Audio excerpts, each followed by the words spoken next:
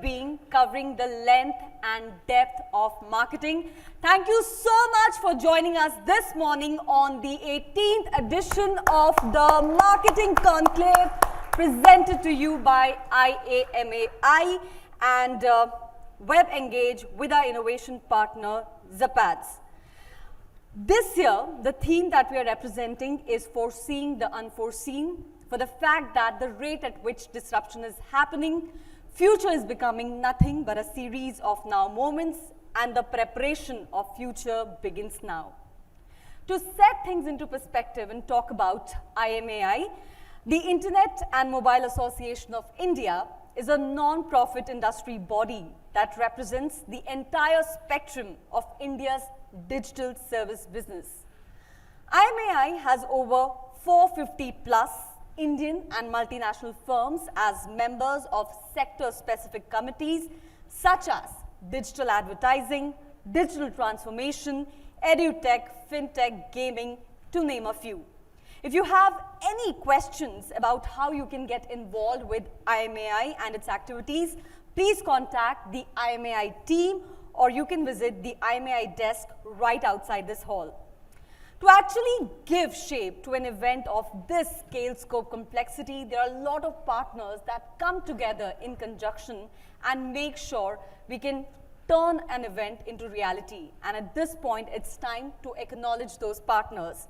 Beginning with our title partner, WebEngage, our innovation partner, Zapads, our platinum partner, Bobble AI, our gold partner, AsiaNetNews.com, our silver partner, Google Cloud, our silver partner, mFilter It and Times Internet, followed by Artflow by Bizongo, our knowledge partner, Deloitte, supported by BrandWagon, and our conversation partner, Value First. To further welcome you all and set things into perspective and to set the context, it gives me immense pleasure to call on stage Ms. Latika, who is the Associate VP at IAMAI. So can we give a huge round of applause for Ms. Latika? Latika, can we have you on stage, please? Thank you, Ridhima. I promise to be quick. So I see a lot of new faces, at the same time a lot of old ones too. It's my pleasure on behalf of IAMAI to welcome you all. Henry Ford once said, stopping advertising to save money is like stopping your watch to save time. So having said that, we are here, all the marketers, and I think marketing and advertising is as intrinsic to business as a water to life. Having said that, I personally would like to thank all our advisory board members, Mr. Anand Goenka, Executive Director, The Indian Express, Tushar Vyas, President, South Asia Group M, Rajesh Kalra, Executive Chairman, AsiaNet, News Media and Entertainment, Virginia Sharma, India Marketing Head, Google Cloud, Naveen Kukreja, Co-Founder and CEO, Paisa Bazaar. Thank you so much, the entire advisory board, to help us, and thanks to them that we were able to curate all the sessions today and get the right mix of the right speakers, experts, and some of the investors to be part of the sessions today, whom you're going to meet up. Having said that, I would also like to thank some of our Marcon, I call them Avengers. They are the ones who are working on the back end, the sidelines, but very, very important. Having said that, I would like to thank Aditya Save, advisor to the Digital Advertising Committee, IAMAI. I'm not sure if Aditya, you're here. Okay. Karthik Nagarajan from Wavemaker, who's been helping us to get the right speakers and the content together. Amreen Khan from Indian Express, and Chaya Bharadwaj from BC WebWise. I think we all will agree that the digital advertising overall has been increasing around 25 to 30% every year.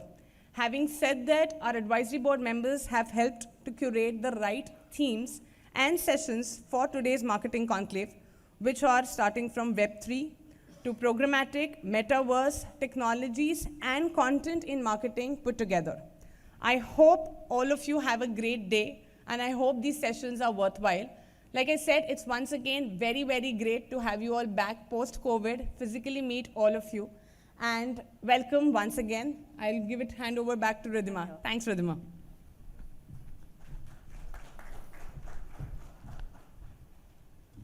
Can we give a bigger round of applause, ladies and gentlemen? Let's get this morning started. We have incredible set of experts, influencers, who are going to be sharing their perspective with all of you.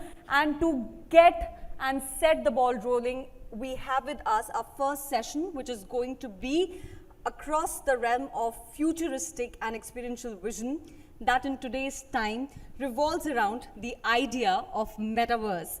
As the barriers between virtual and physical worlds get leaner, holograms and avatars assume greater importance in our lives. We'd like to begin our day with an enthralling concept, and to enlighten us about the stage, I'd like to call on stage the following set of luminaries, beginning with Mr. Sriram, partner Deloitte. Can we give a huge round of applause for Mr. Sriram? Followed by Mr. Jehil Thakkar, partner Deloitte, and Mr. Tushar Vyas, co-chair Digital Advertising Council, IAMAI, and President Southeast Asia Group M. And at this point, I'd like to hand over the stage to all three of you for the report launch on Metaverse, the hype, possibilities, and beyond.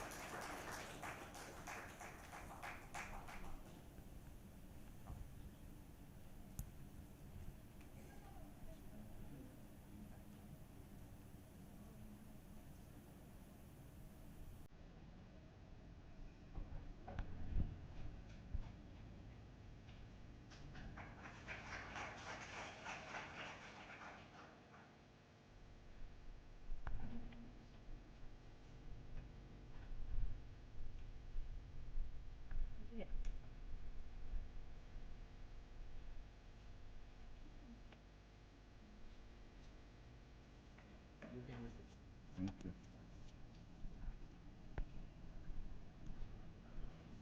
Can I have this on stage? Good morning, everybody. Perhaps I should also talk like this. Good morning, everybody. Good morning. Thank you. This is a very interesting topic to start the day. And let me set the context why. Around 40% of the world's population are into gaming.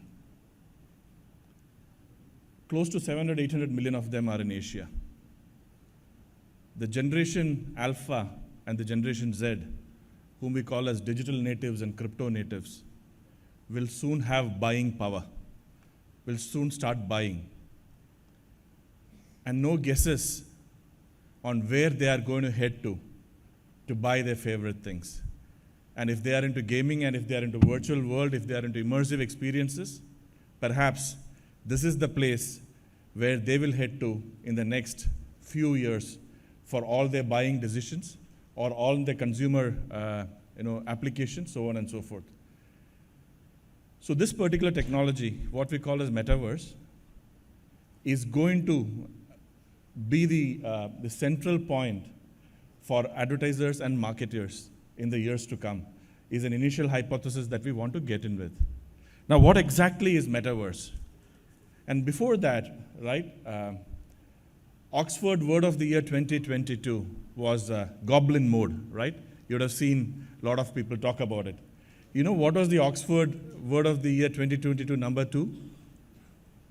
It was Metaverse, right? So this particular technology has taken a lot of people's imagination by storm. And a lot of things have happened in the last 6 to 9 months to make this kind of mainstream in conversations. Now, what exactly is the definition of metaverse? To give a very clear definition, it's a concept of a highly immersive virtual world where people gather to socialize, play, and work. When young people gather to socialize, play, and work, that's where I'm sure all of you are interested in terms of advertising and marketing. And hence, this particular morning, we are happy to release our joint white paper on Metaverse, the hype, the possibilities, and the beyond. Now, while you go through this slide, why do we call it as the hype? If you look at some of the numbers, there are multiple people who have projected various numbers for the size of the metaverse market. Many people say 2021 it was somewhere around $40 to $60 billion. People say it's growing at 30 to 50% CAGR. And there are also projections of metaverse market being $900 billion to $1.3 trillion by the year 2030. So this is something that none of us can ignore going by the current projections. And why is it so? And before we get into the why, let me spend a minute or so explaining what exactly is metaverse. So metaverse is a confluence of technologies, hardware and software. It kind of melds the physical and digital world. So a human being like us in our digital avatar can experience in the digital world everything that we want to. Currently, many of those experiences are limited by the kind of wearables that we wear, be it an Oculus lens or a HoloLens. But tomorrow, with the advent of many more wearables like haptic suits, you'll probably start getting sensory perceptions as well. It creates a virtual immersive experience. Now, users get into metaverse using those 5 levers that you see on top, and they enter the virtual worlds on a digital avatar, right, into a digital environment, and then engage on digital goods, right? So, can I have a show of hands in terms of how many of us here have tried our own digital avatars? 15, 20%, thank you. How many of us have tried emojis? Much more, thank you. So that points to the fact that it's something that we are used to, and we have wet our feet. So go a little deeper into the metaverse water and try out the whole thing. Now, why metaverse now, right? As I said, the Generation Z and Generation Alpha will soon have buying power, and they're used to a digital immersive experience. My 2-year-old niece goes into the Play Store and downloads an game app, and starts playing by herself without any supervision. Now, people who are 8 years, 10 years, in the next 5-7 years, when they get buying power, they will be more attuned to engage in this particular platform and perhaps less in the real world. And all of this has been exacerbated thanks to the COVID reality that all of us faced, where people still want to work from home at the comforts of a digital virtual environment rather than having a physical contact. So newer types of customer experiences, engagements are happening. And most importantly, the advent of Web 3.0 is providing a trust layer. The fact that the avatars who's coming into metaverse, you can trust them. The goods that are being transferred are trustable, and this whole economic infrastructure and trust layer exists. So all of these things are really advancing the advent of metaverse. And add to it the potent mix of technology and the price of some of the technology wearables really coming down. So wearables prices have dropped. 5G is becoming a reality. So all of this is resulting in a situation where it's a matter of time before metaverse gets into mainstream. Now, all the people who are sitting here thinking, would be wondering, what's in it for me? And what we have tried to address is exactly the same thing in our report. What are the key questions that you may have in your mind, and how do we answer that? First question is, how do I look at metaverse from the concept of business operations? We see metaverse from business to consumer. Is there a merit or value for businesses, business to business kind of transactions in the metaverse? Second is, how have early adopters implemented metaverse? We see so many brands talking about metaverse, right? Even in the Indian context, we had KGF 2, we had Brahmastra, we had Radhe Shyam, so many movies on the getting into the metaverse, and we see many producers talking about it so that they can engage with the young generation in a much more effective manner. And then question number 3 is, most metaverse platforms are open to all. Now, if it's an open kind of security challenge platform, how would enterprises take advantage of it? What's in it for me? How do I get in? What do I do? And does it have application beyond fashion and pure customer experience? That's a question number 4. And lastly, what are the challenges and caveats to adoption? So this is what we have tried to address in a report, and I really hope that you have the reports on your desk, And if you are interested, you can also download it from the QR code on table number 2. If you could show that. Please come over and download from table number 2. Moving ahead, we came up with a very simple checklist of Metaverse. Metaverse is not for everybody and for everything. What are the key questions that one must ask before you get into this Metaverse journey? So Metaverse should provide a real-time immersive view. It should allow for people to interact between the digital avatars. It should be persistent, meaning even if I log out as an avatar, it should still remain. It should allow me to collaborate. And there is a bunch of questions which are mandatory and desired fields that we said these are the basic building blocks of Metaverse which every enterprise wanting to adopt should take cognizance of. Here is an interesting slide. Where do we see Metaverse adoption currently? There are 4 options that we are seeing people adopting now. First option is enterprise Metaverse on gaming platforms. So just to give an example, many brands have gone into gaming platforms like Roblox and Fortnite and have set up their own Metaverse. Examples are Nike with Nike Land, Gucci, Ralph Lauren, to give an example. Second one is people are buying assets in the Metaverse platforms like Decentraland or Sandbox. Again, we have Adidas, Samsung, Louis Vuitton, HSBC, JP Morgan. So you have banking, you have fashion, you have retail, almost all the sectors getting into this particular area. Third one is, people are wanting to wet their feet. Let me use open Metaverse platforms to see what it is. People are conducting their business meetings on avatars, on spatial.io, so on and so forth, right? Option C is where many of us are in, and option C is where we are trying. Like I said about emojis, this is the equivalent in the Metaverse world. And lastly, option D, people who are really serious about Metaverse don't want to get into open platforms, are creating platforms of their own. So I'd also like to invite you into a stall outside the coffee tea break area, where we have some examples of our own curated Metaverse platform, which will allow you to have employee-to-employee experience or some experiences in the retail world. So I'd request you to come try the wearables and experience firsthand what Metaverse is and what it can do to your particular business, specifically from the realm of advertising and marketing. So what do we do? What is the right option? The answer is there is no one right option, and I'm a consultant and I have no qualms saying that it depends. So look at the business needs, create the vision of the market segment that you want to address, and if it's going to be Generation Alpha, Generation Z, people who are so used to digital reality, do not write this off, have a plan right now. Because like it or not, this is going to stay. And lastly, choose one of the options, and these 4 are the options that we are seeing now. There could be much, much more different options that are there for you to try and play.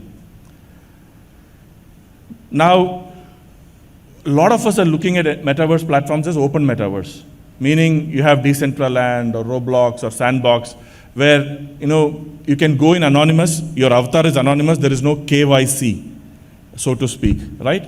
Now for enterprises who really want to interact with a set of people and create a trust system, they are moving into something called as an enterprise Metaverse. They're creating using option D, as I mentioned earlier.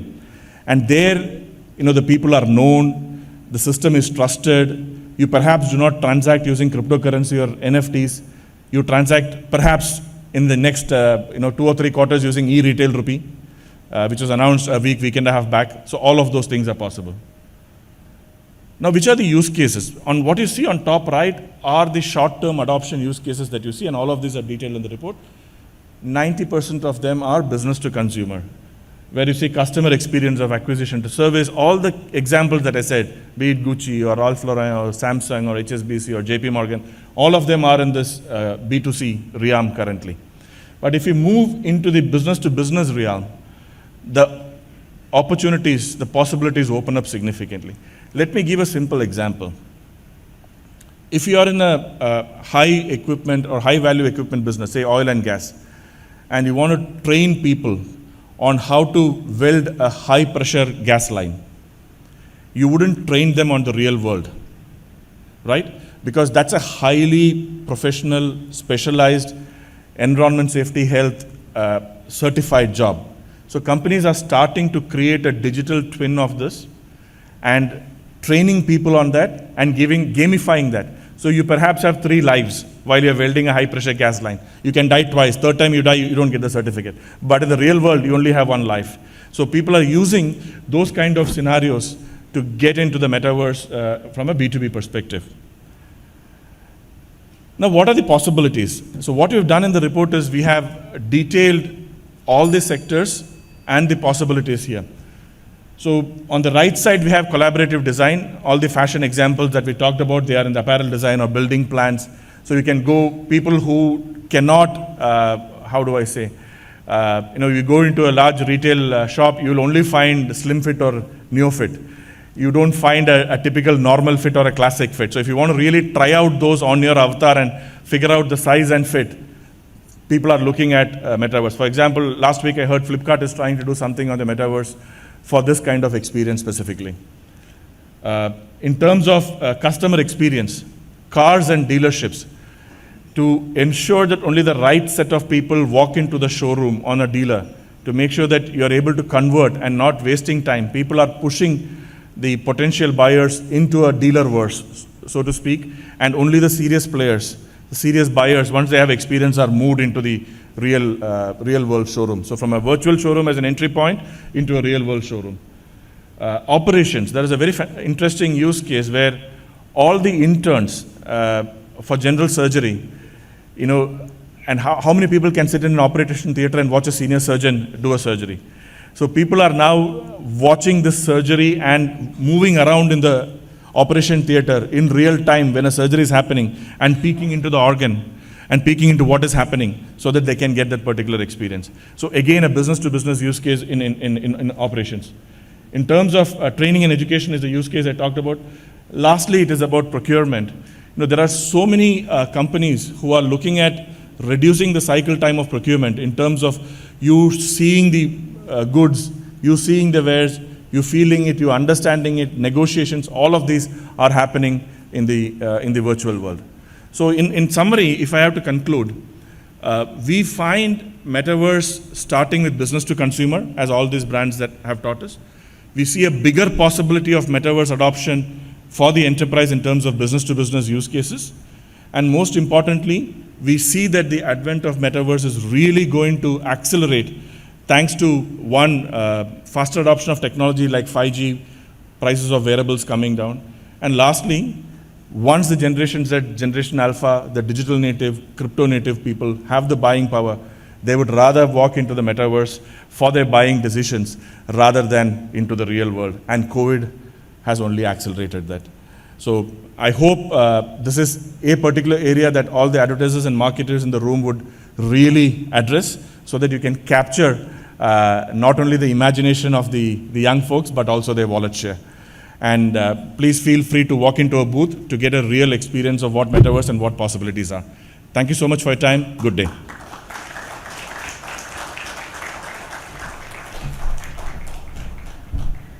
Sriram, I must say your presentation had makings of a sci-fi insights. So thank you for walking us through the different features of Metaverse, from the fact that 40% of the population is going to get into gaming to the fact that brands like Gucci, JP Morgan are actively investing in Metaverse, and what could be the possibilities and opportunities in this topic. It was clearly lucid and clutter-breaking. Thank you so much.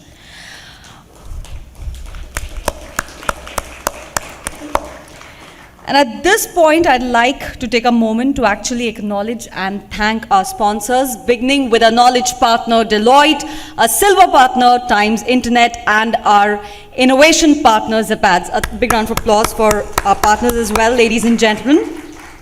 Now, as we segue into our next session, I just want to reinforce that building and nurturing relationships with your clients and customer is an integral part of any organization, irrespective of the field of business or the kind of business they are in. Forging a connection with your customers actually creates a recall and a residue that grows your brand status significantly. And as we're all evolving from the pandemic hit era, where everyone has been occupied with staggering their growth, it's very important for us to understand the key concepts across 2023 will be the year of retention marketing. And to actually enlighten us all, I'd like to call on stage Mr. Ankur Gatani, VP Marketing from WebEngage, to delineate his perspective with all of us. So can we give a huge round of applause for Mr. Gatani, ladies and gentlemen? Over to you.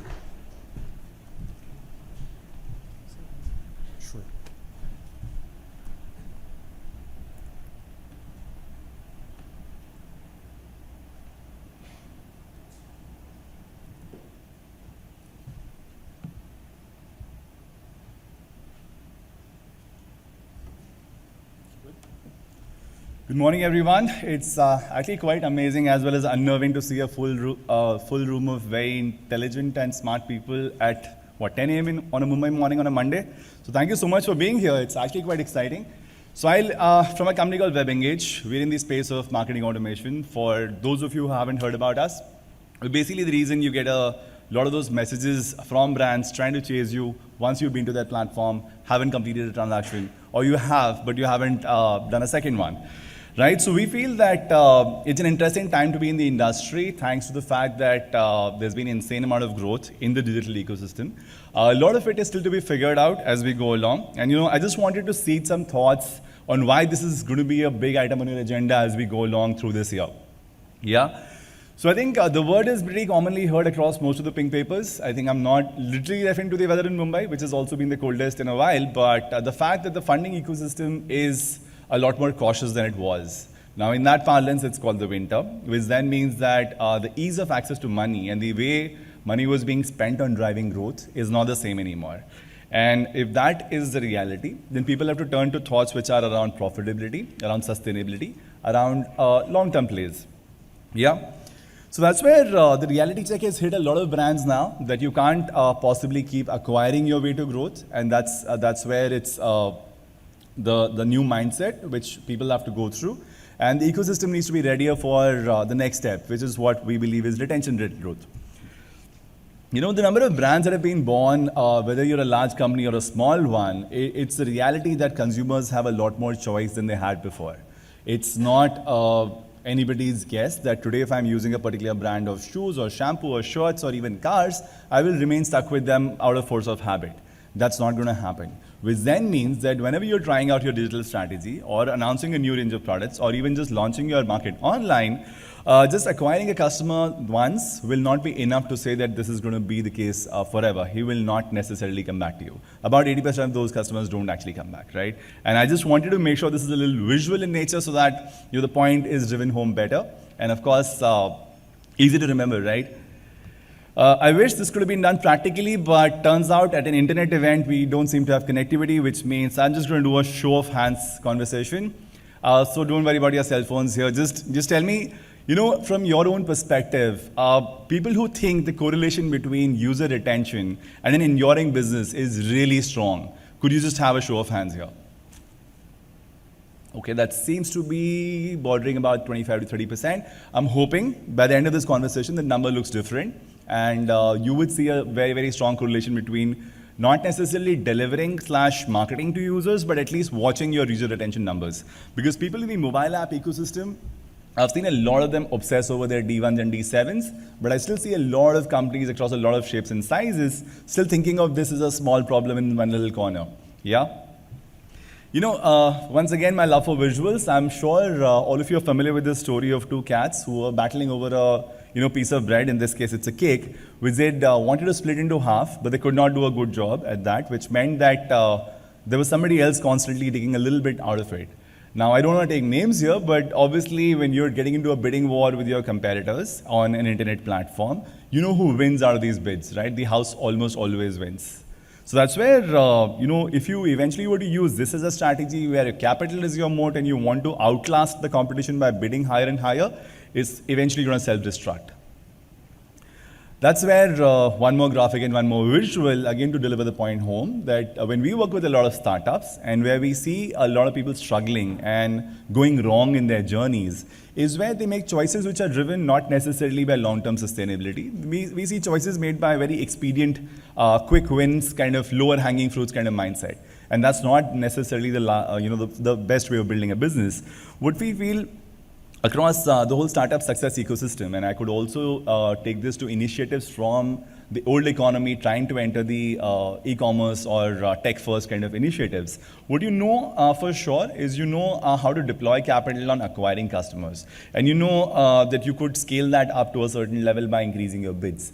And what tends to happen there is all the capital and resources you have available, if you constantly deploy it on some of these very aggressive measures, you tend to lose sight of the longer term, and that's where it becomes a sort of mortality as well. Because a large number of startups, and they're born, about 70 to 75% of them would probably die before their Series A. A smaller percentage nonetheless, but more of them will also die during later stages. On the contrary, if you look at companies which have been built, which have lasted and lasted to the tunes of years and probably decades, are the ones which have actually deployed capital a lot more sensibly, chosen their bets more carefully, and not gone into these ego battles, essentially of, me, I could outbid you tomorrow and gain more customers and get a greater market share. Again, the money being spent on advertising across the board is not coming down and at a competitive level. Now, of course, we've seen that when the challenge came in, people scaled back their spends. So the larger advertising networks are seeing the effects of that. But as a startup, if you were to burn all of your seed capital also and try to get customers out of this, it's not like those customers will come back to you tomorrow when your discounts are off and when your advertising is off, because there's somebody else who's out there to get their same market.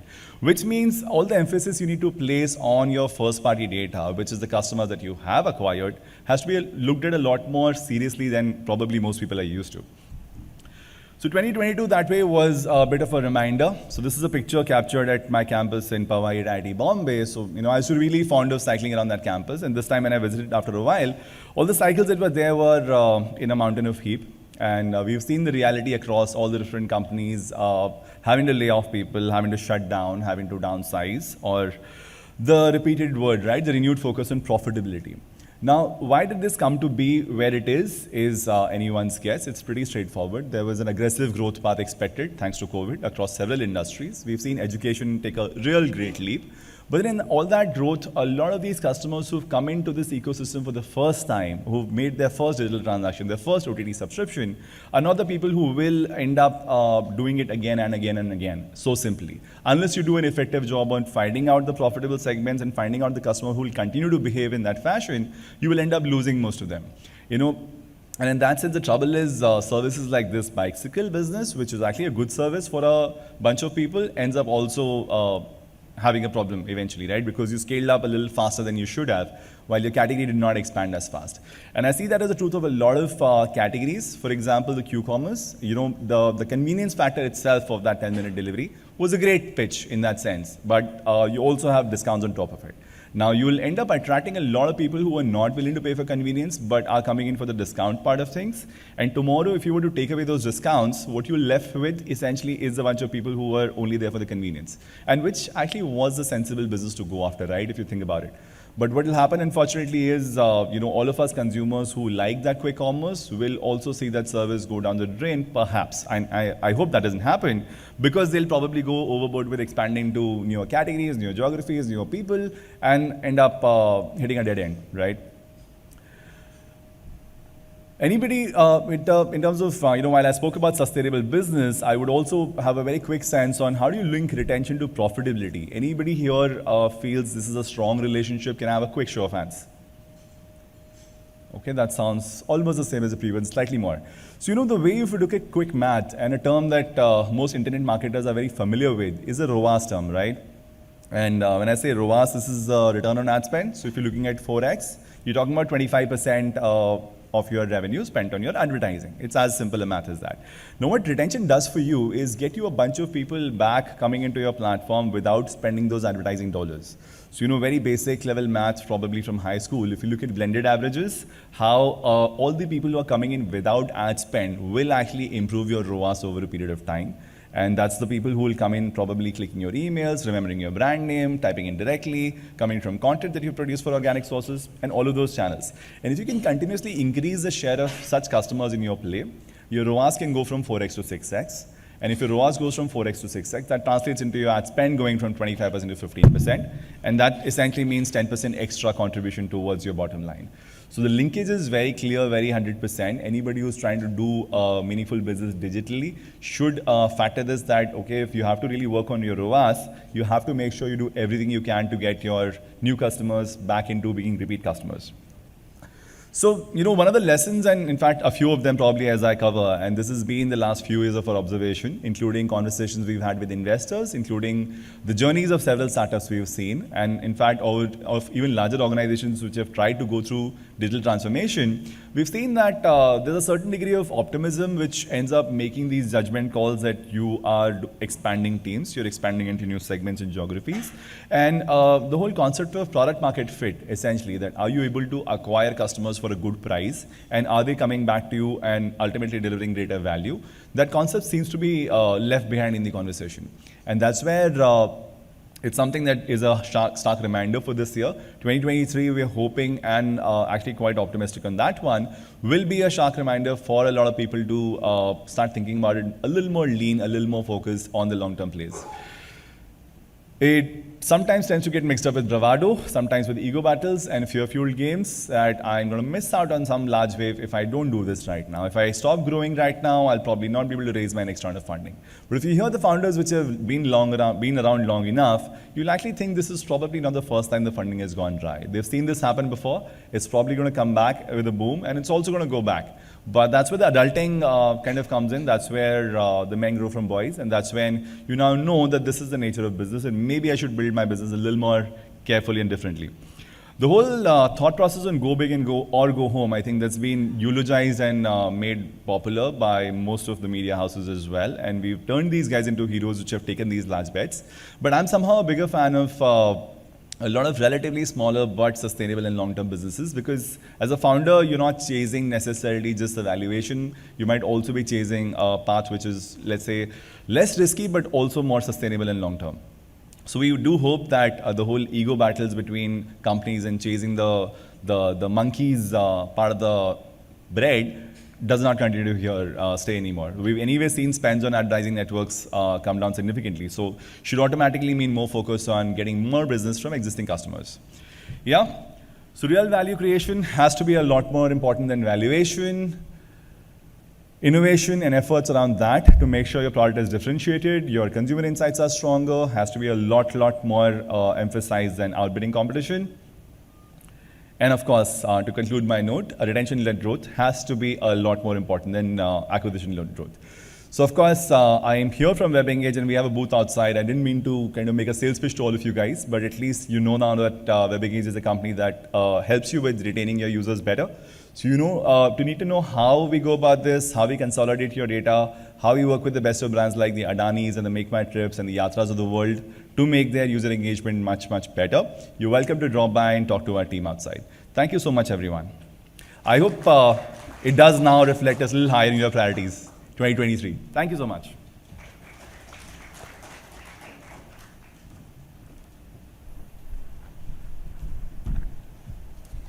I think incredibly visual, a lot of stories which have arrested and retained our attention. Can we give a huge round of applause for Ankur for that really incisive and clutter-breaking presentation.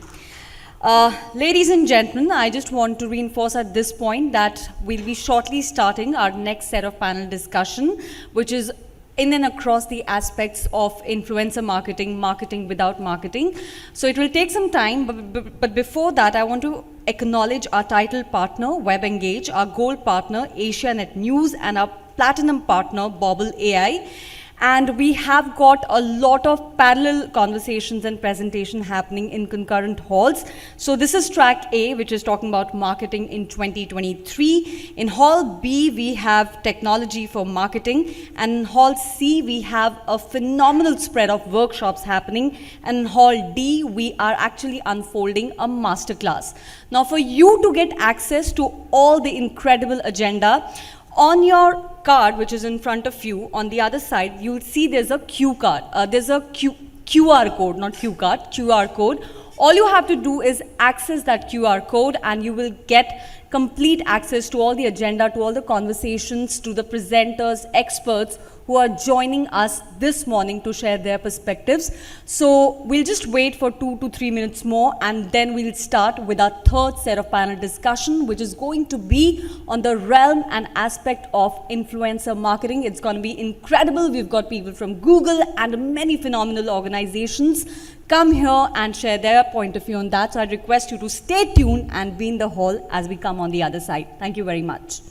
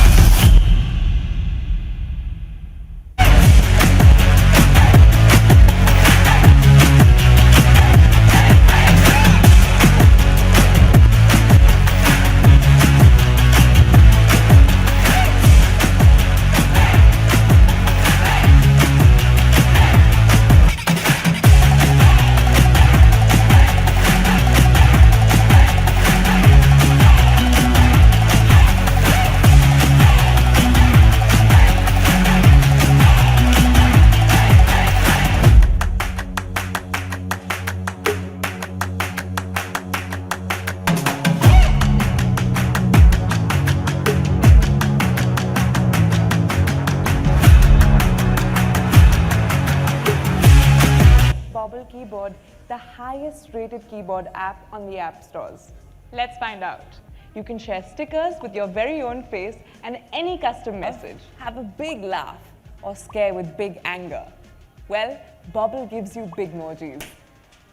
Regular black text? It may work for some. We don't judge. What works for us though is the pop text. Bobble lets you use personalized branded stickers, GIFs, by strategically and contextually integrating brands and conversations happening on WhatsApp, Facebook, and other social or chat messaging platforms across the country. An average smartphone user spends 25 minutes of their daily 3-hour screen time on their keyboard. Since you spend so much time with us, we understand you and work towards only showing you content that interests you. And before you say it, no, your privacy and security are not an issue. All your data is anonymized before being used, so you don't need to worry about a thing. Our wide array of patented and patent-pending innovations in areas of content tech, language tech, and keyboard tech will help you stay hip to the ever-evolving language of the digital world. And we made sure you can use it in an expressive and personalized way. Bobble has made conversations human again. We are in the age of digital transformation, where in the last 2 years alone, we have created 90% of the world's data. Okay, that probably isn't the first time you've heard this. The truth is, transformation isn't anything new. So how do organizations effectively compete against inevitable disruption, or be the disruptor? Data and AI must become core competencies, from the systems that run your business where data is born, to data analytics and AI that inform business decisions. This is the heart of what a data cloud enables. A data cloud offers a comprehensive and proven approach to cloud. It allows you to securely unify data across your entire organization, so you can break down silos, increase agility, and innovate faster. Google is uniquely positioned to help you transform, bringing data and software together for businesses of all sizes looking to build a data cloud. So why are thousands of leading companies choosing Google Cloud? First, Google offers an open data platform, providing organizations with maximum flexibility to manage transactional, analytical, and AI-based applications across multi-cloud and hybrid environments. Second, Google's AI accelerates your time to value. Our unified AI platform is open and integrated across our entire technology stack. Finally, Google Cloud offers unmatched scale, speed, and security, providing a trusted data foundation for your mission-critical applications. Building your data cloud using Google Cloud's technologies can enable you to accelerate digital transformation and drive a smarter business with smarter products and smarter customers. Take the first step in your organization's digital transformation.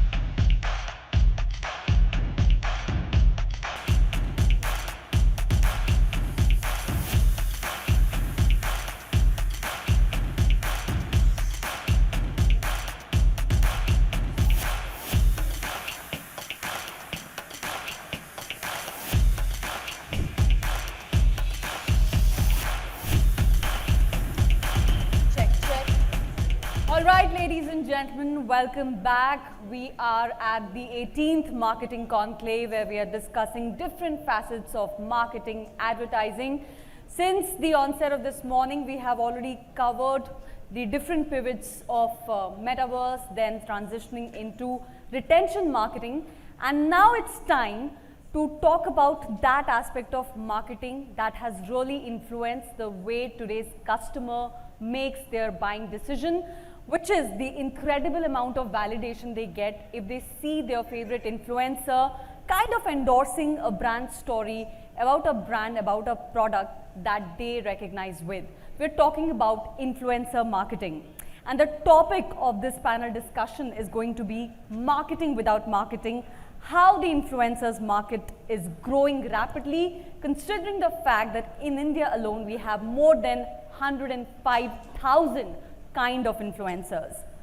And to actually maneuver this conversation, we have with us Mr. Chandrasekhar Samiyapan, who is Head of Creator Partnerships at Google India, who will be moderating this session. And joining him on stage would be the following luminaries, beginning with Mr. Arnab Mitra, Managing Director at Liquid Asia, Ms. Kiran Giradkar, Chief Marketing and Communication Officer, Nilon Enterprises, Ms. Sarah Sarosh, Influencer, and Mr. Vikram Bhayana, Head of Marketing at Bajaj Allianz General Insurance. So can I request you all to give our luminary panel members a huge round of applause, ladies and gentlemen. And can I now get the moderator and our panel members on stage, please?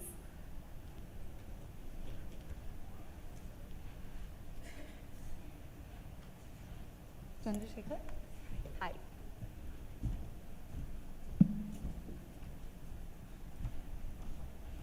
Good morning, everyone. How's everyone doing today? All right, more energy. How's everyone doing today? Good, okay. Okay, my name is Shekhar. I head creator partnerships at YouTube, Google. We have a fascinating panel. I mean, please sit. I'm going to stand for a little bit. Sorry, I've been sitting for a while. But before we get started, I know this is a topic that's top of mind for a lot of you. Quick question. How many of you have engaged with influencers, creators, and done meaningful content marketing this year?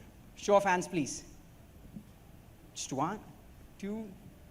Okay, not many. Okay, so hopefully, in this panel, we'll convert a lot of you. But apart from that, even the folks who are engaging, I mean, there are a lot of questions that we want to answer, right? So before we get started with the panel here, a very quick intro about, influencer marketing itself, right? So when you look at influencer marketing, a lot of people have certain notions about influencer marketing, right? It goes all the way from, say, a content sponsorship, which essentially means a brand using a creator's organic reach to reach audiences, or even a creator or an influencer today in some of the paid campaigns, just like we have used, traditional superstars, right? That is sort of the top funnel. We also have at the bottom of the funnel a lot of commerce. You heard about social commerce sort of booming, so that's the other big area which also comes under sort of influencer marketing.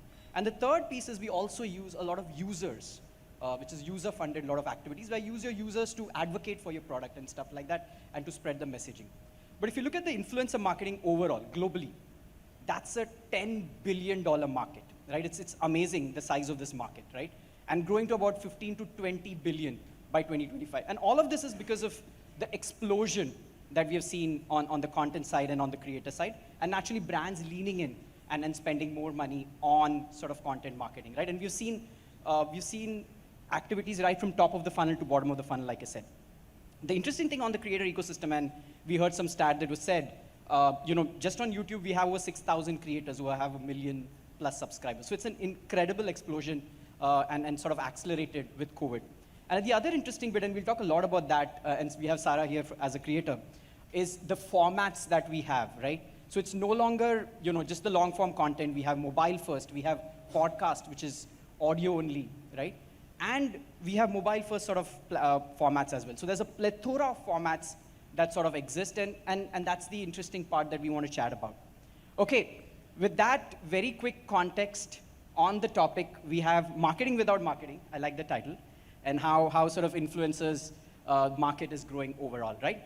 So we have, we'll start with Sarah, our creator, the Gen Z creator. A lot of you I know are saying, how do I reach out to Gen Z? Sarah has the answer for that, right? And Sarah is, and a very quick intro for Sarah. Sarah is a 23-year-old. She's been very specific about that. She's an entrepreneur, content creator. For those who are part of the Sarah squad, right, you know that she does videos around beauty and lifestyle, right? She's also started her own company, which is, and called a brand called Impulse Coffee. For all those coffee lovers out there, you should definitely go to her. And she has over 9 lakh subscribers across the different platforms, right? So that's Sarah. Please give it up for Sarah, please. Okay, we have next Kiran Giradkar, and I hope I said that right. And Kiran comes from the food and beverages industry. He has over 19 years of experience. He's a marketing leader. Right now he's the chief marketing officer and the communications officer at Nilon's Food. So please give it up to Kiran, please. And Kiran, you're also a content creator, by the way, right? I saw that. Okay. All right. And the third panelist we have is Vikram Bayana. And Vikram is a marketing officer at Bajaj Allianz General Insurance. He's a thought leader in the insurance industry. He has over 12 plus years of experience. And as the head of marketing, he leads a team of about 25 digital marketing folks to drive top-of-mind brand recall. So please give it up to Vikram, please. And last but not the least, we have Arnab, the most famous name in the country right now. So we have Arnab Mitra. Arnab Mitra is a serial entrepreneur. He's working on making everything digital. I love that. I mean, I think a lot of us do that. He runs an ideas-first company called Liquid Asia, and he's the CEO of India's only first public cloud company, Digibox, that was launched by Niti Aayog in 2020. So give it up to Arnab, please. Okay, cool.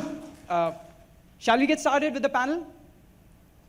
So as I'm going through the questions, I'd request all of you to also keep in mind, if you have any questions, please do share. We will definitely have 10 minutes at the end to talk about those.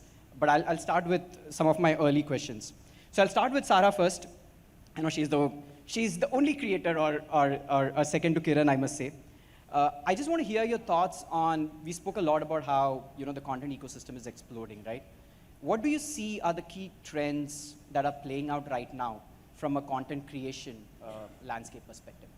What are the shifts that you're noticing? Hello, everyone.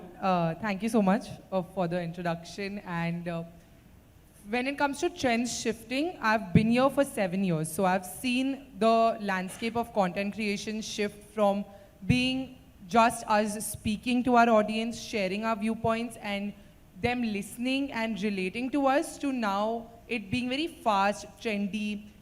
People's attention span has reduced quite a lot, which is what has caused the short form content market to boom so much.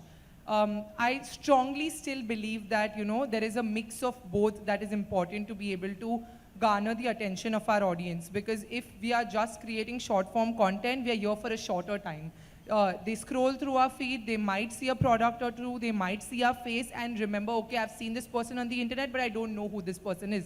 So that's a very short-lived sort of fame, I would say, that is there. But if you catch any creator back in the day who's been creating long-form content, would say the relatability still lies there. Being a YouTube creator mainly for myself, I always identify myself as a YouTuber because I've always done long-form content.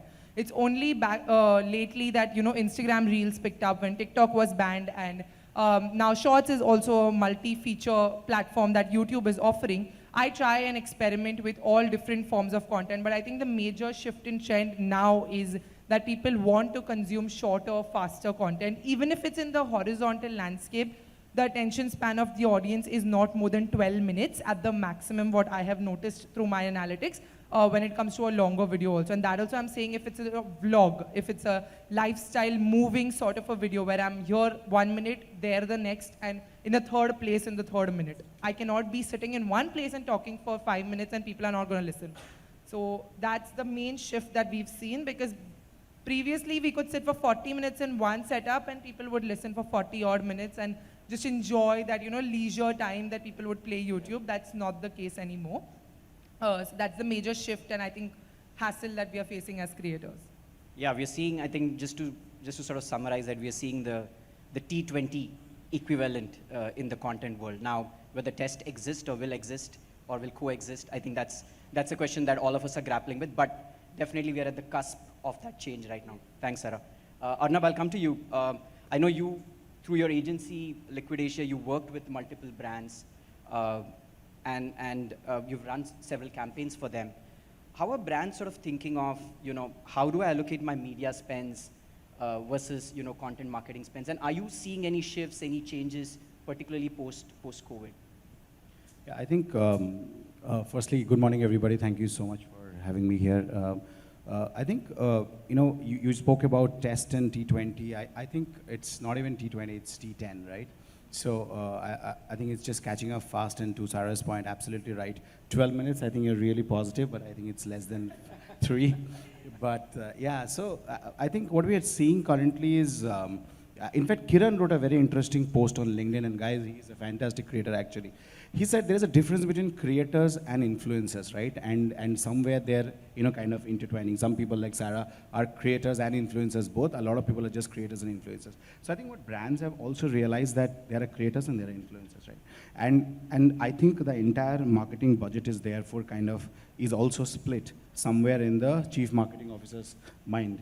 I think they are, the yesteryear's television commercial budget has severely taken a hit, and some part of that, I would say a significant part of that is kind of being allocated for just content creations. And that creation is also in various formats, some horizontal, some vertical, some are more, lucid, some are more, like static in format.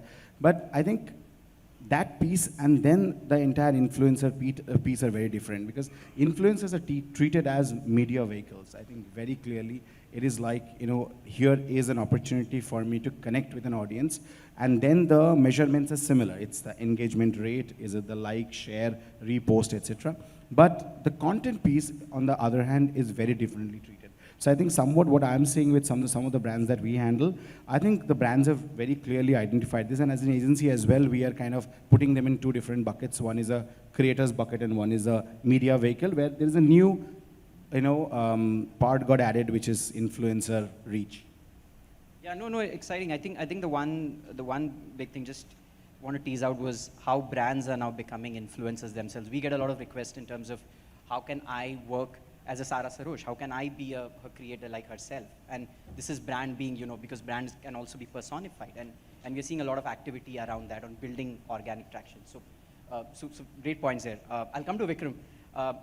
Vikram, you come from the insurance industry. When a lot of brands come to us, they say, this content marketing is not for our sector, not for our industry, right? What are you seeing, play out in your industry, and how is content marketing relevant for you? How are you thinking? Are there any trends that are playing out in the insurance space? Sure. Good morning, everyone.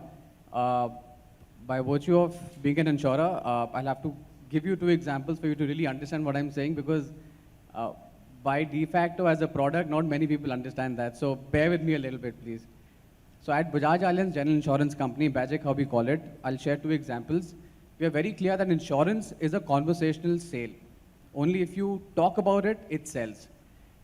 We've taken it to the next level. So we've got a facility known as RMs at hospital, that are relationship managers who are very well accustomed to everything that happens inside a hospital.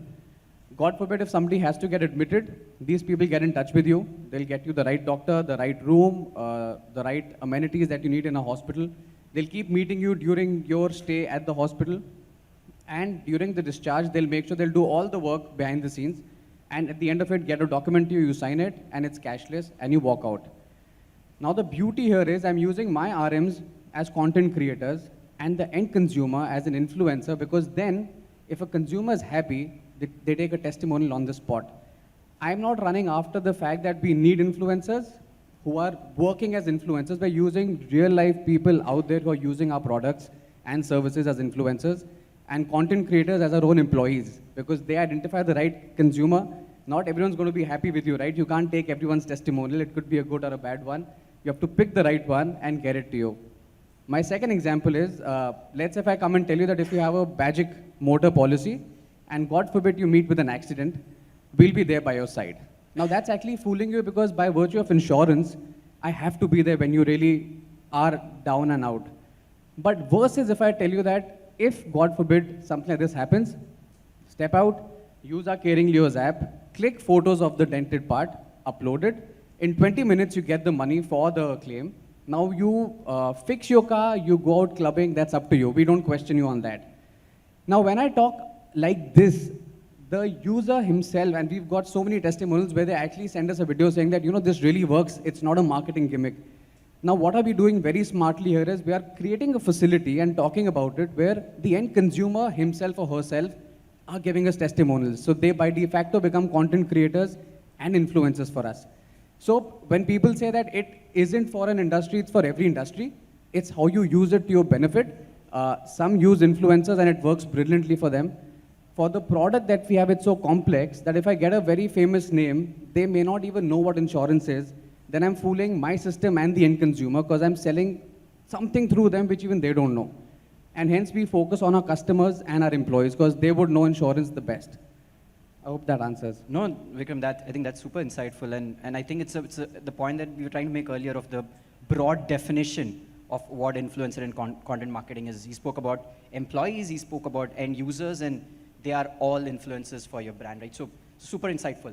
I'll go to Kiran now, and I think a similar question. You come from the food and beverages industry. How do you see content marketing play out in your sector? Okay, so I really get puzzled when somebody says that content marketing has arrived, because I think it is the way perspective has changed, how we look at it. Since time immemorial, content marketing was always there. When marketer actually speaks a story to a consumer, it is always the content. Okay, the way we are looking at it is now changed. Sarah just touched upon some of the key trends which we are following. I think one of the key insight and key trend which I find in this industry is that consumer is much now way ahead of what marketers think. They know what is happening much more than what we marketers do know. For instance, they understand what is endorsement, they understand what is the salesy speech, they understand what is the content, what is relevant for them. that is where a marketer has to take a pause and understand very, very clearly what is my endorsement, what is my influencer, what is my content creation. As Arnab just touched upon, they are very different. They are absolutely different. Where we mess up is that when I find some content creator and treat them as an influencer. That should not happen. A brilliant example of content marketing when I'm saying it was since there is a very favorite brand of mine from a food and beverage industry, Coke. You see, Coke is a brand which I love, but I hate that product. Why I hate that product? Because I don't want my kids to consume that product. But still, I am a lover of that brand. Now, that actually happens because of the seamless content marketing those guys have done. Coke as a brand has a purpose to refresh yourself. Now they have been refreshing you through your mouth and nose, through sensory with their product. But if you really see their content, the content called as a Coke Music Studio, they refresh you through your ears and visuals. There is no product there, absolutely no product. When I go back from my hectic office, just to relax and refresh myself, I switch on a TV to open up the content which is called as Coke Music Studio. Now that's a brilliant example how content can seamlessly be part of you and there can be a love for the brand which can be built by them.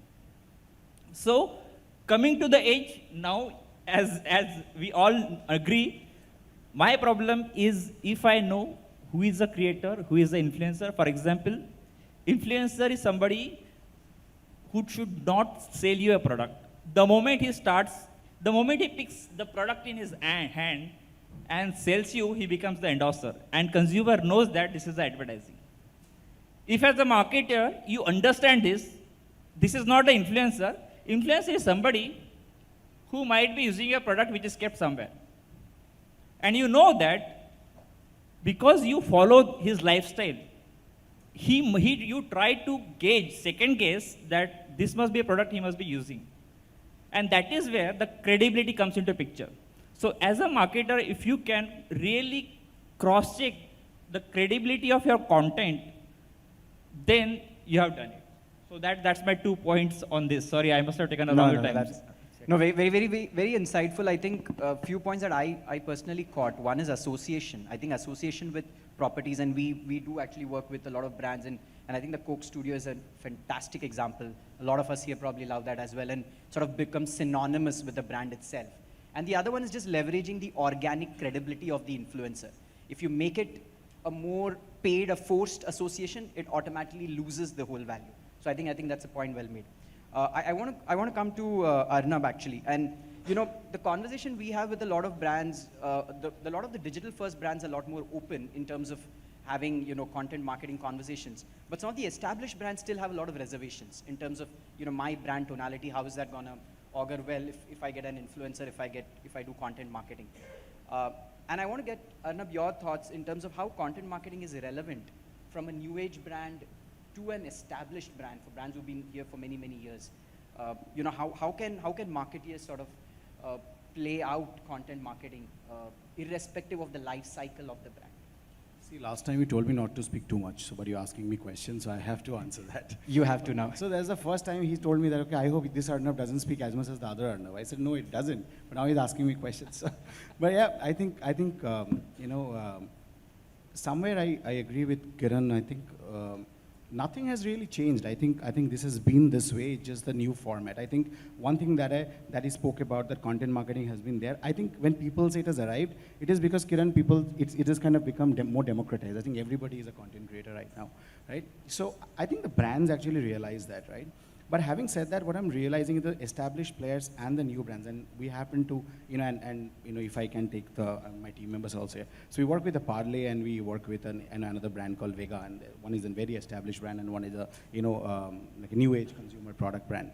And I see their approach and the way. I think the established brand marketers, and to Vega's credit, Vega has got a very good team coming from the brands like Samsung's of the world, right? So they've really attracted fine talent. But somewhere, deep inside, I think brands who have been there for 100 odd years, they have figured it out. Their approach is a lot more saturated. They just understand that things won't change fast. Just because I can deploy 100 influencers tomorrow morning, will not change my brand's positioning, right? And they somehow have understood it.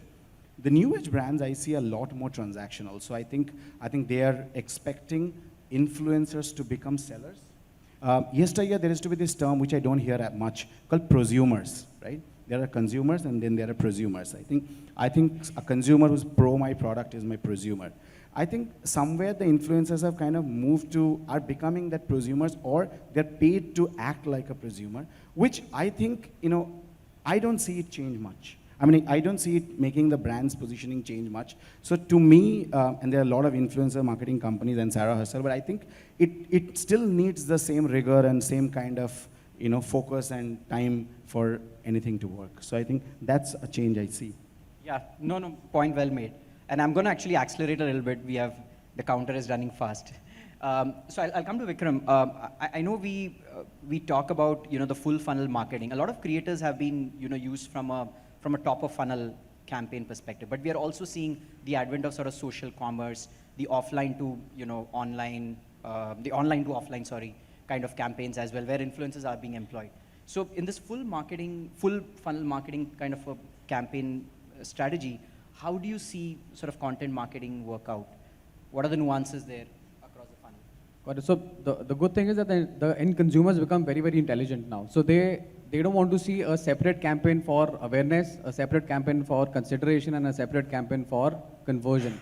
They're very intelligent, and if you give them separate entities for separate actions, they completely disconnect with your brand. They want a seamless tonality of either the influencer or the communication that you make. It's very important. But what is important is how you use this ecosystem. So by virtue of being brought up in an army, in cantonments all my life, we used to read this one line, and I never understood it then, but I understand it now. It says, respect all, inspect all, and suspect all. Now in terms of influencers, it's important to keep that suspect angle high, because you can't let the influencer become bigger than the brand, or let them feel that they're bigger than the brand, because then they're not doing justice. You wear the brand on your sleeve and not the influencer. Influencers helping you accentuate that. Respect all, you can't treat influencers poorly, because all content creators, you have to make sure that you know that they're in the same journey as you to make it big. Inspect all, so that you keep ensuring that what you're set out to do, you're achieving. All those nitty-gritties, because there are a lot of times you get big influencers and you feel, ab kaam ho gaya. Paisa laga diya, we've got a big face, and they will deliver what they have to. Unfortunately, that's why a lot of brands or marketing campaigns fail, because they don't keep a track of all these three things. They either let the influencer become bigger than them, or treat them poorly, or don't keep a track of what needs to be delivered at the right point in time, and hence things fizzle out. So I somehow feel in all, the entire funnel, the funneling game of marketing, they're critical in every aspect. It's how you really use them and how you place them in the puzzle. That's what I have to say. Thank you. Thank you, Vikram. I'm going to come to Kiran.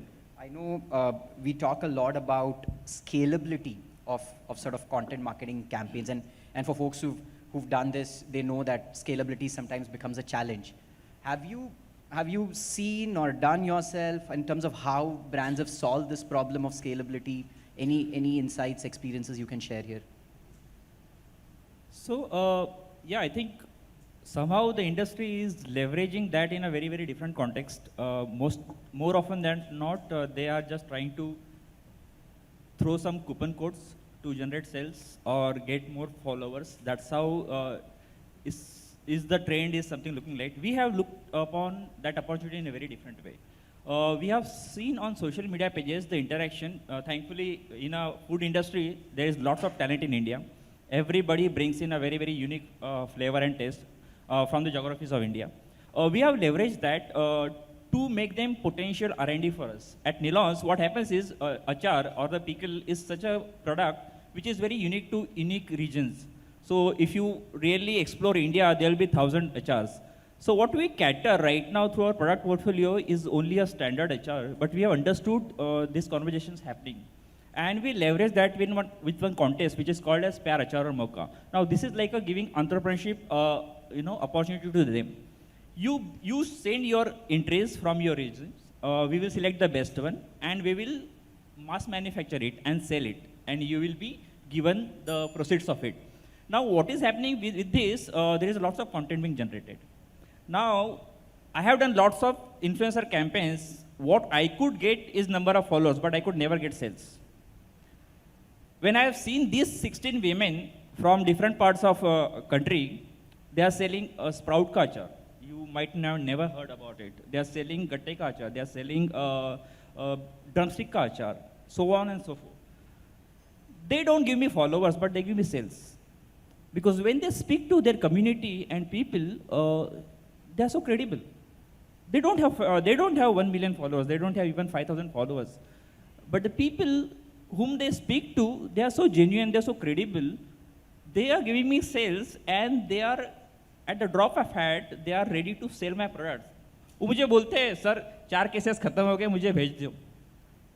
So that's the difference. I'm just trying to bring perspective here. I mean, it's all about how do you look at it. I, as a CMO or as a marketer, must not have looked upon them as just a follower increase mechanism, but to have a sales increase mechanism. So that's how you have to look at it. I mean, it all depends on industry to industry. I don't have the leisure of being on a D2C or on digital to that much extent because my transactions are happening actually in the ground. So I got to be connected to them. So we have leveraged that in that context. So they are like my extended R&D family. And today, whenever I create a new product, I send the samples to them, and they give me the feedbacks on that. Wow, this is such a refreshing perspective from what we traditionally know about influencer marketing. Thanks, Kiran, for that. The last question from my side before I open up maybe for 1 or 2 questions to Sarah. We've heard about how brands are leveraging content marketing, whether they are a new brand or an established brand. We've heard about the full funnel marketing. We've also heard about all the nuances in terms of scalability of these campaigns and how can we enable that. So I want to come to Sarah and ask her, how are creators sort of adapting to the brand requirements, and what kind of roles are now creators starting to play? Any examples that you could possibly share? I think overall, from what everybody spoke, the main question of creator or content or influencers is credibility. That you all question that, are sales really being generated, or is there just awareness of my product because Sarah Sarosh used a Estee Lauder foundation, so it worked. But what actually I have managed to do in the past 7 years, or now here comes credibility of creators also. You cannot just get creators who are, and full respect to everyone out in the industry, are only sharing some bits and pieces of what they are doing or only doing paid marketing campaigns, will not be trusted by their audience that much. They might be aesthetic to look at, but might not convert to sales for y'all. Now, I, for one, just was a part of Estee Lauder's campaign for their foundation. They did this thing where they chose, people from all walks of life. So they consider us as people, and they took us in that campaign. My audience has seen me grow from, saving my pocket money to buy that first MAC foundation that I did, So to buy that 2,000 rupee foundation, I had to save up and get my pocket money and this. So for them, like if you see the comments of that, my audience is only all about, how did Sarah make it here? Like, congratulations, Sarah. So it's that relatability, that trust, that credibility that I have built. And just like Arnab said, that 12 minutes is a flex for me, because if my audience can sit and watch me for 12 minutes in an age when people can't even watch somebody for 60 seconds, is the flex I have with my brands that I work with. Because those are the brands that keep coming back to me. I have brands I'm working with since years now, and who will, I'm like a sure shot for the campaign for them, because I guarantee that sales, that natural, that thing and feel to it, and I will not follow the brief that will come 100% as it is. Now, this comes from the brand perspective also, because when your marketing briefs come to us as a creator, if you're going to give absolutely no creative freedom to the creator and just give like, these are the hashtags to be followed, these are the bullet points, then there is nothing we can do. Then, for the money, even we will have to go ahead and follow everything, because maybe we want your brand name attached to our media kit, or maybe we want the work, or maybe we want the money, or whatever it is. And we will follow whatever is given by the marketing team, and we will not put our creative freedom. But there are brands who are beautiful to work with, who will give their brief and say these points have to be covered. But if I mix my acne journey into an acne squad integration, that becomes that personal touch. It gives the brand relatability. It gives the brand a testing period. And I can definitely tell you it garners sales, because then they give you code which I can track and I can tell. And that is my That's what's helped me build my brand also. So I have my own brand, which I've built on the basis that I know I can convert into sales. That's the only way I'm running my business too.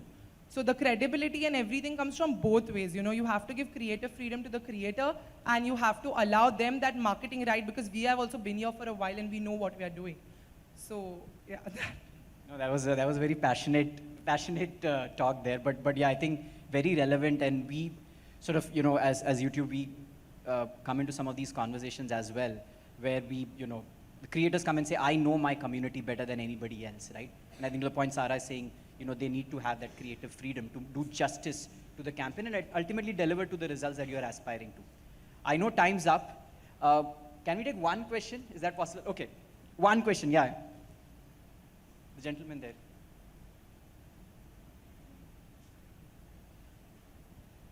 Good morning. Thank you so much. It was very insightful that influencers need to be very credible and relatable. My name is Ullas. Kiran, we have spoken before also. Maybe you remember. So we are, Zaika Ka Tadka, we are also 90 lakh followers on social media. But what I want to know is that as an influencer, like you are talking about as a brand, how can a brand use an influencer? But as an influencer, how can I market myself, let's say, to a brand? Because the education to the brands is not that much about like what all influencers are there which are very relevant for them. And many times the traditional brands are very much still focused on the traditional marketing. They're not very open yet to getting to the digital. However, they're opening up, but still it is like, for example, a Dabur or all the 100-year-old companies. Arnab mentioned that, you know, maybe they already know that this doesn't work for them, but perhaps there is an opportunity there. So how does an influencer actually make themselves relevant for the brands? If you could. So you're absolutely right. Even when we talk about brick and mortar products or FMCG products, which are still sold through general trade, we are lagging way behind when it comes to digital. But yes, we have taken the note that the media habits of the consumers have changed. Okay, the screen, which was huge screen, now is a smaller screen. They are spending time on the smaller devices and much more time. There is no concept of appointment viewing now. So leveraging this, we have already started doing. That's how we are building the communities. Whatever it, communities must not be in the millions, but and they are very engaged communities. I will just give you the example. I was in a Bihar market. One very old fellow came and he bought one Dabur ka product, and he insisted the retailer saying कि इसका expiry date क्या है? I mean ये बिहार की बात है.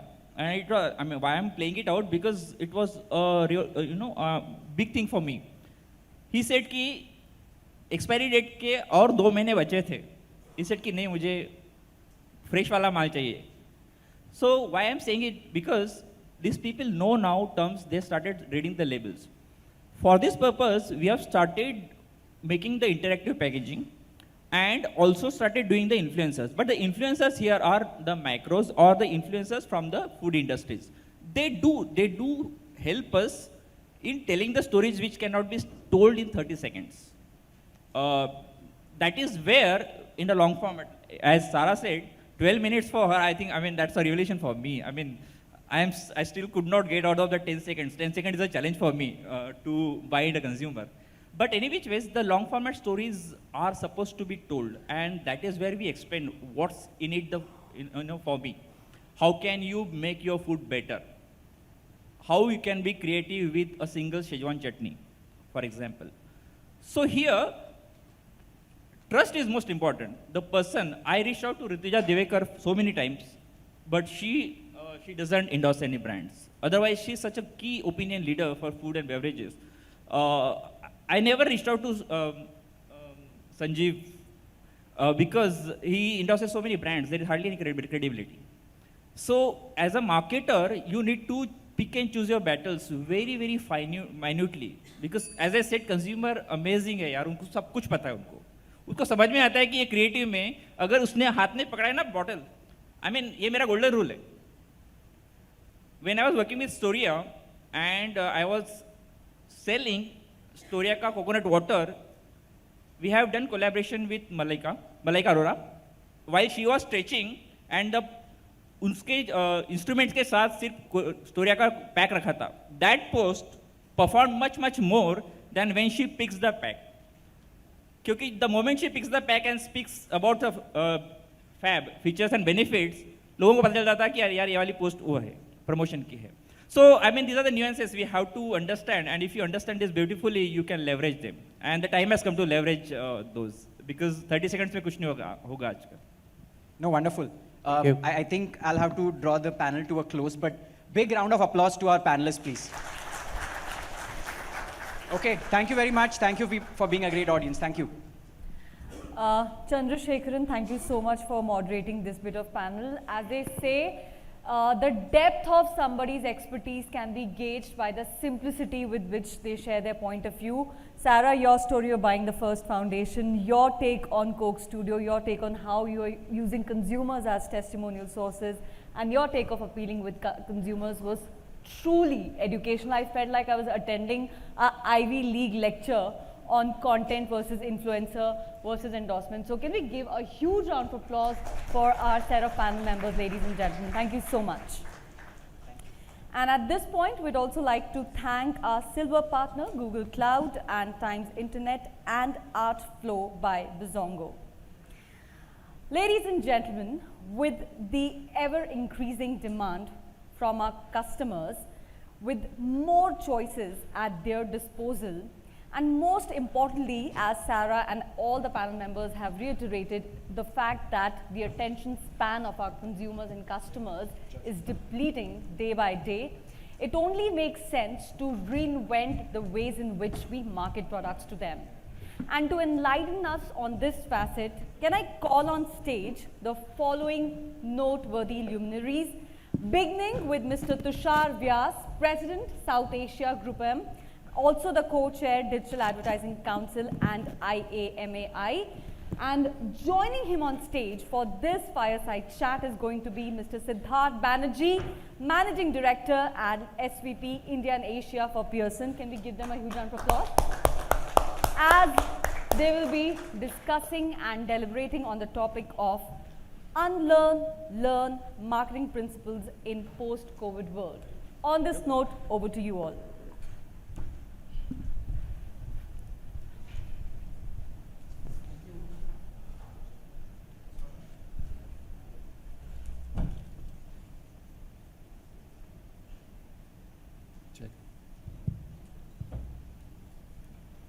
Thanks, and thanks, Sid, for coming over all the way from Delhi for this session. Let me start with one quote which I recently read from Alvin Toffler, and interestingly, this was written pre-COVID. So illiterate of the 20th century is not who can not read and write, but those who cannot unlearn and relearn. And interestingly, as I said, it was written pre-COVID, and that COVID has proven that maybe many of these areas in a way true, right? And we have gone through a bit of hyper-learning phase. People and organization have changed. In fact, many large organization also has changed. The changes which can happen in a, years and decade happen in a quarters or weeks, right? So that kind of hyper-learning, transformation kind of phase we have seen in the last few quarters.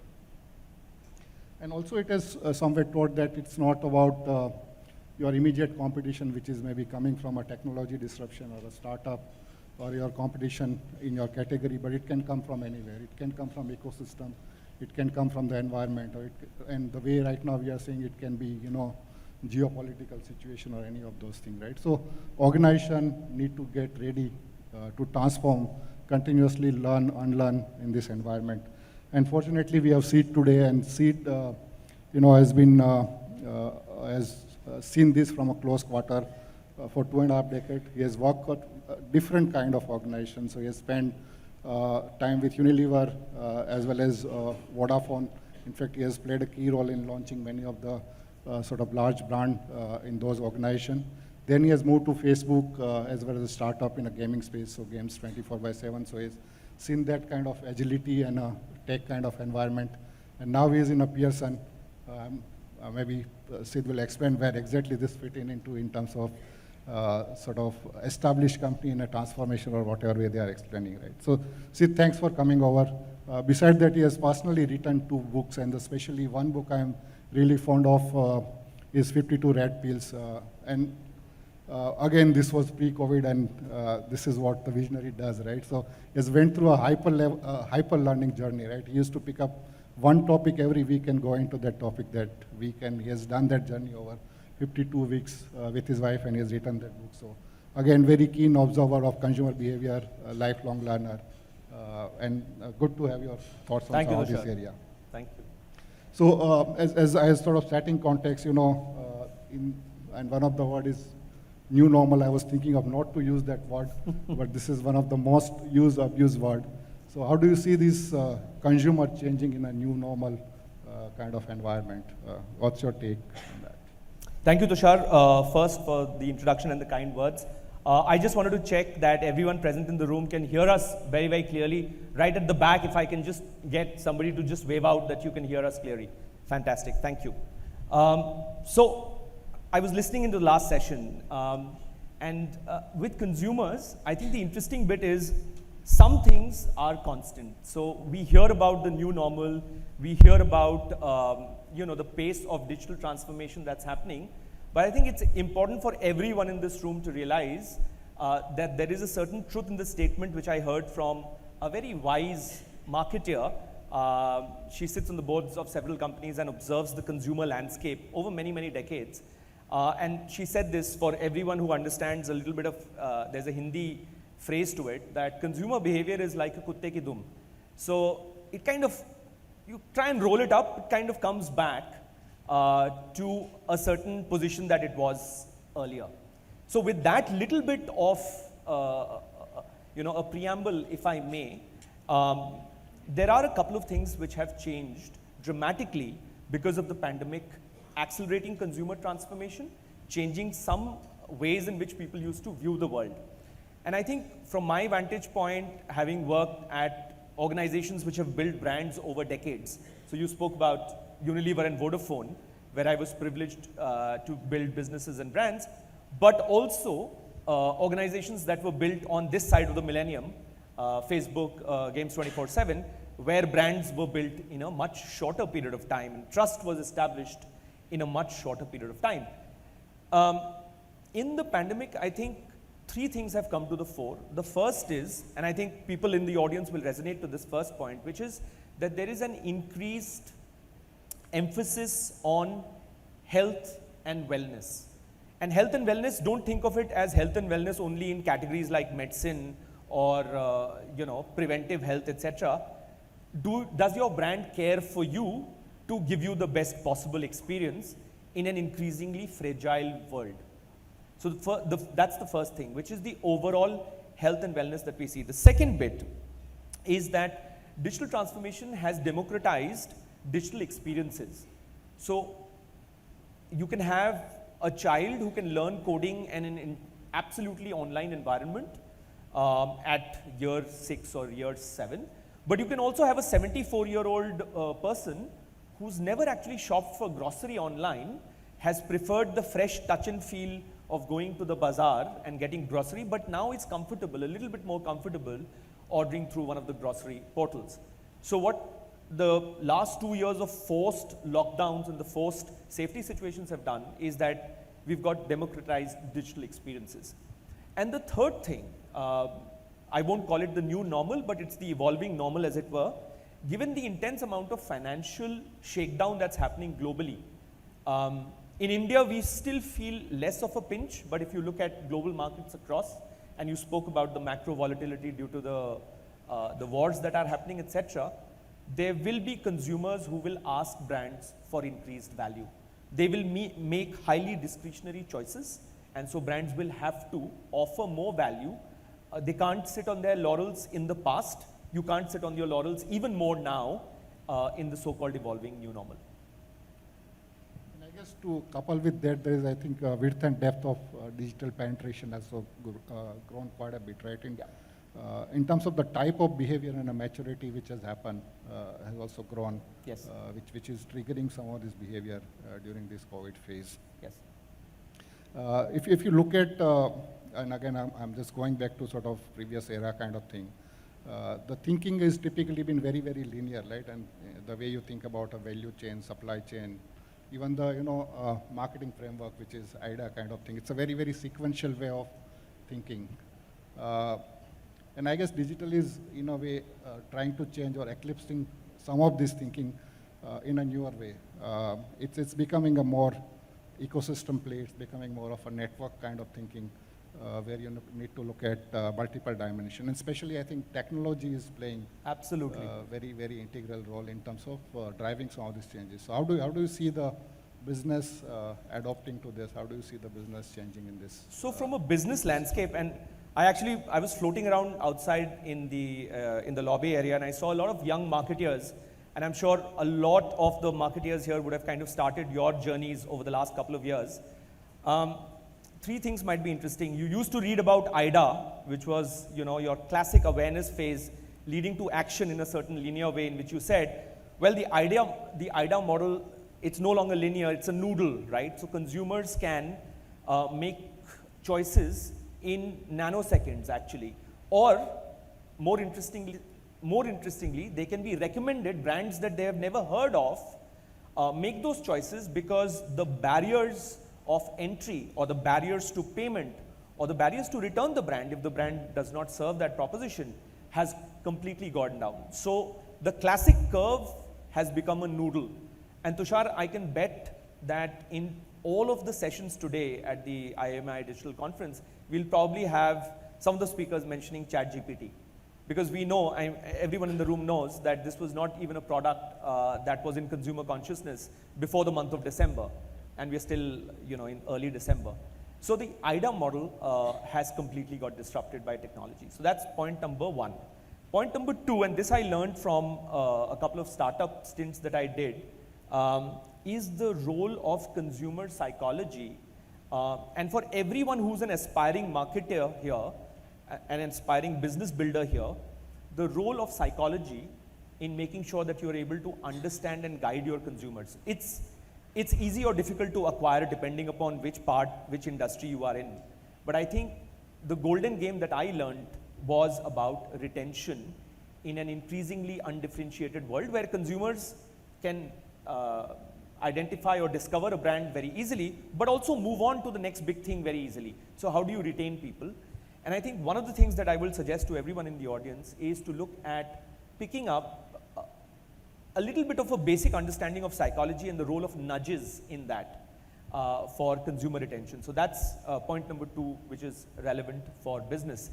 And the third thing, and we were talking about it in the speaker's lounge, is that no brand or no organization in today's world sits in some kind of a vacuum today. So you spoke about just like you could be disrupted from anywhere, you could also form partnerships and alliances from anywhere. So do think about your brands or you needing to have friends or partners or a partnership ecosystem. I've experienced that when I was leading marketing for Vodafone. I've experienced that when I was at Facebook. You can't really stay in a vacuum. So again, for all the young marketeers there, in your first 5-10 years of your career, partnership with like-minded partners is a great strategy for you to put up a competitive moat and to give delightful digital experiences to your consumers. Yeah, and interesting you mentioned about ChatGPT, and I would like to extend what you just mentioned on the noodle, right? And some of these category and business, it's becoming more like a flywheel and not just noodle, right? And consumer can enter from any point. Yes. And then those category drive significant amount of advocacy to keep scaling up basically those flywheel, right? And many of the newer age businesses seen that kind of impact. Absolutely. Is there any learning you see for the traditional business in those areas? So I think this was an interesting debate about digital businesses via traditional businesses. And I would argue that today all businesses have to be digital businesses. And this is not only from a point of view of customer acquisition or making sure that you are able to serve a certain experience. It's about the entire value chain, right from how you procure to how you provide customer service to how you make sure that you are able to get your lifetime value, LTV, from a consumer using the entire value chain. We see that similar thing playing out at Pearson, for example, which is disrupting itself to be more relevant to the 21st century learner. So I think it's an interesting time for us to be alive as business builders and as marketers. Interesting. And so many of the people are today's marketer, they are calling it augmented marketing era, right? The era of augmented marketer. Because they are getting aided by, in a way, AI, data, multiple technologies front to, help make them decision. So what's your take on that? Again, how do you see in terms of next few years? So the thing about marketers is, Tushar, that we often hear there's a model that I'm sure some of the marketers here in the room would have read, that you have to become a Da Vinci CMO, which means you have to have certain attributes. Then you'll hear the fact that you have to be a T-shaped marketer, which means that you have to have a spike in a certain area while knowing the other aspects of marketing. Here's my very simple analogy that I'd like to give. Just like when you go to a gym and you do, let's say, dumbbells, you're exercising both your hands. So think of yourself as a modern day marketer needing to have both your right hand and your left hand with muscles. Your left hand could be data and your ability to understand and decode data, and your right hand, on the other hand, could be creativity. And so therefore, understanding how do you harness data and creativity. But at the heart of it, the soul of it, if you think about the construct of the body, the heart of it will still be understanding consumer insights. Because if you don't understand the context of your consumer, who your consumer is, as marketers, we all tend to have this ability to hop onto the latest new thing. How can I kind of, get onto the next big shiny toy? And I would argue that spend a lot of time in terms of building these two muscles between data and creativity, but at the heart of it will be consumer insight.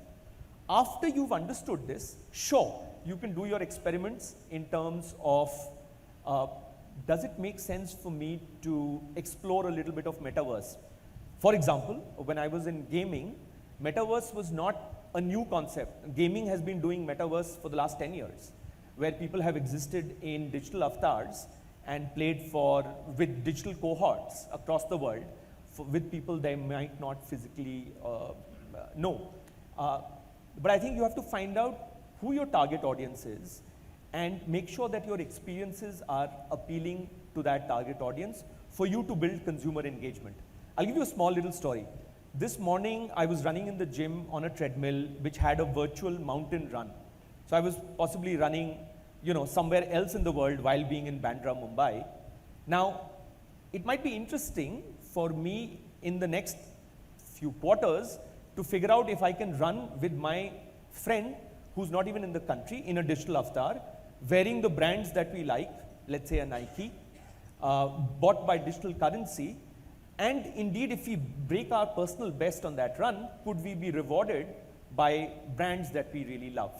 So that is an example of how brands today or CMOs in the 21st century can engage their audience as well as tap into new pools of revenue. Interesting. And then if I were to get a bit in more detail, and I were to put, one axis is suppose like a tech on a marketing side, other is the entire human touch on that. Where do you like to be in that kind of spectrum? Is it more on the automation side, more on the being human side? How do you drive those balances? The more we go on the automation side, I fear that marketers and brands will become more and more undifferentiated. And so therefore, to me, in my personal opinion, the human insight or the human touch or understanding of consumers is core. You have to differentiate yourself by superior understanding of the consumer and then offer the most seamless digital experience for your consumers, the best possible payment options, for example, and that kind of makes it friction-free. The core understanding which will lead you to the right nudge, and all of us here in this room who've ever worn an Apple Watch will know what I'm talking about. When I say that, your Apple Watch at 10 o'clock at night tells you just this little bit left to close your ring, right? That's an example of a nudge. That's an example of a brand which is understood today, and I was speaking about health and wellness. I was talking about how brands should have some value that they offer beyond the functional value. And that's an example of a brand which is offering you that, nudging you at a point of time which is highly relevant for you, and allowing you to accomplish a task that you might have set out at the beginning of the day. So what I hear you say is basically starting point still continue to remain the consumer. Yes. Empathy and being a human is a priority, a layer on top of that, and then you sort of build something which is more data and tech enabled. Absolutely, that absolutely. maybe order. But that empathy and human layer is possibly your differentiating factor, is possibly your competitive advantage. And often there is a notion that data and creativity are also two different spectrums. So how does one balance? And that's exactly why my analogy holds, which is that if you're going to a gym and exercising your left hand only, great, you'll build your biceps in your left hand. But then is that really the best body that you want? And so therefore your data and your creativity muscles have to be equally built. And that's when you are, whether you choose to call it an augmented marketeer or whether you choose to call it the modern marketeer in the 21st century. Maybe let me move to the last question, and we'll get into a bit of detail here. And you know, your company is also in a business of writing textbooks, so this might be a question. So if you have to rewrite marketing textbook today, what are the 3 things you will include and what are the 3 things you will exclude? So, you know, when we were talking about this just outside this room and we were playing with this question of how would you rewrite the marketing textbook, I think the first little anecdote that I would like to share with the audience is that the original textbook of marketing, which is Kotler, and I'm assuming more than half the audience, or indeed the full audience, might have heard of Kotler and the rules of marketing, was actually is actually a Pearson author.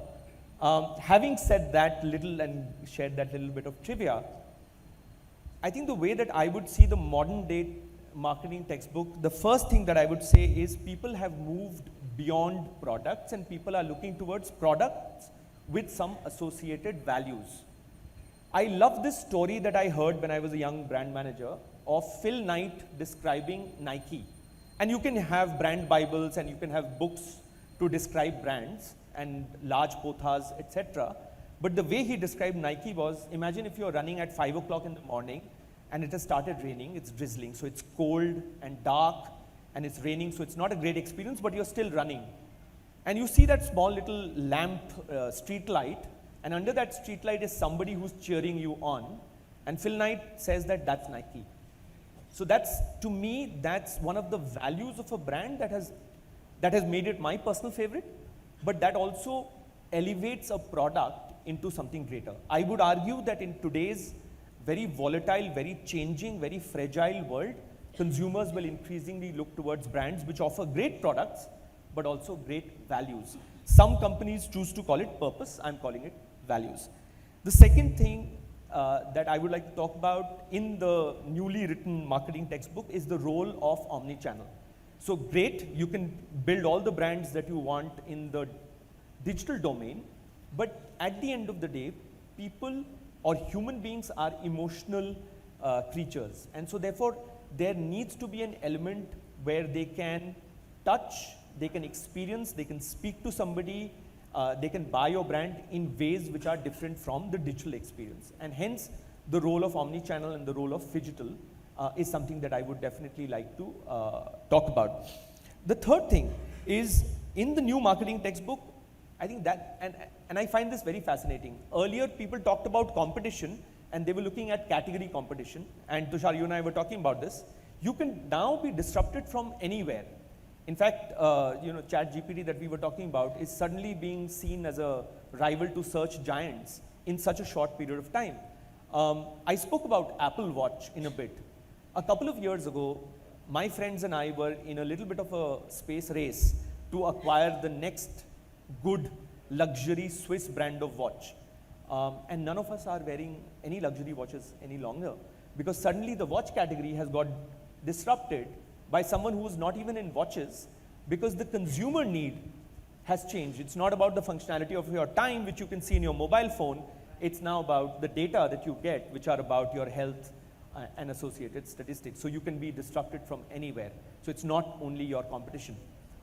In terms of 3 things that the modern day textbook that it should definitely have, and I kind of noted it down when you were talking about it.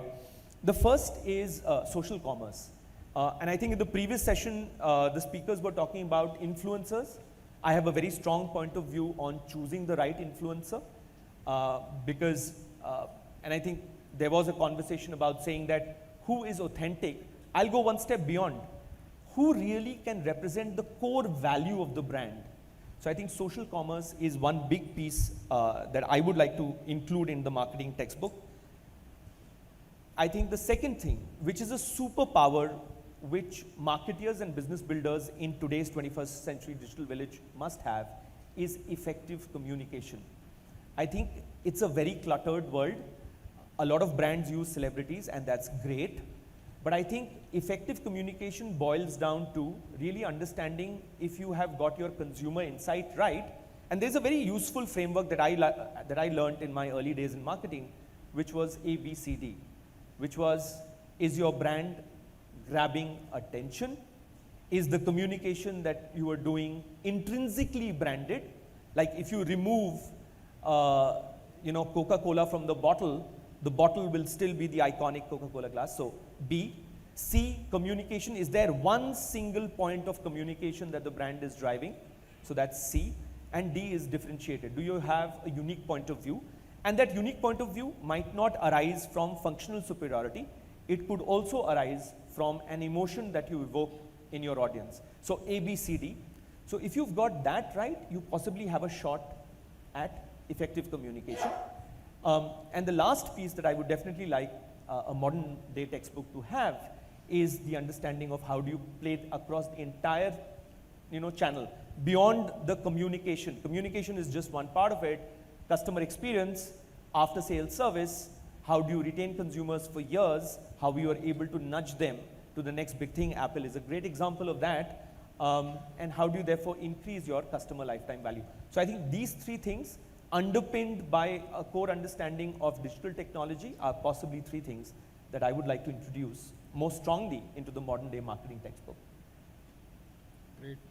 And maybe I would like to check, when is your next book on the marketing principle is coming, right? The next version of Kotler, maybe we need to have an Indian version of that. Absolutely, absolutely, Tushar, well said. Yeah, we are just on a time, so thanks with that, and thanks for your a pulse of wisdom from your 25 years experience. Thank you.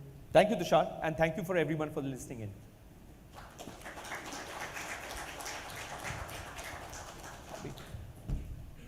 Thank you so much.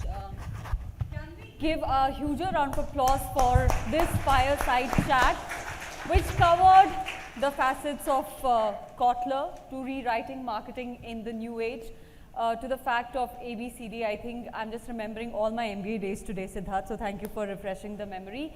And again, dwelling on the aspect that decisions by consumers are made in heart and then rationalized in mind. You have to be authentic in your communication. Thank you so much for sharing your thoughts with so much grace. A big round of applause for this side of the conversation. And on this note, I also want to make sure that I announce this, that in track C, we have this incredible workshop going on, which is called How You Can Unlock the First Party Data and How It Can Help You Stay on Top by Google Cloud. So if you want to be a part of this phenomenal topic, which is going to be very pragmatic and relevant in days to come, you can actually attend it in track C. On this note, ladies and gentlemen, as they say, conversation is a two-way street that can lead to a lot of possibilities as well as create recall and bolster your brand, as it helps you in building a rapport with your clients and hold you in a very positive stead. Now, conversation is also very important in marketing and in media, and that's the pivot that we'll be touching upon in this conversation.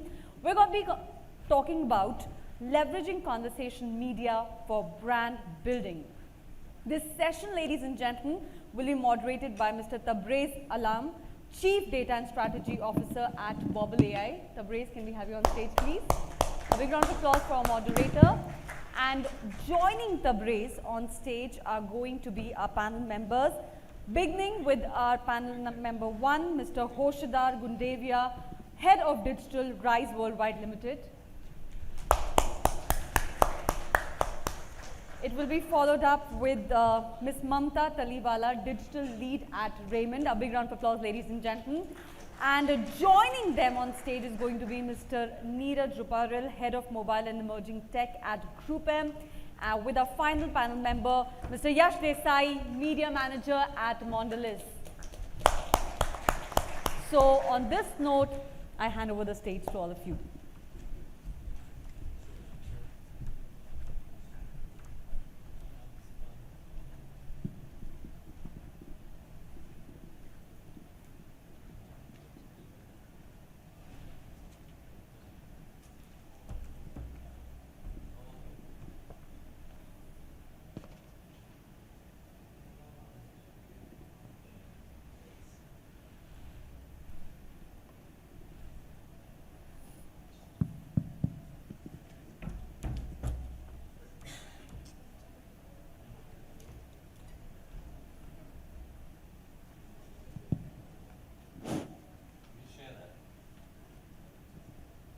Thank you so much. Good afternoon or good morning. I'm not looking at the watch right now because we're supposed to start. So probably it's good afternoon now. Today's topic that we're going to work on is leveraging the conversation into the building the brand strategy. We have seen lateral shift of market where the branding started from TV, print, and then we moved to digital. And then digital, was sort of advanced into the social, but social being just, a content-based solution with no two-way communication happening. A lot of things are now shifting toward the conversation. I think this is a new vertical which has built up, where your customers, they're interacting, the users are interacting, and that is where it is more important for us to leverage this sort of a medium for building the successful brand strategy. I would just start with the questions, randomly asking the panels. Thank you, Neeraj, Yash, Mamta, Hoshidar for making to this panel. What is the essence of building a successful brand strategy? So I think, Hoshidar, if you can just start from there. Thanks, Abresh. I think, within the sports vertical, which is where I sort of generally ply my trade, at Rise Worldwide, wherein we manage a couple of relatively large sports-related IPs. Our primary objective, depending on the IP actually, and depending on the sport really. So for example, if it's cricket, it's well entrenched within India. Consumption occurs organically up to a certain point. So the brand strategy essentially associated with cricket is more oriented towards more mature objectives, towards engagement, monetization, capturing first-party data in a meaningful manner. So all activities are oriented towards that. And that's where conversational media comes into the picture from an engagement side of things, at least at this point, not quite monetization. For some of the other sports which are a little bit I would say, not quite in the reckoning, whether they can be called as emerging or developing sports. Our objective is primarily to attract more attention, gather more reach, impressions, and hence it sort of varies depending on our overall intent and the relative maturity of the sport or the league within its sort of incumbent ecosystem. Mamta?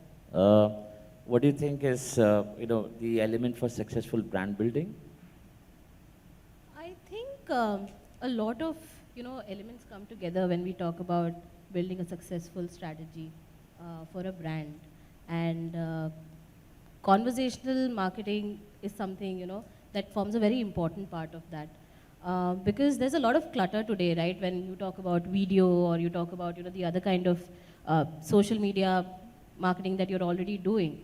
But what makes how do you become a part of, a user's conversation, where you know that there's a platform that's available where users are already talking to each other, and how do you become a part of that? So basically, brands are in this case, not just talking at the consumer, but are a part of the conversation. Now that's what brands need to do in order to, become the talk of the town. So hence I think that while you have other elements in your brand building strategy, conversational media now is going to become a very important element. Okay, so we're talking about conversation media, right? And I would just want to have some highlight for the audiences what this conversation media is all about. So Neeraj, you being an activator of conversational media, experimenting with it, right, for a long time, with so many things. I mean, let's have your viewpoint, actually what conversation media is all about, and how are we planning to evangelize this medium? Yeah, I would say when we started really early, which was mostly like in the SMS age. But if you were to see now, conversational AI is pretty much firing up on all three formats, which is text, voice, and video. So you see tons of work happening on Google Business Messaging out there, WhatsApp. WhatsApp now supports UPI as well as WhatsApp Pay. So we're also chasing low funnel goals out there. We're also creating record number of bots, the 101 bots where there are bots and humans coexisting, right? So the conversation would start with a bot and then humans would take over and drive transactions out there. So there's tons of work which is happening in the space. One of the new areas of work which is picked up recently, which is on this entire space of emoji marketing. So now our conversational bots also have a lot of these brand stickers which are driving conversations out there. So the classic one is the work which we did on Happydent and on ITC, I think tons of them, right? Once we solve these, the core issue of measurement out there with this entire stack of keypad-led emoji marketing, we activated about 10 plus odd campaigns out there.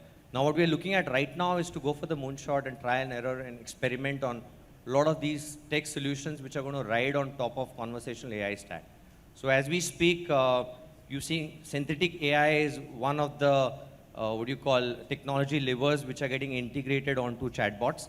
And the conversations on the chatbot are getting more personalized now, right? We're also looking at this entire space of social media, and we are talking about the social AR as a very big space, right? So whether it's Snap AR, people could actually virtually try on stuff when they look at a particular brand story. They can virtually try on an in-app, inside the native app, they can actually transact as well. There's a lot of work happening on the AR space, synthetic AI space, and all these conversational bots which are getting created for the brands. And the future, as we were discussing, would be how about getting a Lensa AI kind of an experience on mobile heads, where characters are not just being formed, you give power to the machine where people can go and create the avatars, but avatars can actually perform using AI, right? Yeah. Or the chat GPT environment, which is like mind-blowing. And club AR with it, you can punch in text and it creates AR renditions for you. So I would say sky is the limit. There's loads happening in that space. No, these are all emerging trends, right? We recently saw WhatsApp also launching the avatar. They did an event. Now they're coming into this space because they realize that personalization with the conversation is a key out here, right? Now, how do brand evangelize these conversation in a very innovative way, right, is a key out here. But for that, we need to have the relevancy of the conversation, right? What do you feel, any of you can just throw a light on that, how this experimentation has worked for you in terms of using the conversation. So Mamta, I think you have used conversation as a medium for your brand strategies. What is your experience so far? So we've used conversational media for one of our brands, Kama Sutra condoms. The category is such that you know that there are two people who are having conversation on a daily basis. Now, how do you become a part of that without really, being intrusive in their conversation? So we picked up like some very commonly used words that two lovers or couples would use, which is "I love you," for example, or "let's have a date night." So using these, very, very highly used common terms, we created stickers using the Bobble platform. And we reached out to, millions of users through this activation. One of the things that we saw was that the engagement that we got through this activation was 2 times more than any other platform.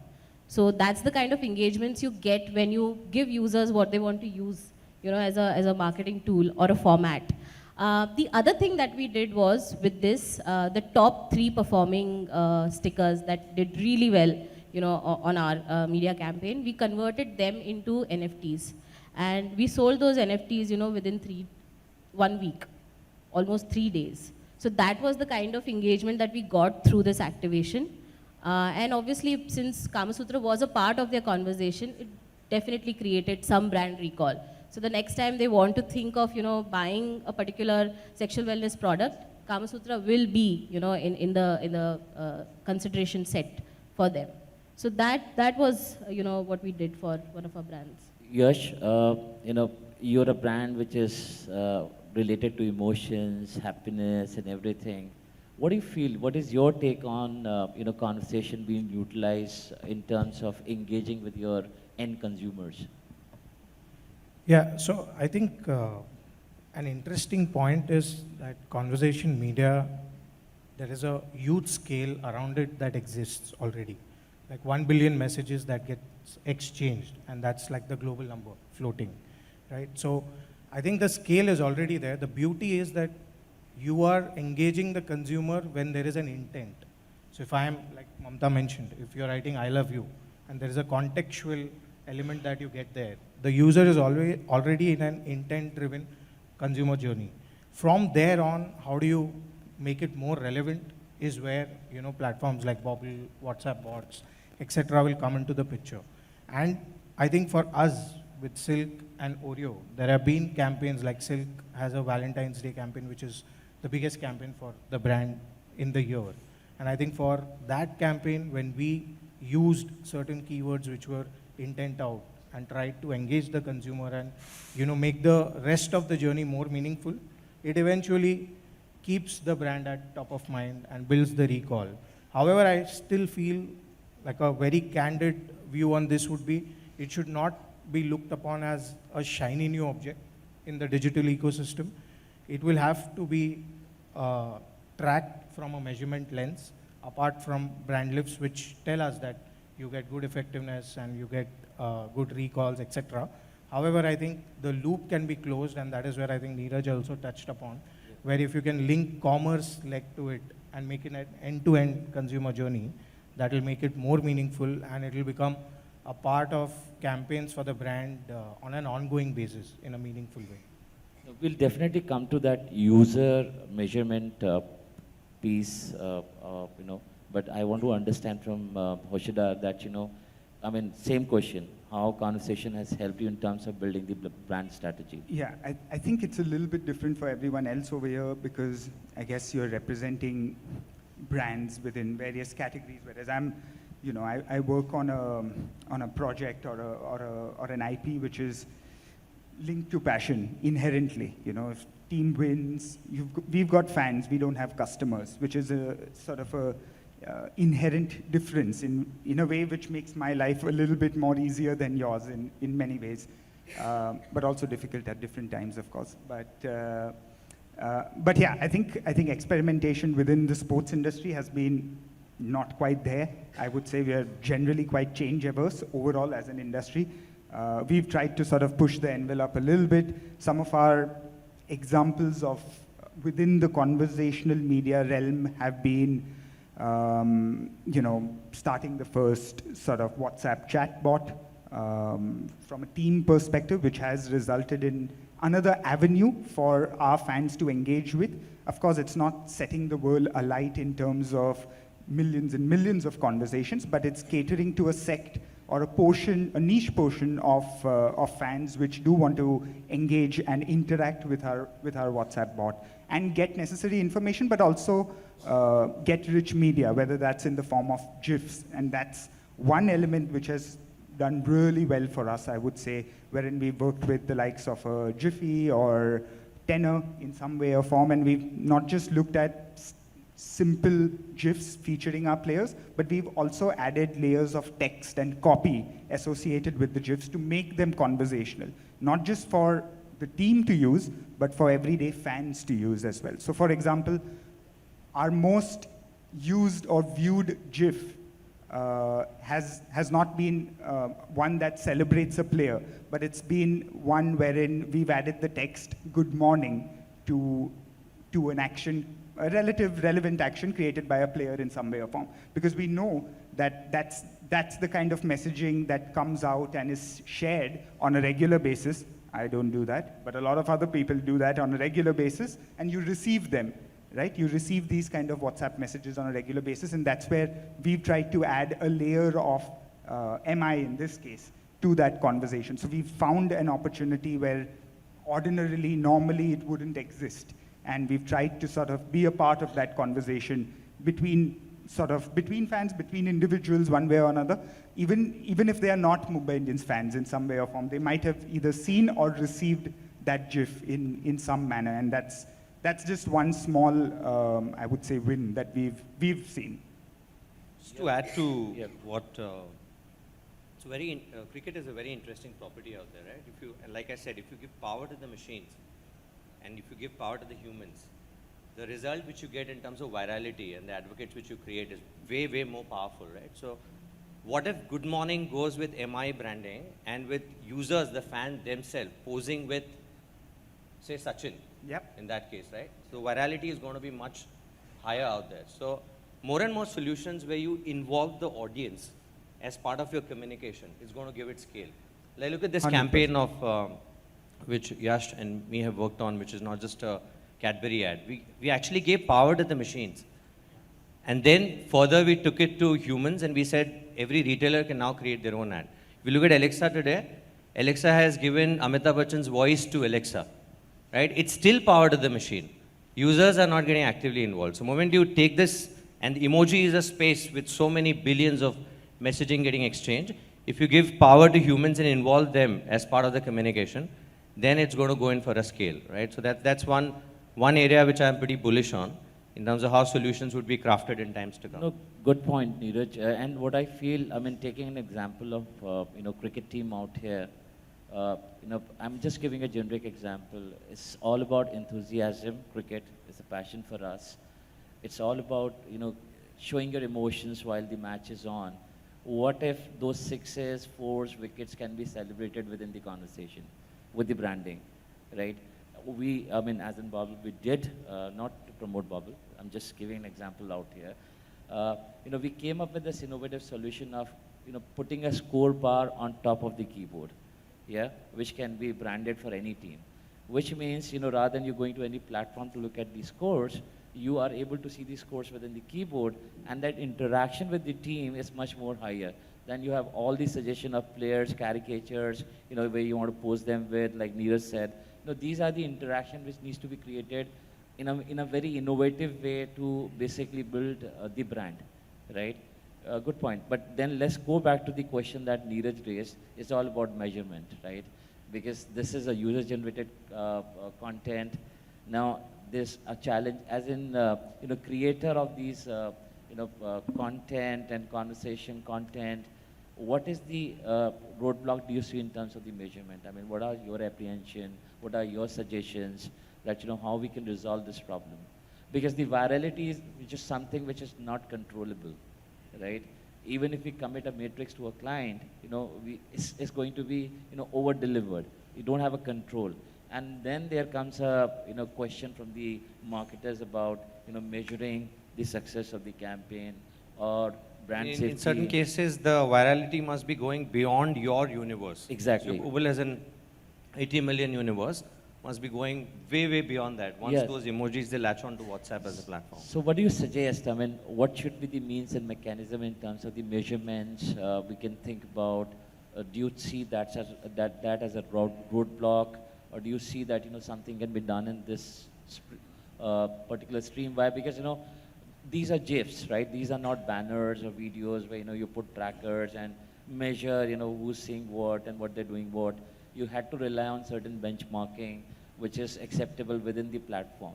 So, I mean, Neeraj, anything that you suggest? Serving on these kind of platforms, anything that's linked to OEM, any interventions which are being created with the OEM inventory, serving is a perennial problem, right? So, all you can do is maybe, like what you guys have done, put in Nielsen DAR, get the target audience correct in that case. Even if you put trackers, it's not going to give you the real picture. So you'll have to somewhere rely on their data to kind of measure it. So that's one of the reasons all the funds which are moving on to platforms like these are coming in from innovation budgets and not from the mainstream budgets, right? So it's more capped on the innovation budgets line. So once maybe there's a green check on all measurement criteria which are being followed for other mainstream inventory, this can go in for a scale.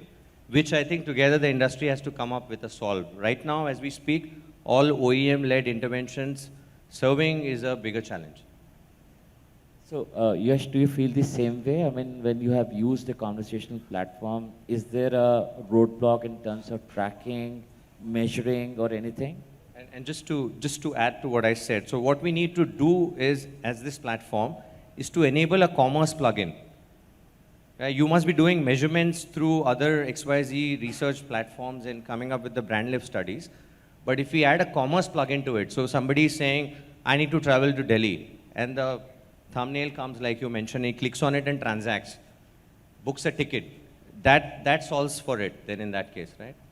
So that was the discussion topic that we had in another track, conversational commerce, playing on the intent and the context of the user. So it's not all about serving the ads, doing carpet bombing, basis your own analysis of the users or certain customer cohorts.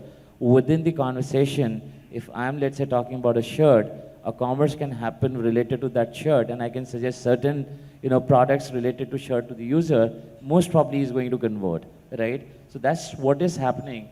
I think that's going to be the future. But at the same time, our marketers really sort of, like Neeraj said, picking up the statement, experimental budgets, right?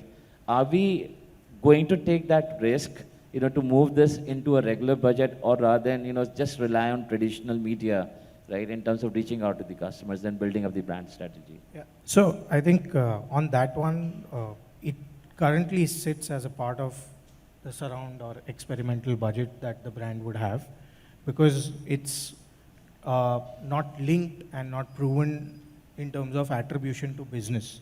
However, I think commerce angle can solve it, or brands and partners will have to work on a solution that is not just campaign out, which is in and out, which is topical for 2 weeks, 3 weeks, and then you move on from it and then pick it up whenever it's next relevant.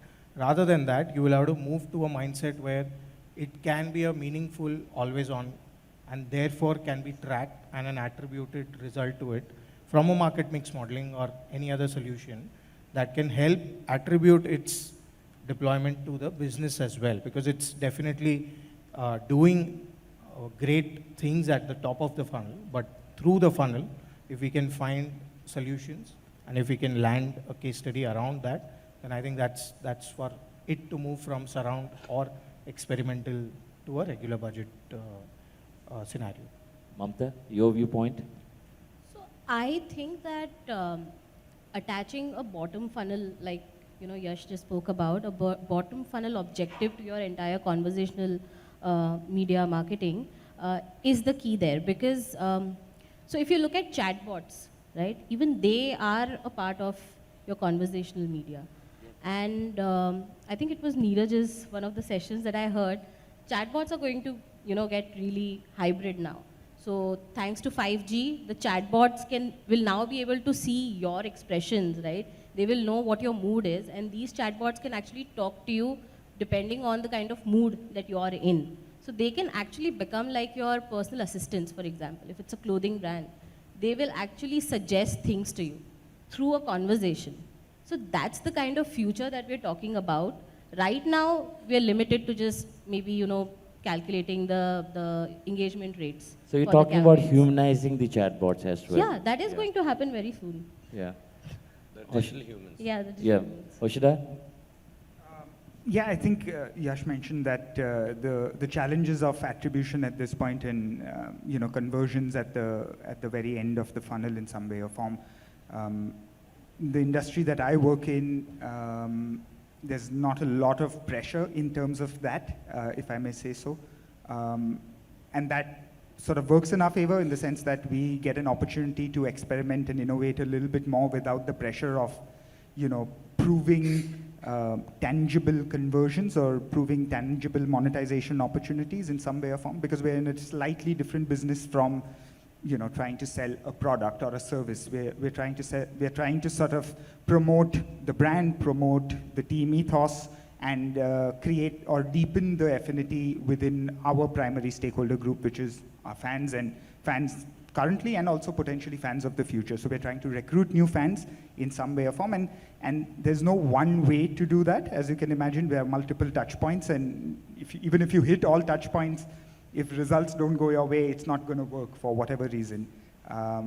So I think within sport, conversational media lends itself really well because there's not subsequent or comparable pressure to show attribution, to show sort of tangible, commercializable results immediately. So the potential runway is higher, at least within the sports ecosystem at this point. But that's assuming you do take that first step and get the ball rolling and experience it and see the benefit of it, at least from an engagement and reach and awareness perspective, I would say at this point. Great. Another way to make it more meaty is to integrate a live commerce platform onto these conversation media platforms, right? Yeah, that's instant conversion, right? Awareness versus conversion. So, I mean, I think, Mamta, you gave an example about Kama Sutra, right? I think that's one way of understanding, ring fencing the user to the funnel, right? So, a conversation, within the conversation, a brand was posted, right? You got people excited, then they came on an NFT platform, you got a good footfall, then you had the conversions, you had the buyouts. So I think that's the only way which is available in terms of measurement, that how many people react to it, right? So emotion, like you talked about, emotion can be tracked, right? Are they happy with it, are they sad with it, and how they're associating with your brands. Now, let's go to the consumer side and take a different sort of understanding of this. How is conversation medium helping the user, right? What is your viewpoint on that? How it is benefiting the users?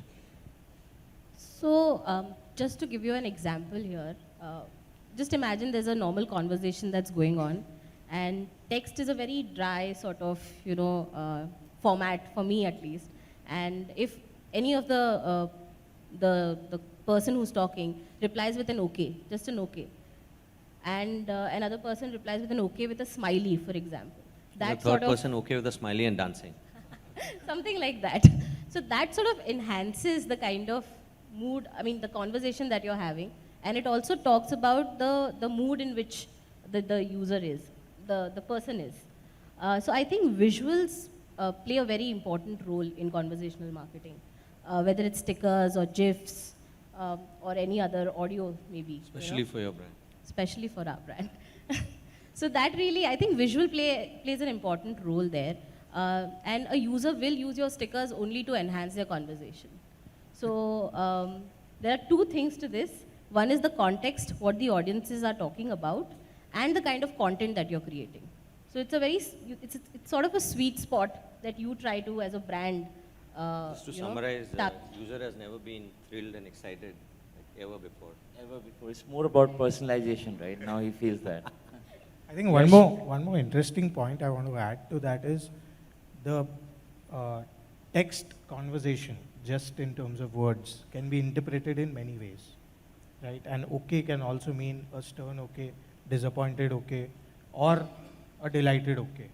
But when you add a sticker or an emoji or any visual to it, it actually defines the context of the text. And that is where I think from a consumer lens, a lot of Gen Zs, and you will find articles around it, they maximum chat in GIFs, etc., of the context they want to convey. So I think that's where I think the medium is very powerful. How you meaningfully engage onto it is something that the brand should try. And also people are lazy. So they don't want to type a lot, and they just want to, use an emoji or a GIF that conveys everything that they might want to, type over a 30-second duration. So don't discount the laziness. Yep. Also differentiates you from the crowd, right? I've got these series of tactical emojis which are saved in my chat box right now, right? So whether it's Holi, I would have a different narrative, happy birthday, and when everyone's just giving that dry messaging of happy birthday, you will suddenly pop in with a thumbs up happy birthday creative, right? Or a happy birthday creative out there. And eventually the brand is gaining because these are becoming advocates who are now talking about these occasions. And I feel you and me talking other day, right, about how conversation and these sort of emojis are going to actually moderate a lot of negative sentiments for certain brands created by outside social media in terms of demonizing certain brands associated to whatever emojis or memes that they create, right? I think these conversation one-to-one with the users is going to help in the brands and marketers in terms of normalizing the brand sentiment as well. We need to think beyond the brand safety, because brand safety within the user, I think that's something which is not related. Why? Because user has all the right to play around with the content. They can do anything, right? Even if it is an OS, somebody can paint something over it, right? So we need to think beyond that lens, that brand safety within the conversation, it can be within the conversation, you can't stop that, but if you normalize that by pouring in the right content, right, with the right message, it can.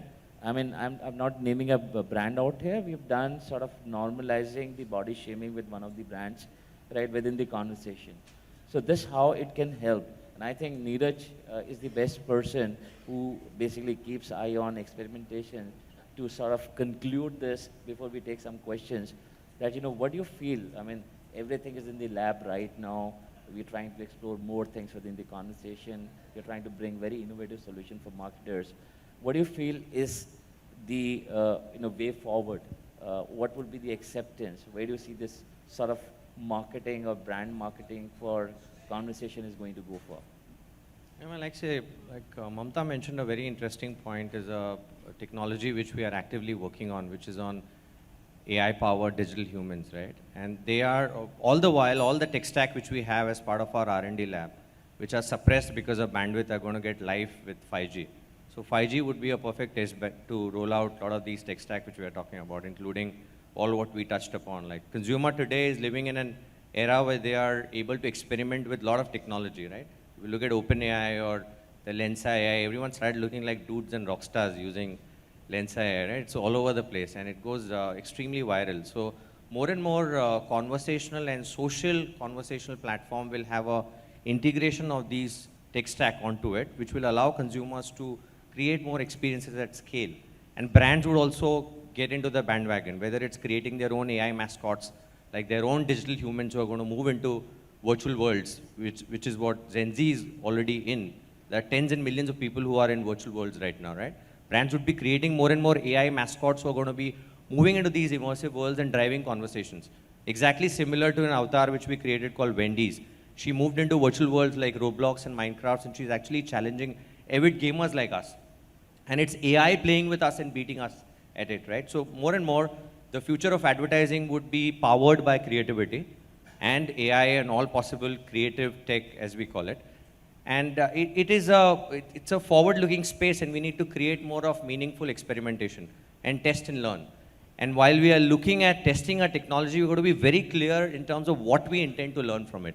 That's what larger brands are looking forward to, right? It's not going to be meaningful experimentations, but a pilot which can be scaled to 20 other brands, for all you know. Great. I think more or less we covered, and what I conclude is that, it is innovative. We have some questions about it, but at the same time, those questions would be answered, because, this happens with any innovation which comes in, that, we'll have some questions, apprehensions. But I think more confidence by user spending almost, 40 billion within the 4 messaging apps, right? 40 billion users coming on the messaging app. That's the right medium where, people can actually integrate brands. So we'll leave it to the brands and agencies to decide how they want to formulate this. So I think we're not left with much of time. Any questions that we have from, crowd out here for our panelists, we are happy to take that. Our favorite part of this segment. Okay, we have our first question. It's so boring to talk alone. What's the measurement metrics and success criteria for a brand to engage in conversation? Sorry, can you be a bit louder? Yeah. First, the measurement metrics and the success criteria for brands to decide whether the attempt to engage in conversation is successful or not. So, I mean, that is what I was asking Neeraj. Neeraj? Yes, you wanna answer that? What is your, Because we've I done think. a lot of these study as well, Yeah. the brand lift studies. I think measurement metrics from the available opportunities obviously is what are the engagement rates and the brand lifts in terms of the recall, consideration, etc.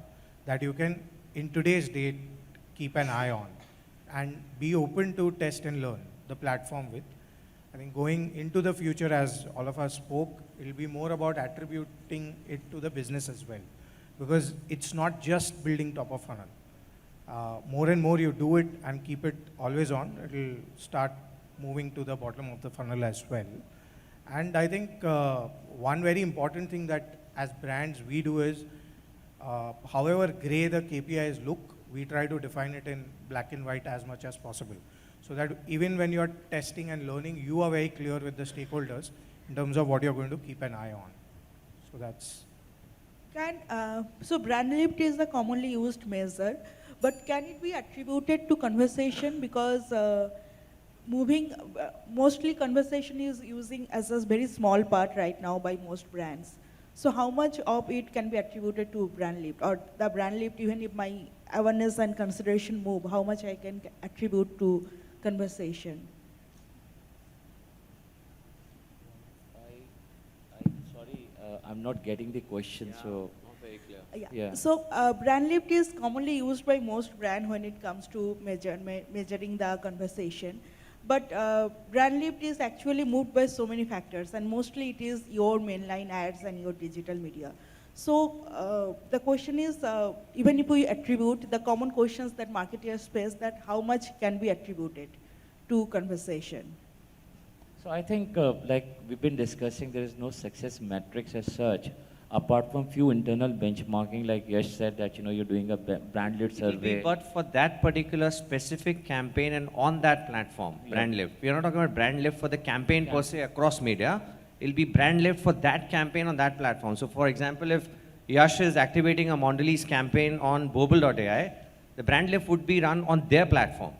It can be control expose and then Control expose, so it can be, you know, your own internal BLS measuring by asking certain questions, whether you are exposed to the brand or not, what is your viewpoint, or, you know, getting external BLS like Nielsen or anybody, you know, measuring the success of the campaign. I think she was more meaning to say that if it was for the entire thematic, then how do you attribute it back to conversational media? There are ways in which, like Neeraj said, 100% attribution can be to the activity you are doing outside of the overall campaign. But I think there is a larger canvas to cover beyond that as well.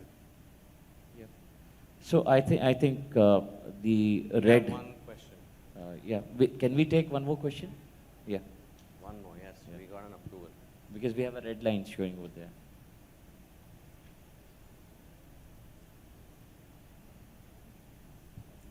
Yeah, very quickly. Thank you so much for your time. You mentioned about brands directly conversing with the users, but a lot of influencers also play a role in that conversation these days, and influencers are mainly on platforms, let's say a Facebook or a YouTube.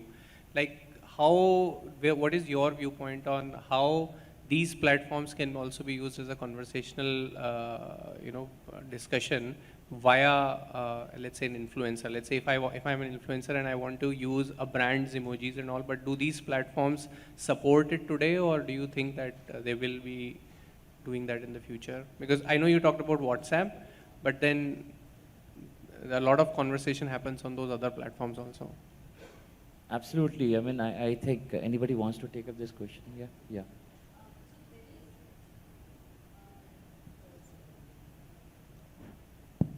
So there is, this becomes a part of the conversational commerce that happens on Facebook. So a lot of brands are now seeding questions that is related to their product or brand. So for example, skincare. A lot of influencers now put up a seeding question saying that, I have so and so problems. How do I use some product to get rid of it? And then a series of, conversations start on these platforms, and influencers put their how-to videos and their experiences. So it's not just related to stickers or GIFs. It's now expanding. So now it's, there is an involvement of influencers as well in this sort of, platform and media. But if the question is that those emojis which are being created on these platforms, can that be cascaded back to all the other messaging platforms? The reach is much higher. Right. I would say the answer is yes, right? It can. Because I actually pick up my emojis and I share it on my Teams chat as well. It can also go on your Insta chat. It can go on any chat. It needs some effort though. So it needs a, like any meme or anything, it needs an initiation platform, a launch platform, and then after that, like we said, it's in a UGC. So, the distribution which is something which cannot be counted. So, when you talk about influencer, it is one way of communicating about brand or, influencing about a brand, but then it's not a two-way, right? Now, people reacting to it within the conversation, like emotions and everything, giving a thumbs up, right? It's a measurement for that influence as well. Thank you. All right. Thank you so much, guys. Thank you, Neeraj, Yash, Mamta, and Hushdar for this wonderful session. Thank you so much, guys. Thank you so much, everyone. Thank you so much, panel members and moderators. Can we come together for a quick picture? We won't make a GIF out of it, we promise. I knew you'd say that.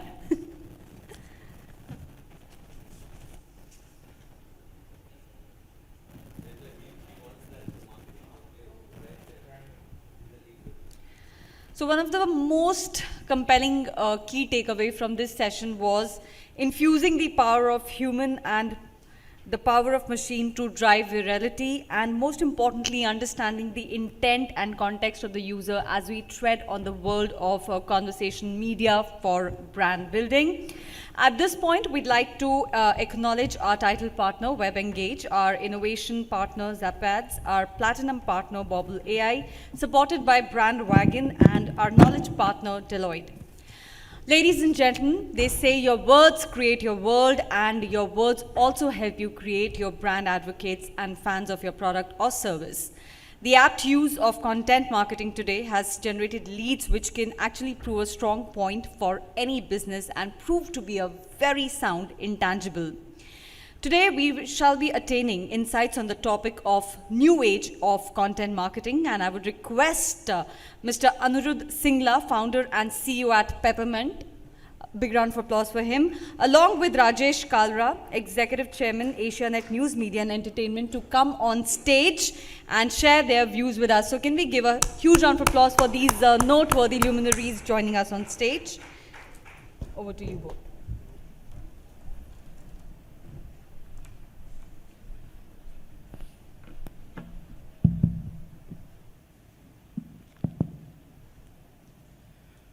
Good afternoon, everyone.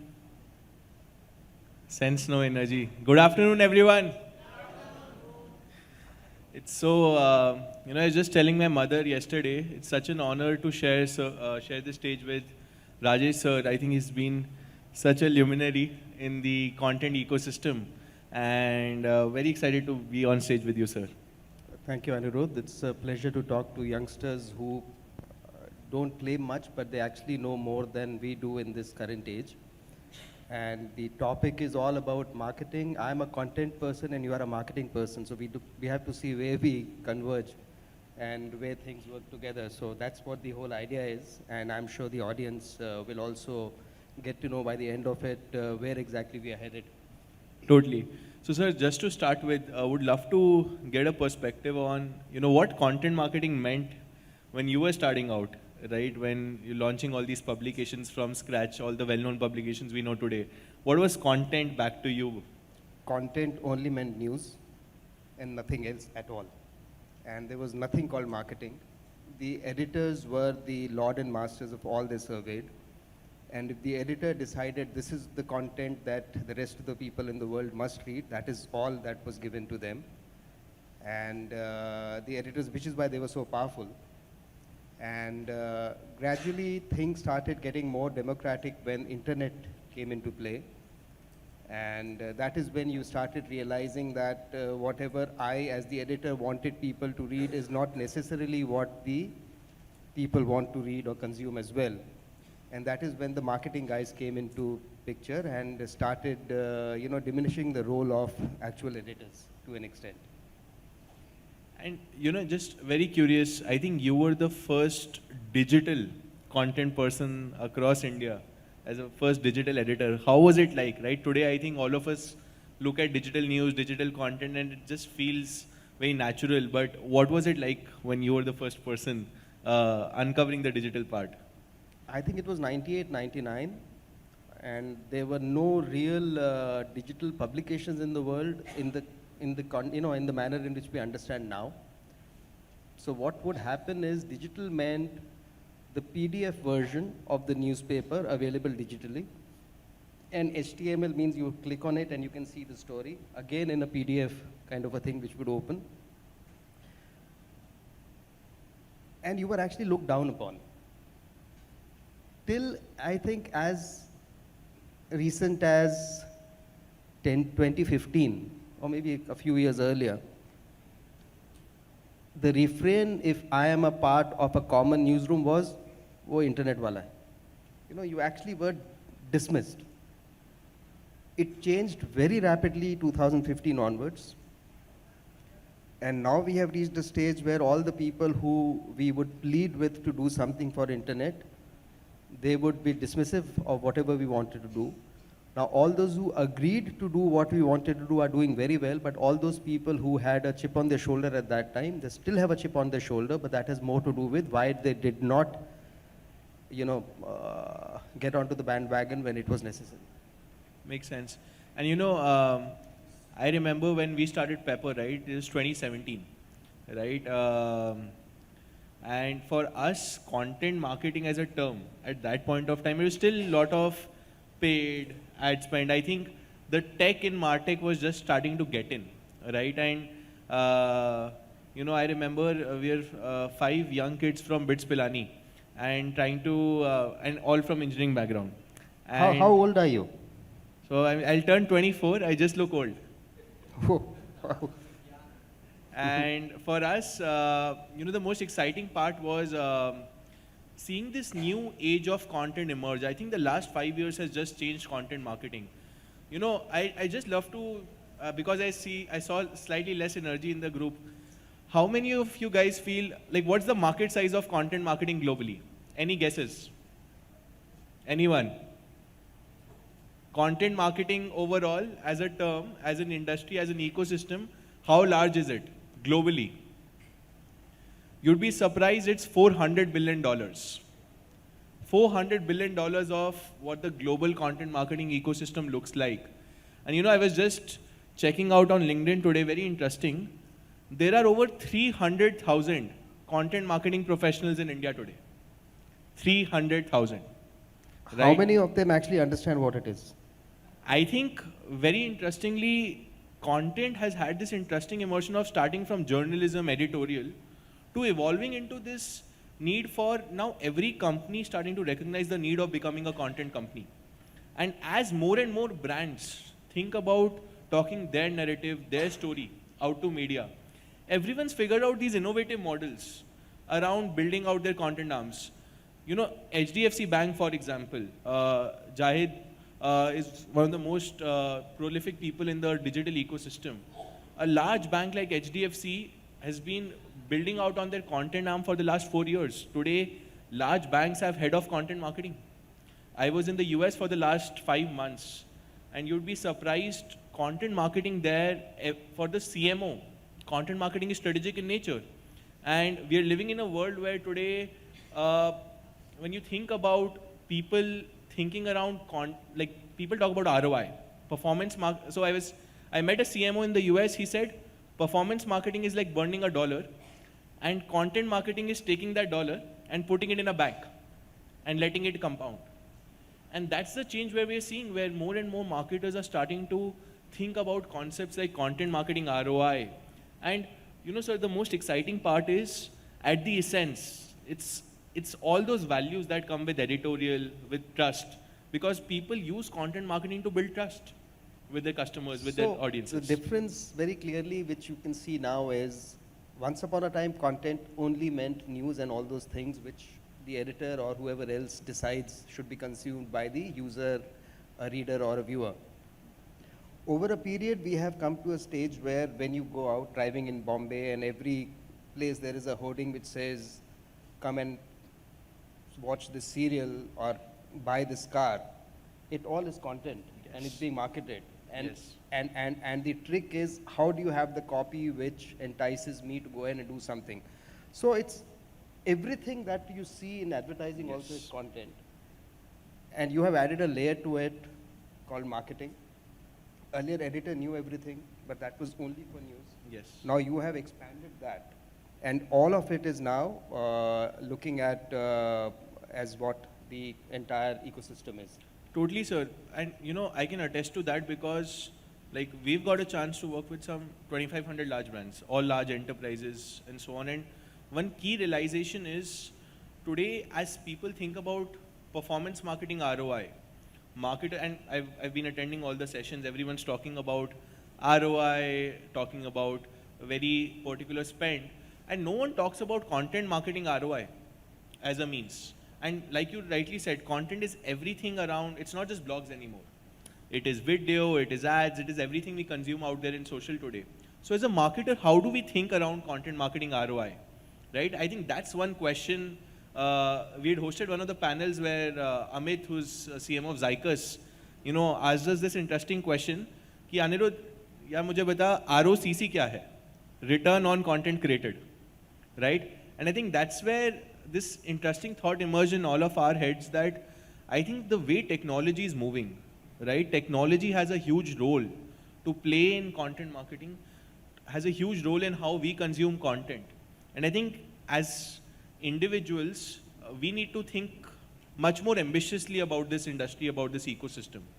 You'd be surprised, you know, one thought that always motivates me to, you know, scale Pepper now globally is IT exports in the country were $22 billion last year. Infosys, TCS, Indian tech talent for the world. You know, one question I ask is, why is there no creative and marketing talent from India to the world? And there's so much disruption-led work that the entire marketing advertising ecosystem is doing. But we're not talking about it enough globally. Like India has all it takes to become a global creative superpower, right? That's the kind of scale we can think around. And I think when we think about India for the world, when we think about all the exciting things we're doing for content, it's all about coming together as an ecosystem, right? And talking about building a defining category. I think all of us know CRM very well, right? Salesforce was the first company globally to introduce CRM to the world, and then everyone built their own different versions of CRM, right? We feel very soon there's going to be this new category of CMP. CMP is essentially content marketing platforms where soon the CMO will soon start playing a more evolved role of a chief content officer in every company. Every single communication that goes out across the brand, every value that you talk about in terms of different assets of content, like why should you be creating what you're creating? Like where does that strategy come from? How do you create that content? In fact, one interesting question we were discussing, right? How many of you would have heard of ChatGPT-3? There's this very interesting trend of AI in content creation starting to come up, right? And I think the realization is the world as it evolves into content, technology and talent, both will play a very pivotal role. And sir, I'd love to hear your thoughts on how have you seen this grow over a few decades of experience. So AI ML will play a more dominant role in future, but I for one will never accept that they will overthrow editors. Similarly, same as you talk about autonomous vehicles, how can they ever replace a driver? Because irrespective of how much you train the system, there are certain things which may happen which only a human mind can react to and know what is to be done right at that time, which autonomous vehicle may not. Similarly, in this case, in Times we did, when I was in Times, we did a lot of experiments. So it was possible in, by 2017-18, for me to have a different homepage for each and every person sitting in this hall, as long as they were registered. And they have been consuming the Times content for a while. So I could have actually made the entire page look different. If this gentleman in pink shirt opens, it will be something else, and you open, it will be something else. And we actually had very, hilarious, instances where a person would come and say, look, I'm getting all this junk on my homepage. So I would know why he's getting that junk, because he only consumes such things. So then he will not accept it till you show him the data that you have been consuming all this. That's why all the things that come up are the kind of things that you like to watch. So it is quite possible that you watch only FIFA, somebody else watches only tennis, he will get only those kind of things. But there is also a bit of a social element and a bit of, something which you have to do as a journalist. If there are certain things which you want the world to know at that time. So what we had done was the first 6 or 7 headlines were the ones which the editors decided. 7th onwards depended on what is it that you like to consume. We had to discontinue it because most people consume the kind of things which you and I will not accept that we consume. You know what I mean? So we had to, get away from it. So AI/ML, if nobody else knows or nobody else is watching, I probably will give it a shot. But if I am sitting in a place where somebody wants to see what is it that I am doing or reading, I may not want that to happen. The other way of looking at it is almost 95% of the consumption is happening on the mobile phones. And this again is a very interesting story how, again coming to Times used to have stories which are 700, 800 words. But in print, they would carry just 200-word stories. So I tell them, you give me all 700 words. So what will they do is the guy who has written the story will send it to the digital team separately so that it gets carried in full. And barely had I managed to convince them to do that, I had to ask them to stop doing it.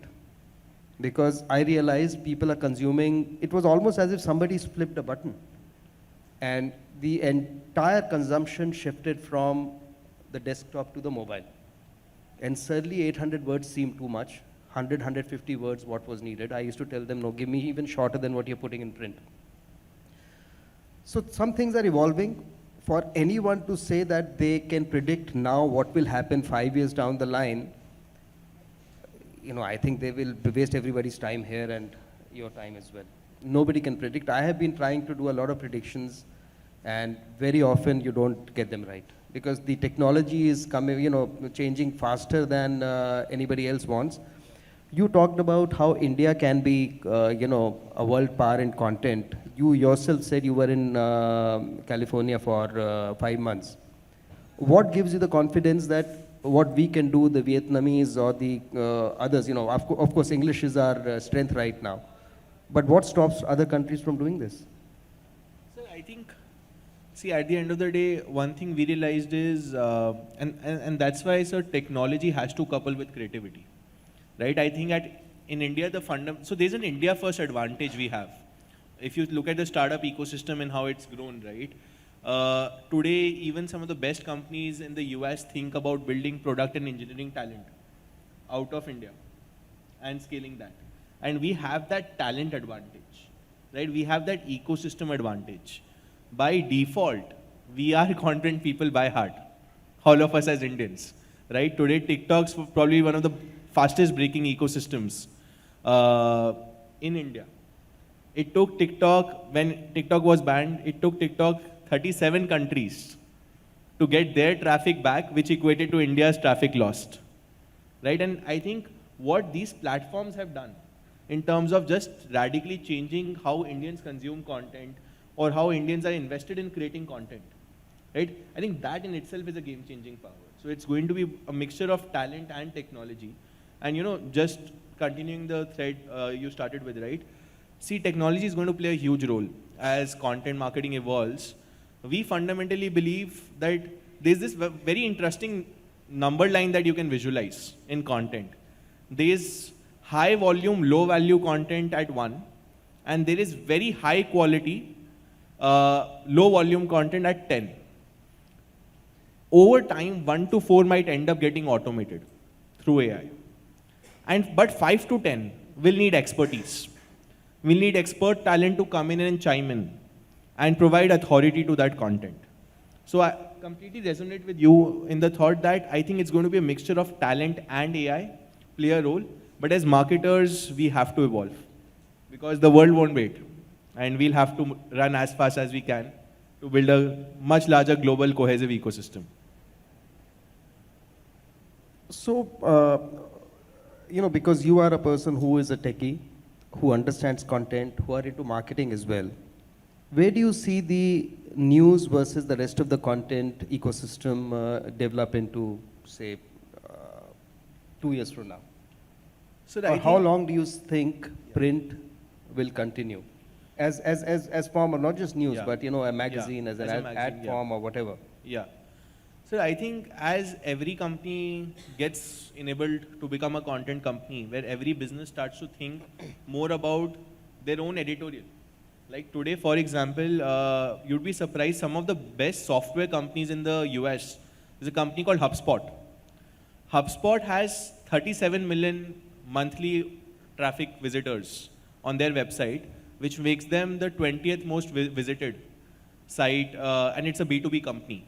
And HubSpot recently acquired a media company for $75 million just to scale up their distribution in tech. And I feel globally, and this will happen in India soon, where large conglomerates, where brands will build their own editorial functions. And I think a lot of content will soon move towards large businesses, individuals, and obviously there's all these individual influencers in the ecosystem who have themselves become so huge propellers of their own individual content creation and dissemination. So I think the entire media industry will get democratized a lot in terms of individuals, brands themselves starting to build a lot of all this content marketing. And I think maybe it's also a challenge for the media ecosystem now to probably evolve faster in being able to be relevant with authority to consumers. Where do you see the role of human beings in future? I think it's all to do with expertise. At the end of the day, at Pepper, about 150,000 freelance writers have applied to be part of Pepper. We work with the top 5-7% talent. And these are all people that come from industry expertise, because one very huge realization is while technology will advance content development at scale, there's soon going to be a lot of content on the internet that's honestly not worth our time.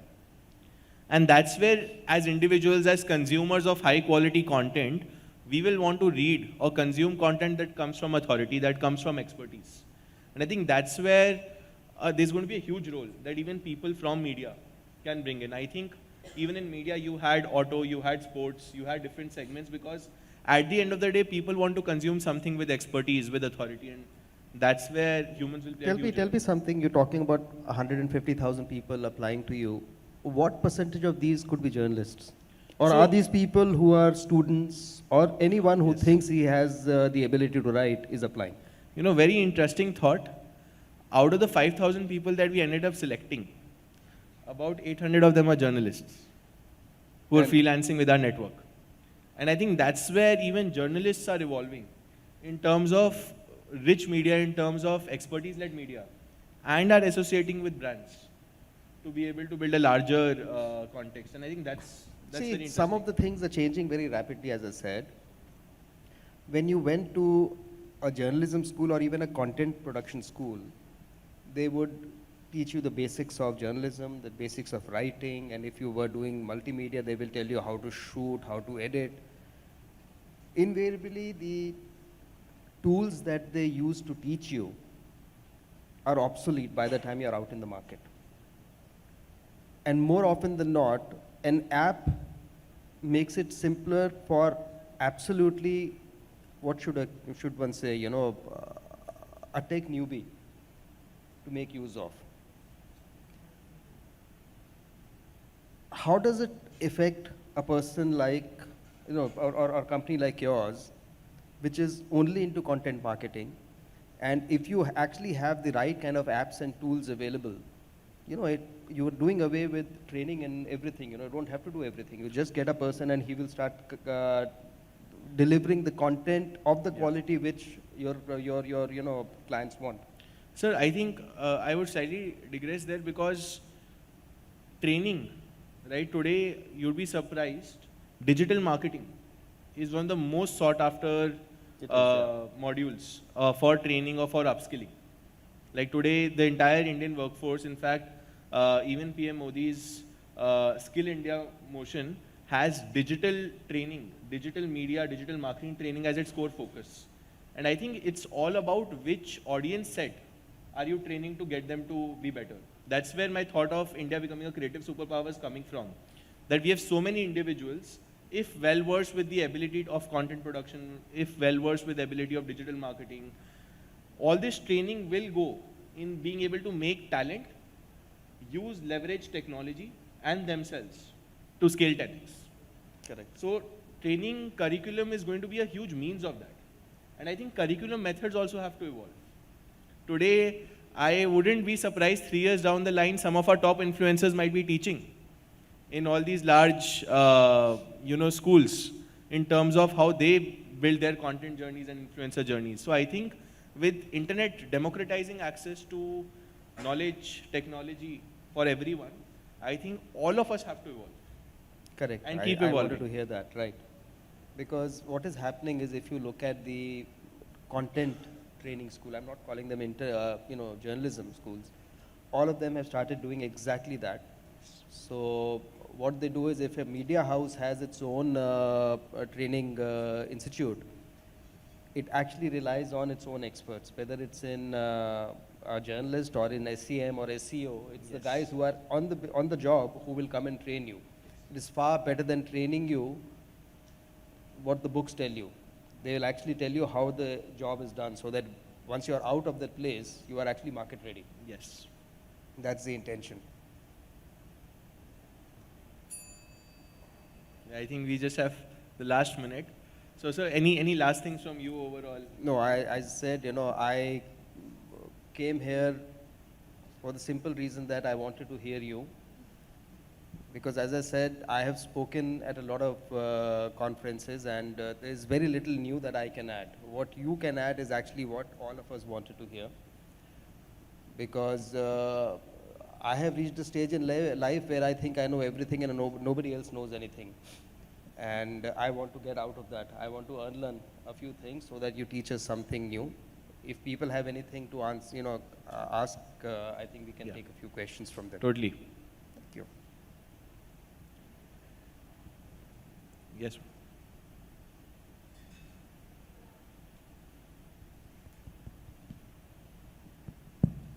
Good afternoon, first of all. I am a BITS alumni as well, and it's really great to see one of us on the stage there. Really proud. So my question to you, Anirudh, is you mentioned content marketing platforms are going to be the new trend. So could you please elaborate one of the features or many of the features which will take Definitely. place? Yeah. So, I talked about CRMs, right? So today CRM acts as an end-to-end node for any technology platform. I think the thought with CMP here is, imagine this one content OS for any organization which enables you to get insights on what content should you be creating based on competition insights, based on how your existing content is doing and so on, to enabling you to create high quality content with your own in-house teams, expert talent networks by leveraging say platforms like Pepper, or by bringing on board freelancers, and at the same time tooling. Probably a role AI will have to play in being able to create that content.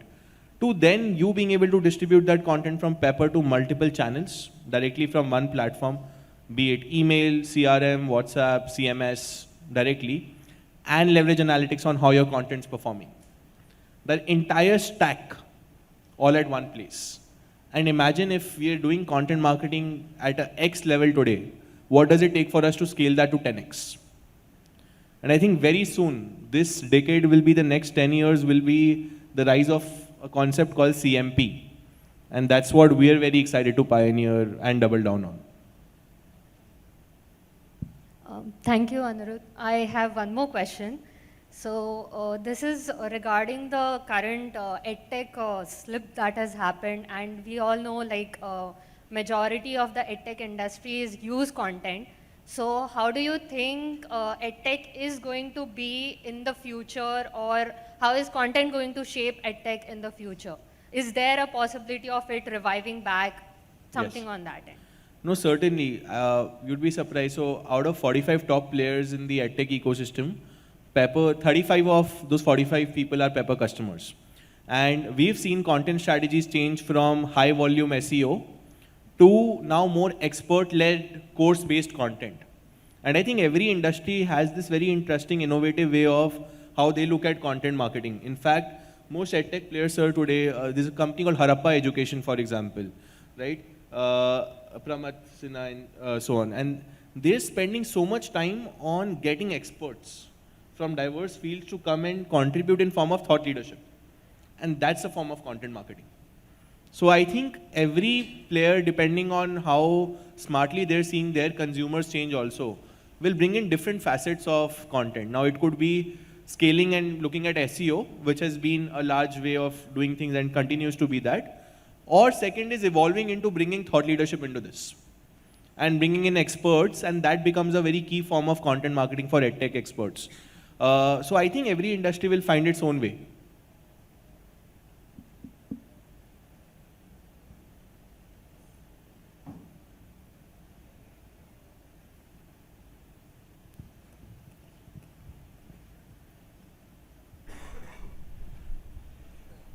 Thanks. So you just mentioned that using such content generating techniques, it improves or enhances SEO. Now, what do you think, how will Google take this, considering that they are also actively working on ways to tackle AI-generated content in many ways, seeing the rise of how GPT-3 changed the entire scenario for content writing, content generation, and how ChatGPT-3 is doing, and how OpenAI also just basically said that they're also working on GPT-4. Totally, I think excellent question. So very interestingly, if you're keen to know more about Google and how they look at content updates, so Google releases updates every month. Right. So these are news updates where Google releases a helpful content update. Right. So you would have seen in the last 4 months a lot of content which was just there for SEO purely started de-indexing because it didn't have authority. Exactly. And Google released an update called EAT, which is a helpful content update which says that if you're building content, if you want to rank on Google, if you want to build authority, you need expertise to come inside your content. Right. So everything from session page duration to the expertise you bring in, to the secondary primary sources that you bring in. I think over time with ChatGPT-3 being able to democratize access to a lot of content, we feel there's going to be a huge need of expertise that has to come in content for it to rank, for it to scale. And most companies will have to invest in building their own content arms, will have to invest in building their own content OSs or invest in CMPs that enable them to actually understand what their audiences want. For the longest time, FMCGs, CPGs of the world have been working with market research companies to understand what content to create. And I think very soon with access to technology, this gap will get democratized, where ranking on Google would not mean creating 10,000 pieces of content. It would probably mean creating maybe 100 pieces of content, but very high quality pieces, right? And indexing on that and using expertise to drive that. And I see that as a very interesting lever, even in our way ahead. I think most content leaders we interact with today are extremely smart. They've been asking us questions about ROI on content. And that's what we've been working on for the last 2 years now.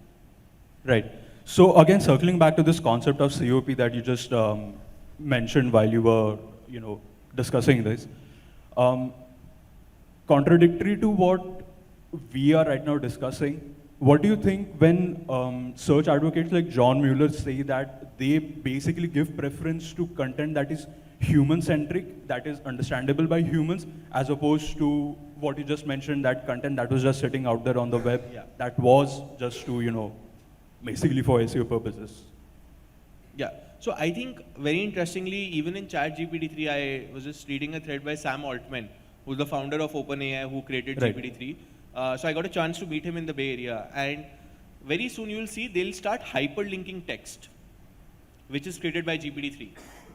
Because over time you'll see even Google search models evolve into being able to segment out content created purely by humans or purely generated by algorithms. Right. And there's going to be a segmentation that will come out soon. But we're still likely to see. I think ChatGPT-3 has been a phenomenon where it got to 1 million users in 5 days. And Spotify took 3 months to get New to a record. first million users. So I think this technology will definitely change the way how we operate. We're also still seeing how it comes out as. Yeah, I mean, that's also something I was going to bring up because like you mentioned, OpenAI themselves have a tool where they, try to, or they actually can figure out stuff that their own model and bots have written. Awesome, I guess. Thanks so much. Thank you so much. Ladies and gentlemen, a big round of applause for Anirudh and Mr. Kalra for that very candid, endearing conversation where Mr. Kalra said he's also looking to absorb insights from Anirudh and the audience at large. And thank you so much, Anirudh, for sharing so many anecdotes with all of us. A big round of applause for this part of conversation, addressing the new age of content marketing as a topic. We'd like to thank our gold partner, AsiaNet News, our silver partner, Artflow by Bizongo, and our silver partner, Filter It. And can I request you all to now go for lunch buffet in the pre-function area and assemble here by 1:50 p.m. because we have another round of a dialogue on the other side. Thank you so much.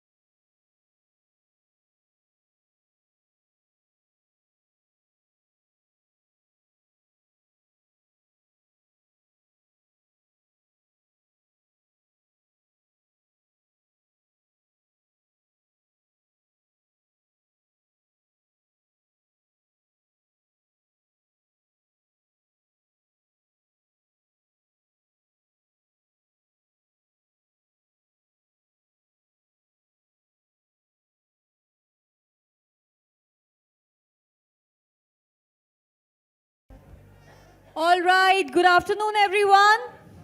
Good afternoon. So let's do a check because we've all had lunches and biologically lunch has a hallucination-like effect. So every time I say hello, you say hi. So hello? Hi. Now, be truthful. How many of you really ditched the lunch for the chart?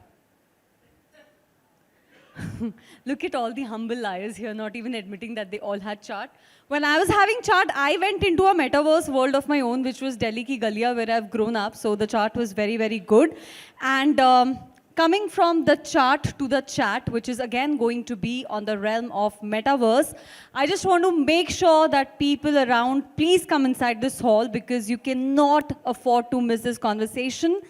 Since morning at the 18th edition of the Marketing Conclave, which is powered by IAMAI in association with Web Engage with innovation partner as Zapads, we've been discussing different facets of marketing which are futuristic, which are going to make sure that your consumers not only engage with you, but actually interact also. We started the morning with conversations of Metaverse, transitioned into retention market, into the facets of content marketing, including influencer marketing, so on and so forth. And the topic, which is the 7th topic for the day, is on the realm of marketing in the metaverse, why, what, and how. And to navigate the conversation, I have the pleasure of calling on stage our moderator for the session, Mr. Ashwin Veludi, partner Deloitte. Can we give him a huge round of applause, ladies and gentlemen?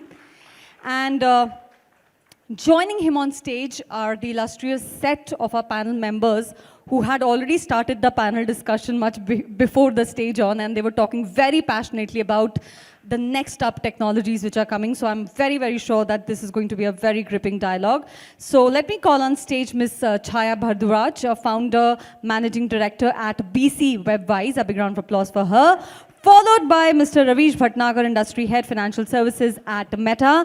And we also have with us Mr. Vishal Sabarwal, Chief Marketing Officer, Head of E-Commerce and Digital Business, HDFC Life, as our panel members. So with these illustrious set of people who are going to be sharing a lot of pragmatic insights, I hand over the stage to you, sir.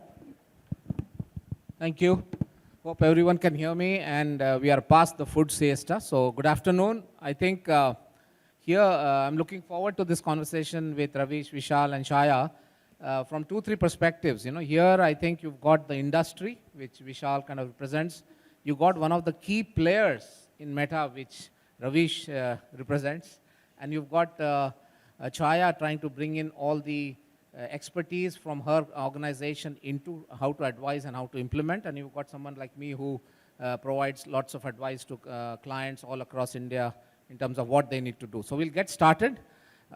Maybe we'll start with you, Vishal, first. The why, what, and how. So from the stakeholder that you are, which is representing enterprise, in how do we use this? What are some key observations you have at this stage? There is, as the report Deloitte released earlier, there is some hype, there is some reality, and there is some actual stuff that you see. So maybe you can get started. Yeah, so thank you, Ashwin. All three is actually true: hype, reality, and future possibilities.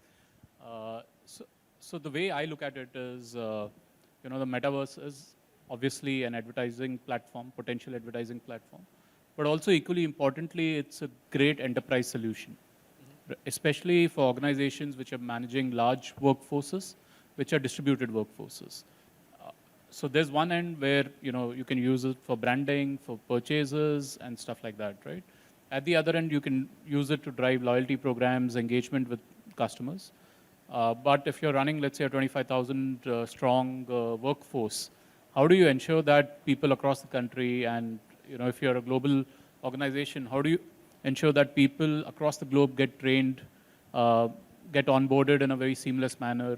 They receive the same kind of training. They experience the same organization wherever they are in the world, right? So as an enterprise solution, people coming together, doing work sites, meetings, conferences, a lot of it is feasible, right? And hopefully over a period of time, it will happen at a cost which is lower than what it is today, right? So if from a brand perspective, the ROI becomes better, the experience becomes superior to what you get in today's setup, obviously, as advertisers, we will move there. And similarly, enterprises, if they find the experience better for consumers and for their workforce. Again, engagement, cost of doing business, if it becomes lower, or at least it becomes more engaging, then definitely as enterprises also, organizations will move into the metaverse. Will shift, right? Yeah, but it's a journey. Yeah. It's a journey. Let me also tell you is today if I go and tell my management team that give me a few crores to put in the metaverse, they'll ask me what is it? Like, why do you need it? What is the ROI? What is ROI? What is the business case for it, right? Yeah. So the only way one can fund it is look at it as some sort of an innovation budget, some amount of experimentation companies, brands would need to do over the next few years before they build their own vision of what the metaverse can do for them. No, fair enough, Vishal. And I think you said it's some of each, not that it's all. So Chaya, maybe I'll come to you next, Ravish, but maybe Chaya. So to build on what Vishal said, what are some views that you see from your vantage point, especially given maybe perhaps some the cost angle, maybe the device angle? What is your perspective? How should marketing in metaverse and how should it work from how you are looking? I think metaverse, first of all, is, like even your report is saying, it is going to become a reality. We all know it. There are two, views. One is that, you need hardware devices for the metaverse experience, where there is a definite entry barrier today. But there is also a metaverse that exists without such devices that one can use. Okay, there 5G will become very important. Now, my question is that, when you, do anything on the metaverse, it cannot be what you can also do on a video. Yeah, okay. Okay, yeah. Because, you can have your training programs on a video. You can have a complete interactive video website. That means, but what does the metaverse do? I think there's a lot to learn from the gaming industry. Okay, the way it is so immersive. So you have to be very immersive. There has to be real value that you can deliver. And is that going to be very difficult? I don't think so. I remember, there was a time when we built a community website called Sansal Gang of Girls. Okay, and it was a community website. At that time, Facebook had not yet, not yet launched in India. Okay, and somebody at Unilever took a leap of faith and said, we will build a community website, and it really, really helped the brand to notch up its position. So I think, today is the time to start looking at small experiment. I mean, I don't think we need to really go into a very huge investment, but do experimental stuff in the metaverse. Yeah. So. Got it. So Ravish, for a reason you're in the center of the panel. So with the organizations that you belong to, maybe you can lay down some fundamental building blocks and one hype you can sort out, which is meta as metaverse or is metaverse more than meta? Let's start there. No, metaverse is far bigger than meta. I think, start off, the idea is that, all of us are building for the metaverse. I think it is not going to be owned by any one company. It's not going to be a closed system. It's going to be an interoperable system. And that's the beauty of it, right? I think what Meta has done is actually we are trying to take a leap and trying to lay down all the building blocks in place, right? Even, for example, the coding technology that exists right now today, we see that there will be an evolved version of that. So hence, there has to be someone who has to take that leap of faith, believe in the vision, and that's the role Meta is playing right now. Coming to your first point, right? I think what is extremely important for all of us is to understand the building blocks of Metaverse, right? And then we can try and see that how and when we can actually experience some of them.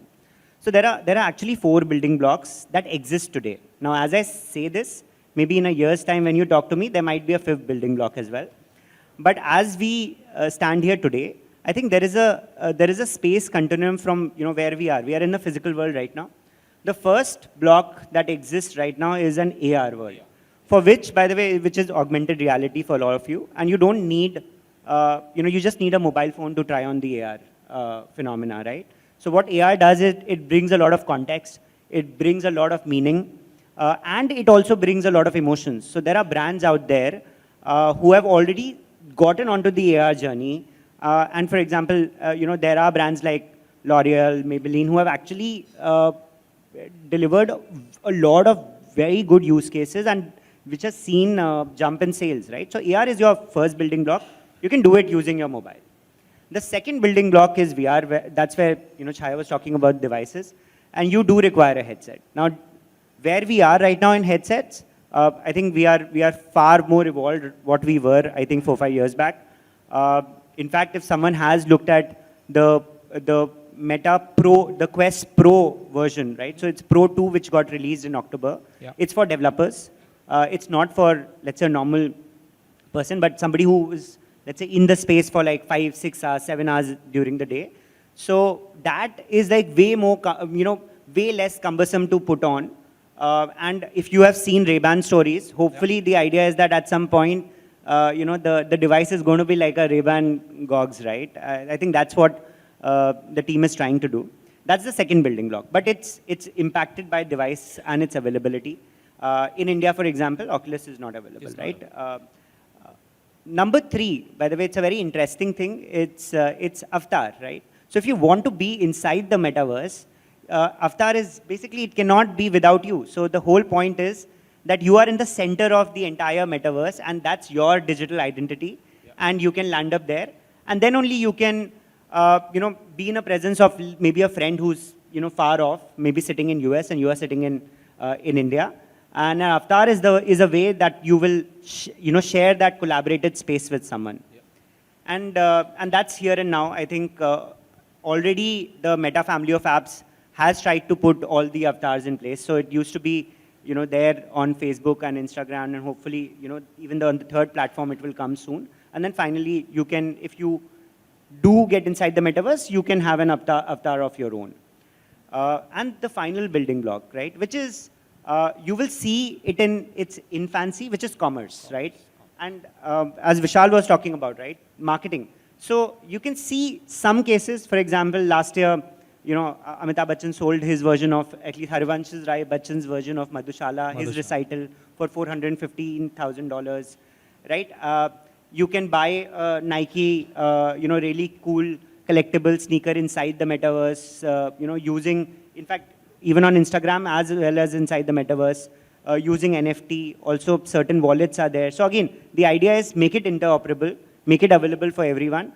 But commerce is still like very, very early on. So yeah, so these are the 4 building blocks: AR, VR, commerce, and digital avatar, right? So once you understand that, you'll be able to get onto the metaverse journey, and you can do it right away using AR to start off with in this room. No, fantastic. I think that's very helpful. I see a packed hall. So just building off of what you said, see, I think a lot of us, I think maybe good bunch of folks are in industry or in B2B or B2C space.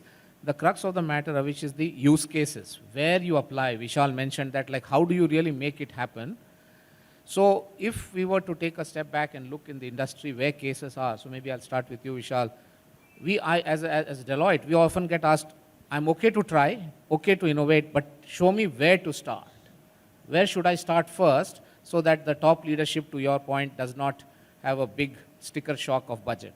So what are some, I'll add, but maybe you can start on what are some practical use cases for an organization willing to start, has some funds, where should they start? And maybe we'll go to each of you. Yeah, so maybe I can speak with a real world example that we at HDFC Life had done. So we had this brand campaign last year around the COVID batch graduating, right? So the campaign went live sometime in Jan or Feb last year, and it was kind of, recognizing the batch of 2022 and the lessons that they had learned. And so these were basically, you can say just teenage kids becoming adults, right? In that phase, and of course their parents were involved.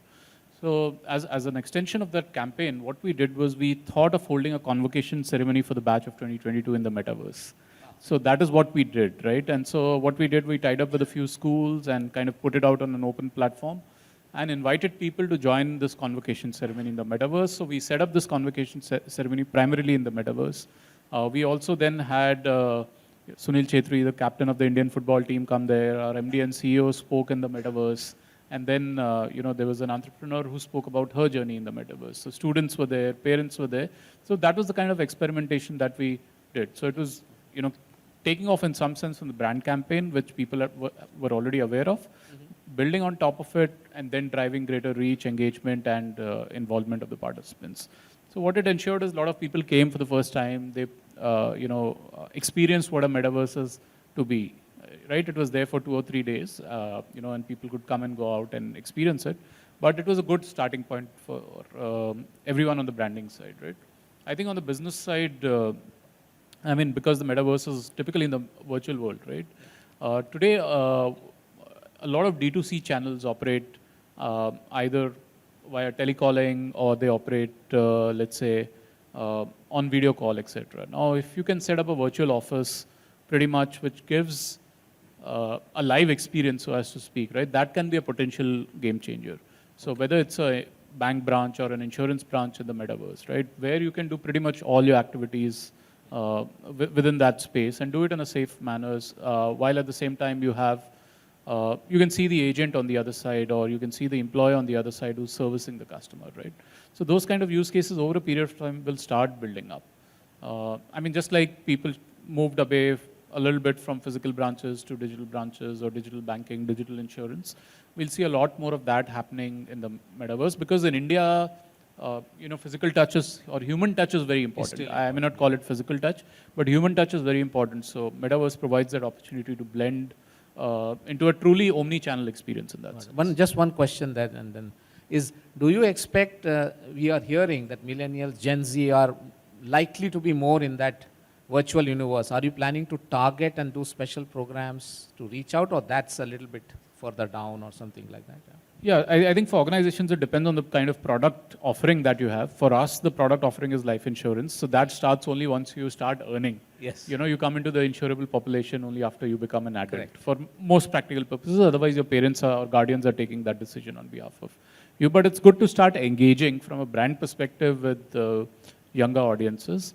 So it's not necessarily true that for insurance it may hold a lot of use cases, but Gen Zs are digitally savvy, metaverse savvy, and all of that, right? Over a period of time, they will recognize brands that they have seen in the metaverse, right? So, for example, I tell a lot of people that a lot of people now who are coming into the insurable population were born after after 94, which is when let's say the HDFC banks and ICICI banks and all the private sector banks started getting created, right?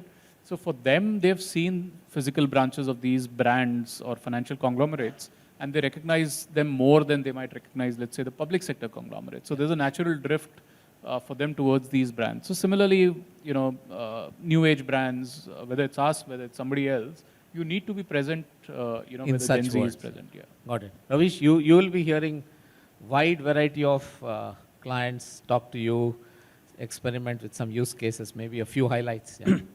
So in terms of use cases, at least maybe let me start from my own area, right? I think financial services, as Vishal talked about, I think consultative selling is a great use case which has already, not in India, but India, we can try it as well. I think the device is the only problem, but otherwise consultative selling is something that Australia has taken it on. Collaborative shared workspaces where you can get with your team together is a great use case that is already ongoing. More than 7 million people across the world are using, by the way, 7 million, wow. Right? More than 7 million people in the world are using Horizon Workrooms. That's one of the apps. There is a lot of training and learning and development use cases that are happening. So, Queensland University, Victoria University, Australia actually is seeing a lot of these early stage learnings and is giving, is actually teaching the rest of the world what you can do. So they over there, for example, very, very simple courses, right? Like an electrician, right? For that, because, it's a high paying job in that particular geography. You actually get into the entire metaverse. You actually, you can, for example, cut the right sort of wires. You get a shock if you are cutting the wrong one. So there's a real life, example that is happening in that part. And there are an additional set of industries on health and fitness which are taking this on. There is a lot of action in some of these spaces. So that's something that is here and now. You can look at the examples across the world. So that's what is happening. But just taking a step back, right? What is important is to understand of the three principles which go into the use cases. So whenever anyone thinks of the use cases, use case first, right? That's the right methodology. But think of three principles that whether when you're delivering a metaverse experience, does it have presence? Does it have continuity? Because a lot of current metaverse is actually is siloed, metaverse. Between channels, yeah. Yeah, they're not continuous, right? But that's the metaverse, the true metaverse, and then interoperable. So these are the three principles, and think use case first, put these three principles on top of it, and then you'll see whether you're building the right metaverse or not. Got it. Chaya, I mean, you started with the pre-metaverse example at Unilever, but maybe today, what do you see? Yes. So, taking off from what they have both said, one is definitely, the younger generations, they are already, for example, they are not on Facebook, but they are on Insta. Okay, they will be chatting on Snapchat. Okay, they use Insta for chatting rather than just, those are the kind of insights we have. They would be expecting experiences to be very, very different. Okay, then coming to the experience itself, most use cases, like they said, are happening in silos. There's a AGM launch, there's a launch of a, some fashion line. But if we could tap, ideally, it should be a long-term strategy, even if you're doing smaller pieces. I think look at the entire consumer journey, and there will be pieces in that which could be filled by what you're doing. For example, your product demo, but it is a very interactive product demo, wherein the consumer can explore more than, maybe just one product, for example. Any say consumer durable or mobile phone. They are inside a virtual showroom, and there is a lot of interactivity, and they can go here and there, and then maybe they can try, if it's a wearable, they can try it on. They can, like Asian Paints would do, those, you can put your, the AR, you can put, try it in your home. You can build your model home, put the stuff over there, see how it fits. I think those kind of things built on the consumer journey, gaps in the consumer journey, can really help to build something that is long-term and not a one-off, and the investment is not really, justifying. Fair point. I think a lot of what you said, I think, just as an aside, the report that was launched earlier today, it captures that both for B2B and B2C. And the part about immersive stuff, I see that, the part you were telling when we were chatting, sometimes it can get to you if someone has to. So the feeling of really being immersive is key. So in that spirit, maybe I'll start with you first. What are, maybe, and we'll go around, what is the one must-have that anyone here should look at as they explore Metaverse, and what's the one challenge? So one plus and a one watch-out point, from your perspective. So one must have from a consumer perspective, or from a consumer perspective, I think so long as you're targeting smartphone users, you're sorted, you can do something in the Metaverse. And so long as you have, a product that can give a immersive experience, okay? That it has a lot of engagement. Now, by that, it could even be a soft drink, right? You want to be very popular with soft drink, how would you? Will virtually drink it? Or? No, but you can create a treasure hunt, for example, at a very basic level, to engage that audience who's going to have fun. 500 million, gamers already in the country. Maybe only, maybe 10 million are using a PS4. I'm not sure about the exact numbers, but they are looking for these experiences. And then you can, tap that kind of an audience, not necessarily only the younger, even the, this rummy is being played by the older people. Yes. Yeah. So I think, so long as you have an audience that you can engage with, you should be able to, do these experiments. Got it. And anything to watch out for? One obstacle or something that we as a combined industry here needs to fix, from your view? Needs to, not even fix, address. I think just, of course, we are still looking at the 5G users, yes, and the smartphone users. So full 5G rollout will help a lot. Will absolutely help to, launch this, Okay. Ravish, yourself? Okay.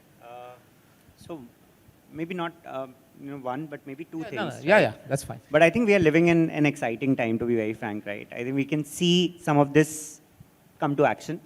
What one should do for sure is put on an Oculus headset.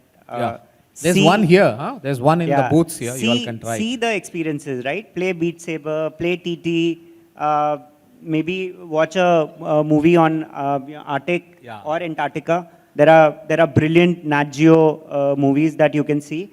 Just experience it, right? The whole point is, if you'll experience the immersive power, then you'll realize what exactly true immersive experiences are. Right? Number two, don't wait for the full metaverse to get built. I think the idea is to find the right use cases on the AR and the VR side. AR is live, VR is live. Both are get onto the journey. There will be a lot of learnings on the way. And I think these are the two things that I would advise anyone. On the thing to watch out for is, while the hype is real, but please do understand what are the true use cases of Metaverse. I was having a discussion with one of the executive directors of a public sector bank. They made a branch live in Metaverse. That branch, by the way, they did, right? And kudos to them. But they, one of the things that they asked the vendor, what next? The branch is there, it has information, but there is no other use case that the vendor also can provide. So the idea is to, while, you should experiment, but be very clear on the use case first sort of a methodology before even embarking on it. So it's a great place to be, experiment, but be clear on some of the use cases as well as the roadmap ahead. And one obstacle or something that we as an industry need to sort out or clear or something.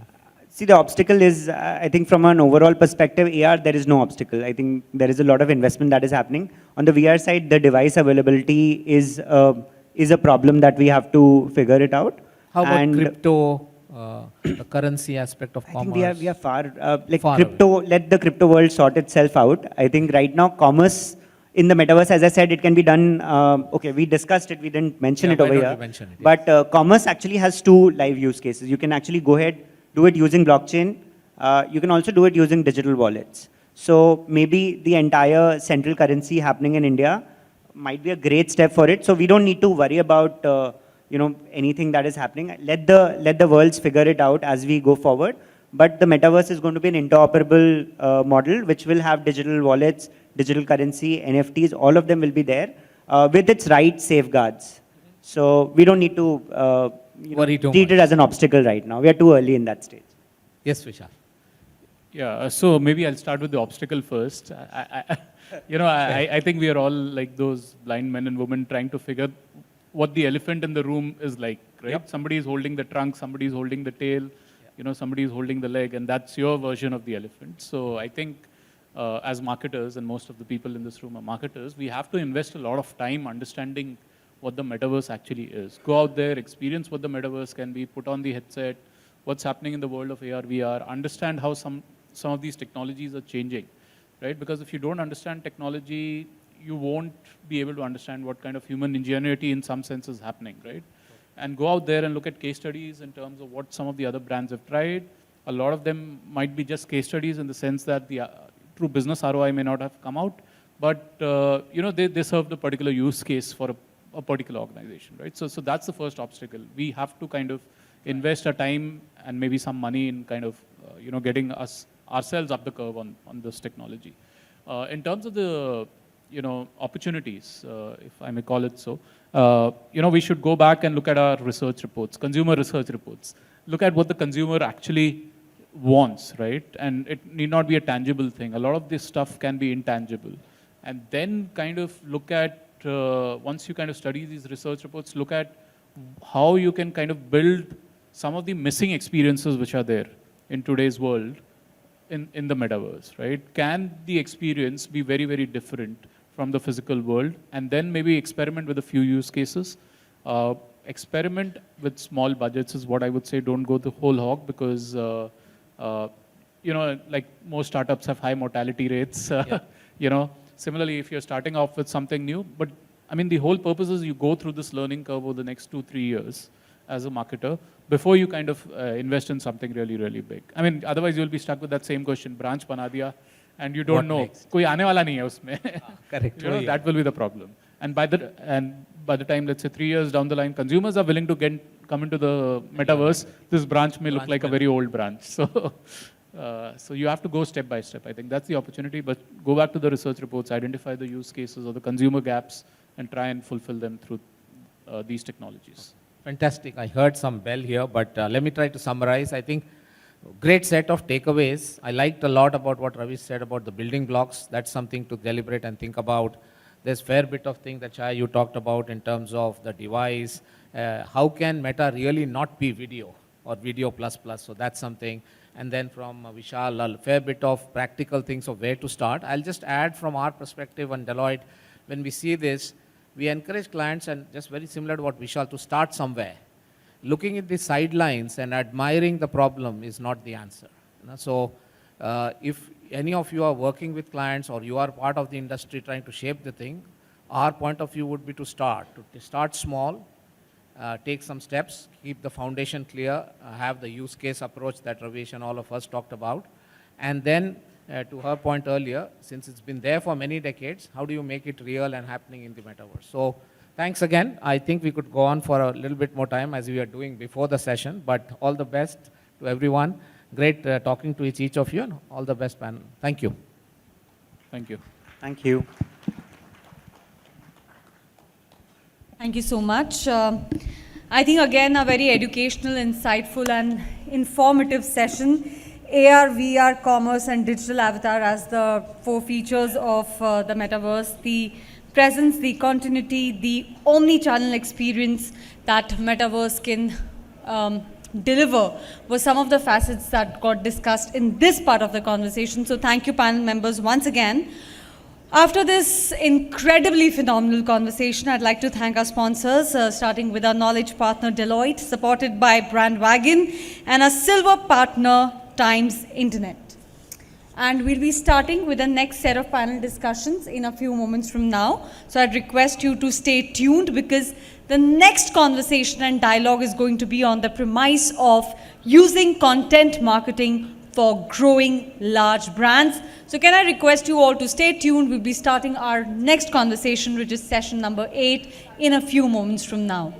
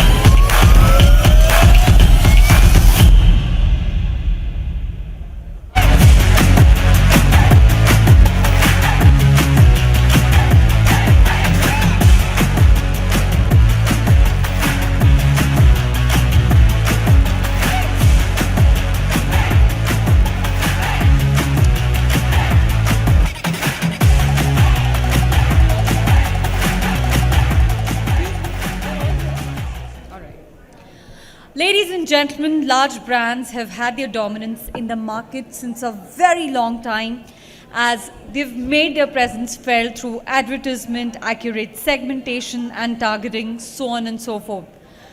However, as we progress towards this maximum disruption of digitization, content marketing has actually shown the power and promise to drive a larger audience closer within the reach of its products and services.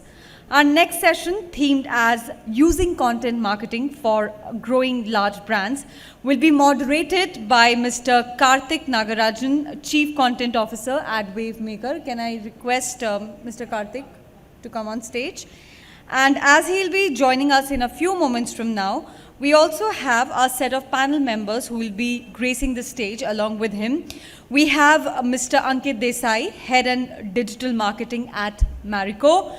We'll be also having and joined by Mr. Arjun Ravi Koladi, Head of Sales, India Spotify.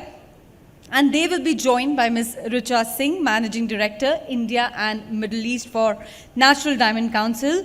Mr. Shreyas Shevide, Head of Creative and Content Marketing, Upgrad. And Along with those set of luminaries, we'll also have Mr. Sumit Sethi, Revenue Head, News Cluster Times Internet, as our panel members. So I'd request you to stay tuned as they make their way on the stage. Just a few moments now.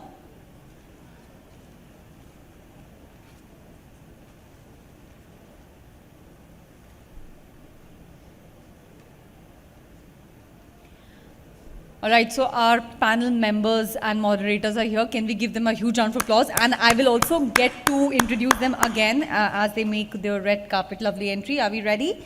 So let's give it up for Mr. Karthik Nagarajan, Chief Content Officer at Wavemaker. And in conversation with Mr. Nagarajan, we have Mr. Ankit Desai, Head Media and Digital Marketing, Marico. And he'll be joined by Mr. Arjun Ravi Kuladi, Head of Sales India, Spotify, Ms. Richa Singh, Managing Director, India and Middle East, Natural Diamond Council, Mr. Shreyas Shivade, Head of Creative and Content Marketing, Upgrad, and Mr. Sumit Sethi, Revenue Head, News Clusters, Times Internet. So with such a splendid panel mix, I think I hand over the stage to you, Mr. Karthik.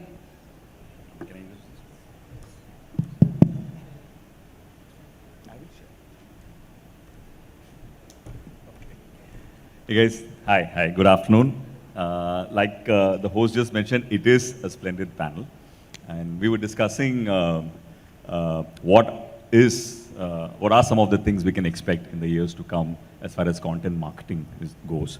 And I can't think of a better group of people to sort of debate this, because across this we have exponents who've been doing this for decades, people who've been doing this at performance, people who've been doing this for brand building, and so much to learn from this group. Rather than go to each of you and sort of discuss your point of view, I thought I'll quickly present 2 or 3 different hypotheses. We'll see how much time we have and then play with that. And I'm trying to mirror much of the questions that you might have in your mind. If not, just raise your hand and ask us a question. I want to first talk about one thing that comes whenever we discuss content marketing, which is as a marketer, as a brand, as an agency, is this something that is best used as a performance tool, or is it something that's best used as a brand building tool, or are there instances where you can do both at the same time? I'm sure this is a question that's there on everybody's mind. So I'll start with that, and maybe start with you. What are your points of view on this? This is working, right? Yeah, all right. Fair. So, look, I think if you'd asked me this question about, say, 5 years ago, I would have been inclined to say, content marketing is about brand building. At best, mid-funnel, but definitely not bottom of funnel. But as we've gone forward, I think we've realized that there is a certain route to actually driving performance using content as well, right? Now, in our case, I think what we've realized is that we've had so many extensions that we've launched in the e-commerce space now. And over time, while it doesn't really, we are a CPG brand, right? So it's not natural for consumers to suddenly look at an influencer and buy immediately. But we do see an uptick, on a lot of other measures which tell us that there is some goodness that is percolating down to bottom of funnel. It could be in terms of organic views on marketplaces. It could be about organic sales uplifts and so on and so forth. But in my mind, I think it's pretty clear now that there is a role through the funnel for content marketing. I think it's more for the brand to look back and introspect about how they want to use that particular channel, right? How do they deploy it to be able to get the best out of it? And again, going back to what's the objective that they're therefore chasing. Thanks, Ankit. Shreyas, I thought I'll come to you next. What Ankit said is something that he started off as a brand building and then sort of moved in. I'm a huge fan of some of the stuff that you do, which I can see, works at a very, very performance level. Talk to us a little bit more about your thoughts on this. So, I think for specific industries, content marketing works to build brand. For some, it works to build advocacy. Maybe for newer players, it even works at an awareness level, simply creating awareness about the brand. I think for us, because we are a content company ourselves, education is eventually content. We use it across the funnel. At the top of the funnel, we probably use entertainment content, to sort of make upskilling and education a pop culture thing, to sort of get it into culture. Because I think this is something that we've all heard, right? Growing up, padhai pehle khatam kar lo, finish your education. So it's the mindset that we're trying to change at the top of the funnel. Whereas once you have sort of bought into the mindset of upskilling, then you are actually looking for content that sort of illuminates new areas of work, tells you what you can do with your career, even gets into hard skills like coding and all the other sort of programs that we offer. So we use entertainment content at the top of the funnel. We use maybe education content lower down the funnel. So it works in both cases for us. And similarly, the creators and influencers that we work with also changes. So we'll probably go with a sketch creator at the top of the funnel, but we'll go with a education content creator at the bottom. As a platform, I'm assuming, a database decision making is second nature to you, right? Especially at the bottom of the funnel for some of the content marketing stuff. What do you use as some of the KPIs, measurement metrics? Because it is bottom, views and sort of engagements take a step back. I think then it is website visits, how many interested people eventually dropped a lead, converted. So all of those business metrics is how we analyze. Lisa, I wanted to come to you next. As someone who represents Natural Diamonds Council, you mostly operate in the top of the funnel, if I'm right. Like, what are your thoughts on this? So I have the rare privilege of working on a brand which is the category. So there is no real delineation. My brand is Natural Diamonds. And the second thing that I wanted to highlight here is that for us, competition is not the category. We are fighting or battling a holiday, a Michelin star restaurant, a private jet, a car of a kind. So it's a mindset, like he mentioned, to some extent, but it's also just making sure that we keep our category relevant and our brand relevant. So we start at the top, and it's a lot to do with reminding people what maybe they subliminally know, or reinforcing what Bollywood has helped us build, or what is known. So a diamond, receiving a diamond on a bended knee, a guy on a bended knee, is a picture perfect scenario, and how do I make her want it or make him want it? That's a sort of so it is top of the funnel. We are using, as we go down, there are some triggers, but yeah, for us we are using it more subliminally. I would say it's not direct messaging at all. Unlike what Shreyas is doing, it's a direct conversion. For us, we are trying very hard to be approaching from all aspects and hoping they get the message. Right, and you do it so well. Shreyas, you mentioned pop culture, and I thought I'll go slightly away from the funnel and then bring in Arjun and Sumit. Oftentimes when someone asks me, what is content marketing, and Arjun, maybe you can take this question. When someone asks me what is content marketing, I sort of reply to them saying it is a cultural intervention, right? At the end of the day, it's an extraordinarily data-driven endeavor, right? So you need to understand what a culture is, what a subculture is, and sort of go in there, right? And audio, I feel, today is at the forefront of many of these subculture discussions. Right? How do you see audio sort of helping some of these brands drive home that message, help them make that intervention into subculture? Arjun, you want to take that? Sorry, yeah. Sure, thanks. Apologies, I have a bad throat, so I'll try to speak as loud as possible. So it's great that you're thinking of content, Karthik. Actually, I mean, audio as a part of that, because obviously it's relatively new and exploding.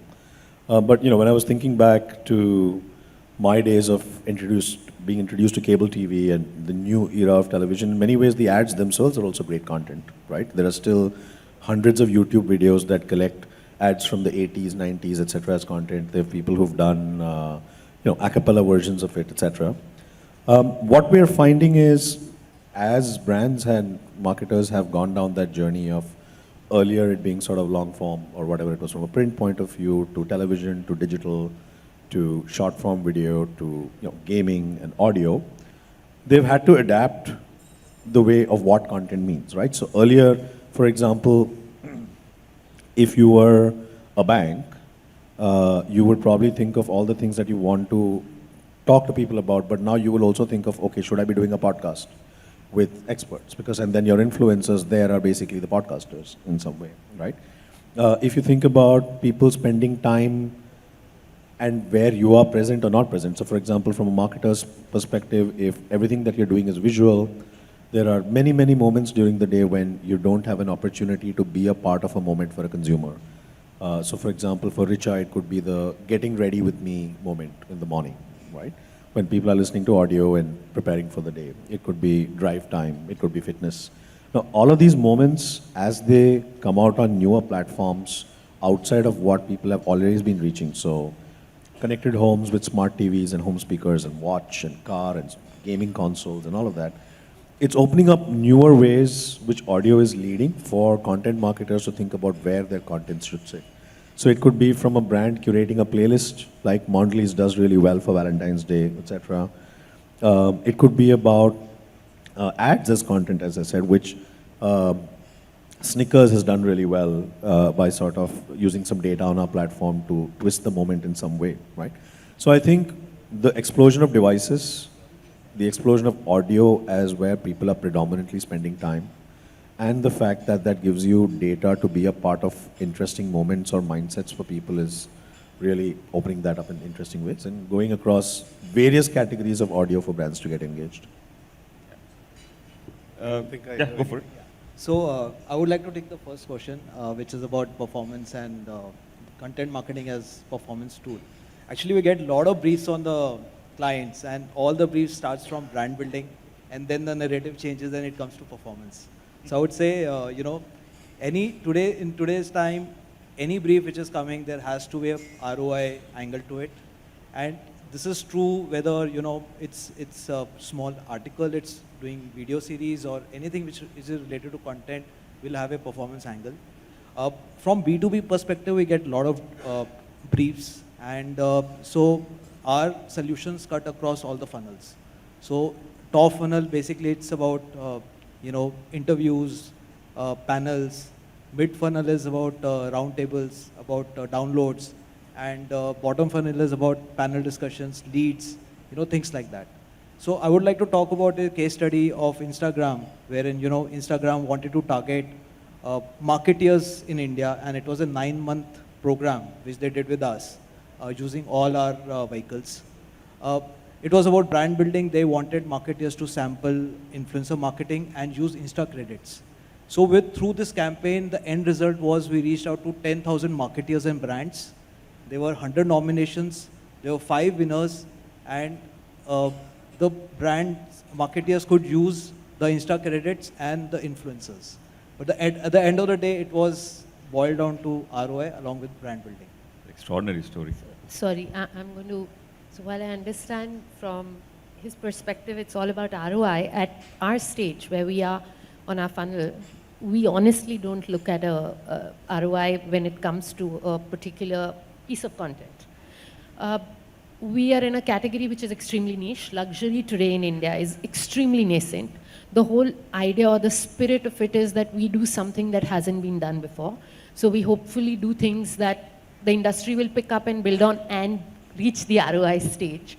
So for us, the content is more about, and not reach that stage where you can evaluate every aspect of word of mouth. We are a very, very spread, fragmented industry, but 3 lakh jeweler utke bolega wah wah, I'm not sure that I can measure it. But there is merit in it. So, we do a lot. If I ever went by logic, I would never be on Spotify, ever. It wouldn't make sense. So there's a lot of things that we do that are not basis in ROI, but more about what you think a consumer is looking for, and your gut says that. So while we are looking at associating with Diljit Dosanjh and seeing his hip-hop diamonds, at the same breath we have Post Malone happening on the same day. So this week our most read article is on Kardashians, as one would expect it. But in the same breath, we want to see ladies' saris and diamonds and how to dress up for Diwali. So today our Indian consumer is in a state of, what should I say, a schizophrenic kind of a personality where we are redefining a new normal. I can't afford to be very specific on an ROI. for a brand like mine, because I don't have a turnover commitment like probably everybody else. No, I can't thank you enough for bringing that POV. Ankit, you might have a different thing to say on this. I was about to jump in. I think I'm straddling somewhere between the two of them. Okay, so fundamentally, I think while of course ROI is defined by whatever we're chasing, right? And while we are not, where Richa is, right, where it's open-ended completely, I think we do understand long-term ROI per se, right? And mind measures are an integral part of what we do. So let me give you an example, right? About 7 years ago, we were launching Saffola Foods for the first time. And we realized that we really did not have taste credentials on the brand.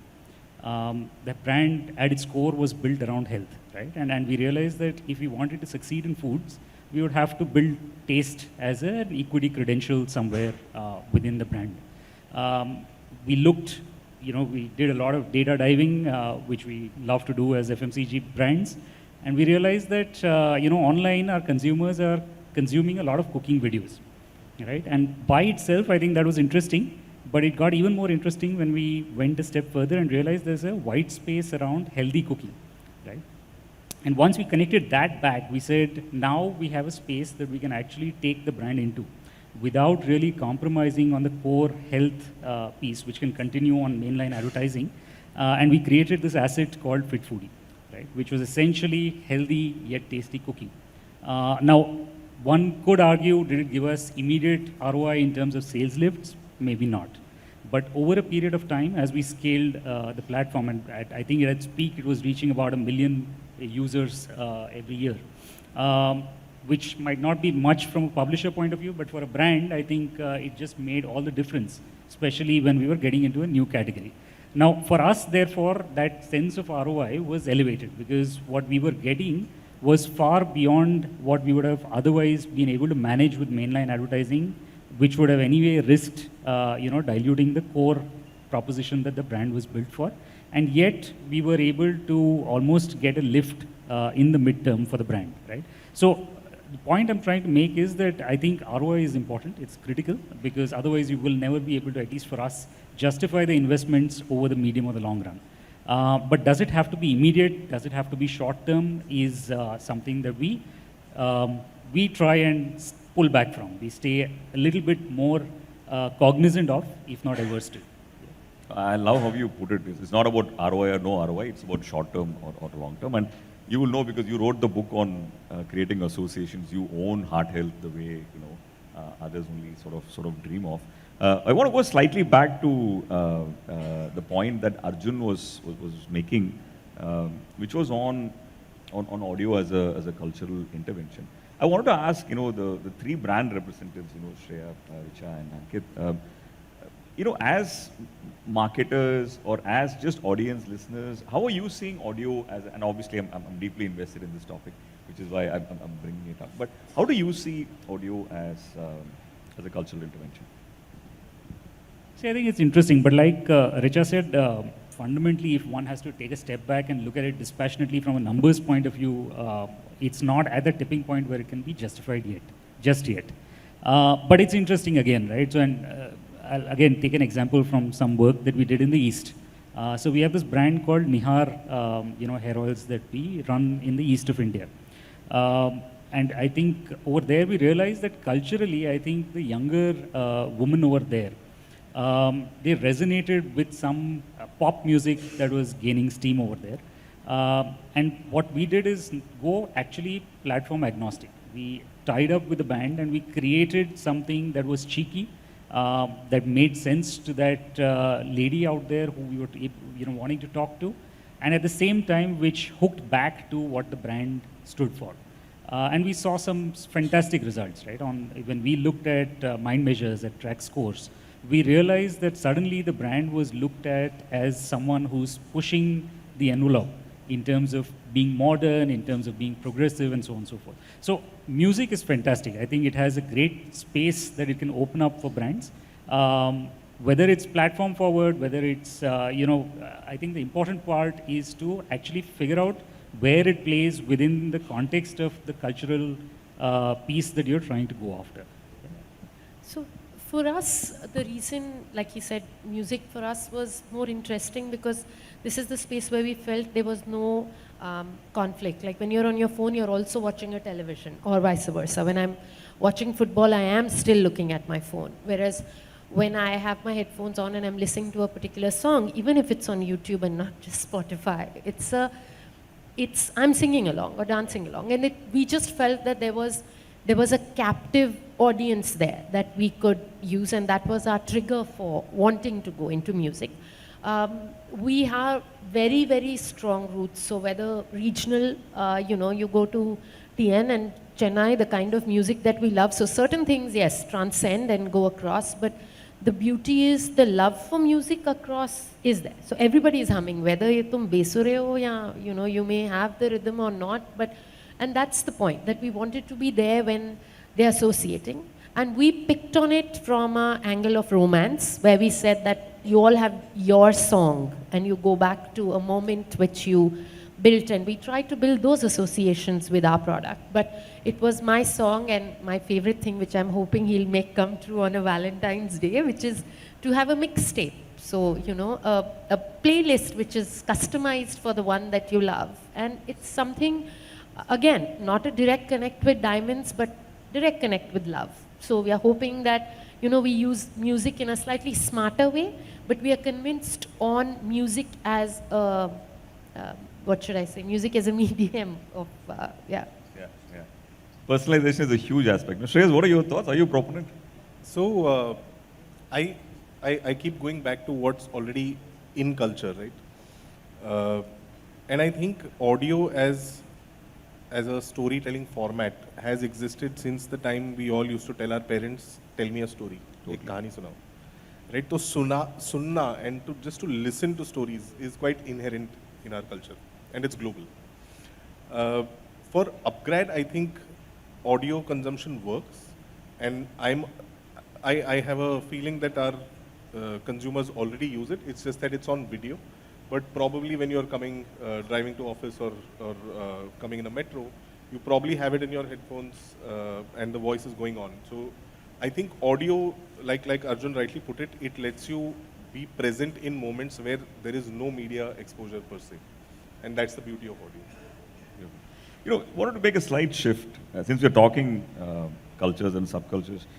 One of the, not necessarily a culture, but more of a category of content, right, is news. Right? And news often shapes many of the narratives across different subcultures, right?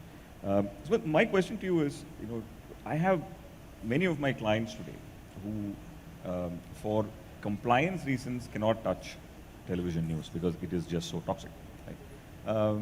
Digital, of course, is being seen as the news platform of the future, which is also much more brand friendly, much more personalizable than anything else, right? If you have to, in a few words, talk to us about how are you seeing the future of news, especially for brands? So I think COVID onwards, we have seen a boom in news, and especially in the regional news space. We are seeing almost 35% CAGR per month, per year. That's a CAGR. Of audience growth, is it? Yeah, audience growth. And this audience growth is coming from tier 2, tier 3 cities. They are consuming hyper-local content, and the consumption is moving from not only text but to videos, short form videos. So we did a survey internally, and we figured out who these audiences are, and it was very surprising to know the audience of regional news. So from the survey, what came out, 20% of these people are working in corporates in middle level and senior level. They are postgraduates, 25% of them are postgraduates. 32% of them are looking at buying a house in next 2 years. 20% of them want to own a car, very soon. So I think this audience is there, and they are very brand loyal. They have high engagement. We have seen the regional news content does very well in terms of time spent. When we do brand activities, we see high engagement. Even on the display advertising, we see high CTR on languages. So, but I think the monies are still chasing the English news, and the premiums are given there. But there's a lot of scope. Tragedy of it. languages. Shreyas, Richa, Ankit, how do you guys see news? Is this something that you're excited about on digital? You can choose to not answer also.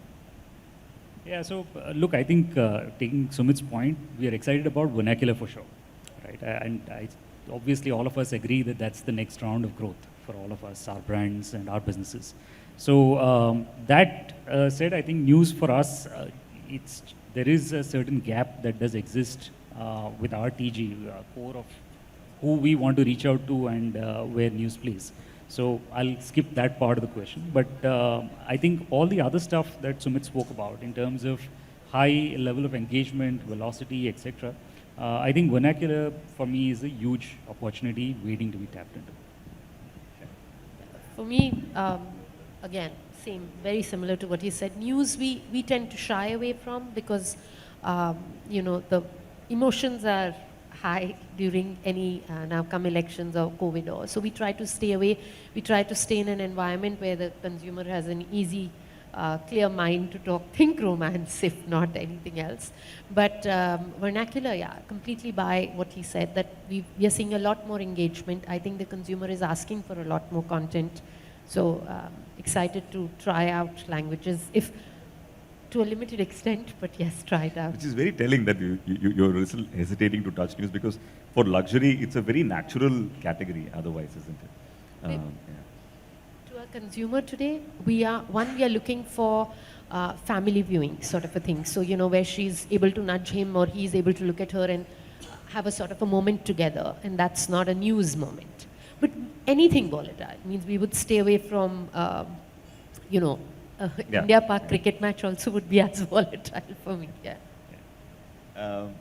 So I actually am not the media person, so I can give you my perspective on it.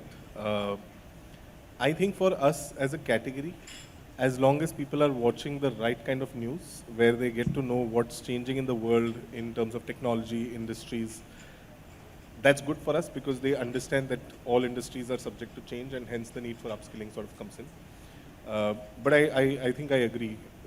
There are extremely high emotions where I would not want to place my brand. I just, again, I guess I'm not the marketing person here, but as a consumer and as somebody who is sort of interested in the world around, from a news point of view, I think a few things have shifted for me, and I can see those shifts happening, maybe not for the entire country, but for the early adopters or the mavens, as you would call it, right? One is the sort of trust deficit, which is who do I believe in terms of the news that I really want, that I care about, because there's just so much of it out there, right? There's 20 places that I could get my information from. So how am I, not only am I consuming, but at some level, I think people also need to curate the sources of news that they will actually count on. So back in the day, it was the newspaper and TV, maybe radio. Now there's, 10-page Twitter threads, there's newsletters, there's podcasters, there are sort of niche groups on Discord that'll talk about stuff, right? So I think so that is one, which is how is news evolving to fill in all the trust gaps or the niches that currently are not covered mostly. I think the second is also when we did our Culture Next report around Gen Z, we found that especially for younger audiences, their sources are no longer restricted by where they are from, right? So you could be following people from around the world. There may be a crypto expert somewhere in Eastern Europe who you want to hear about, or there could be somebody who's majorly into anime somewhere that you want to follow in terms of what's happening in those specific industries. So as boundaries continue to expand and cultural references are no longer about where I live or who I know or what I do, I think it will become increasingly challenging for brands as well to identify the right places to be, which are brand safe, trustworthy, drive their information, etc. So it's going to be a super interesting space as it evolves over time. It's a very significant thing you mentioned, right? Like, there's no more the fourth estate. It's who they think are the experts. Sorry, you had a point. Yeah, just to add here, we also seeing a shift in the content consumption wherein users are looking for feature-based content. So whether it's on health and fitness, whether it's on investing, it's on beauty, education. So that content is doing very well on news and it's very brand safe. Right, right. Just to pick on, what Arjun was talking about, which is they're looking at experts, right? One of the things, and this is probably the third hypothesis I want to present to you. We have about 5 minutes. We'll try and keep this short. I genuinely feel, we spent a big part of the previous decade obsessed with what's happening on social media, obsessed with building brand handles and assets on social media. But I genuinely feel, as we move forward, advocacy is the new social media, right? It is not so much about building our handles and followings for that as much as it is about finding the right creators to take our message, right? Which I feel is the most important part of content marketing as we move forward. How do you see this? Do you agree with this hypothesis? What are your points of view? Should we start with you, Ankit? Sure. So, look, I think for me, advocacy has always been more than social media handles, right? And so contrary to popular opinion, I think it's not so much about building communities online, but just building communities, right? Are you able to get a collective of people together who believe in a certain purpose, in a certain cause, and get them to engage and propagate? I think for whatever reason, it could be for brand, it could be for purpose, it could be for something that they believe in. Now, if you're able to do that, you will have advocacy. Now, the second part of that is that how do you link it back to brands and what they're looking for, right? And, let me quote an example here. We have a brand called Nihar Shanti Amla, bottom of pyramid, your classic non-digital brand, right? It's at least 3 years ago. Now, for that brand, we said, how do we drive advocacy? It obviously can't be through the Instagrams of the world, right? Those people don't even exist over there. And we use something as simple as an IVR, right? And we said, can we actually fulfill a need gap for them? These mothers are hungry for education to teach their children. Can we actually enable them to learn English? And can we make it interactive? So we actually went a step ahead and got them to take assessments on the IVR and then push it out as referrals to people around them in the community that they reside in. And we saw a massive surge, right? Because it's something that was close to their heart.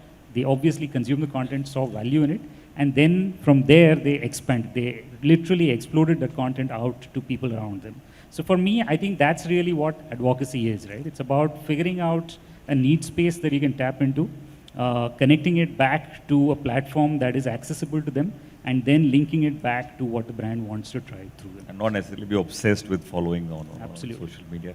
Shiz, you're smiling, you have a point, I'm assuming. So yeah, advocacy I think has existed for the longest time. It's just that people now have a platform to advocate or diss a brand. We all have a media channel in our hands, right? So I can tell you for us, advocacy becomes really important because if you look at education and colleges, everybody has their own review of how their college was.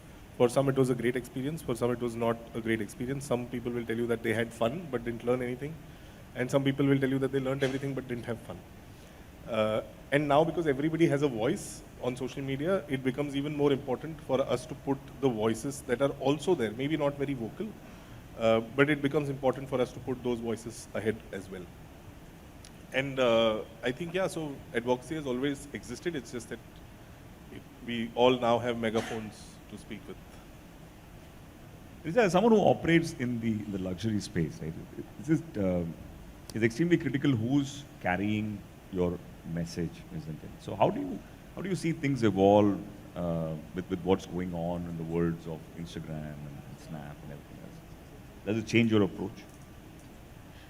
I think that the one thing that has happened is, like he said, no borders, and he was talking from a different context, Arjun. But for us, what has happened is that the consumer has become, I wouldn't say has become more knowledgeable only, but also thinks that he or she is that much more knowledgeable. So it's very tough. It's for us, everybody thinks that this person I know or is a person next door.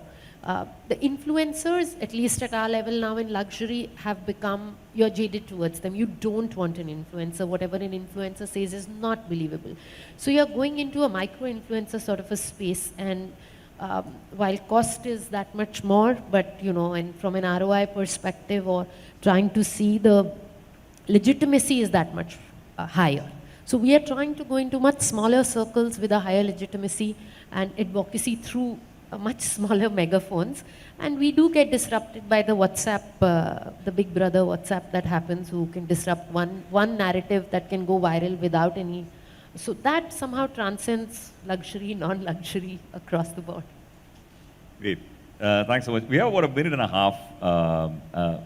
I'm just going to probably surprise you a little and ask you probably to leave the audience with one content marketing trend that you think will be of huge prominence in 2023. Probably start with you, Arjun. Sorry, is that a trend or an example?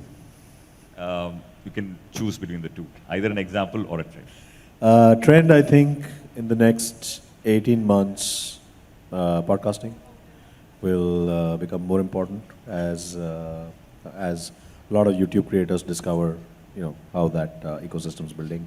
From an example point of view, there's been many brands that have produced music or commissioned a song or an anthem, as it's called. I think Pepsi did something interesting when they released their track with Bacha. They also promoted it on Spotify the way a music label would promote a big track, right? But interestingly, they also printed the scannable of the track on Pepsi cans.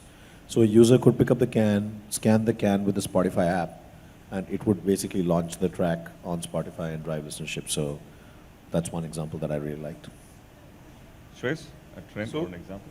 I think this trend has existed, but it's really going to pick up in the next couple of years, which is infotainment. People who tell you how to make your life better, whether career, your physique, your lifestyle, your investments. So infotainment as a content trend, while it has existed, I think it's really going to pick up. I would second that. In our space, we are looking at, I would have said, I was going to say edutainment, but it's like people are looking for information, but packaged in a bite-sized, more relevant, fun way.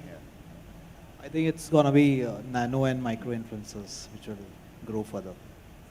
So for me, it's, rural India is exploding, right? And aspirations of youngsters to become influencers are now matching with the platforms and their tools that they're providing for them to actually become those influencers.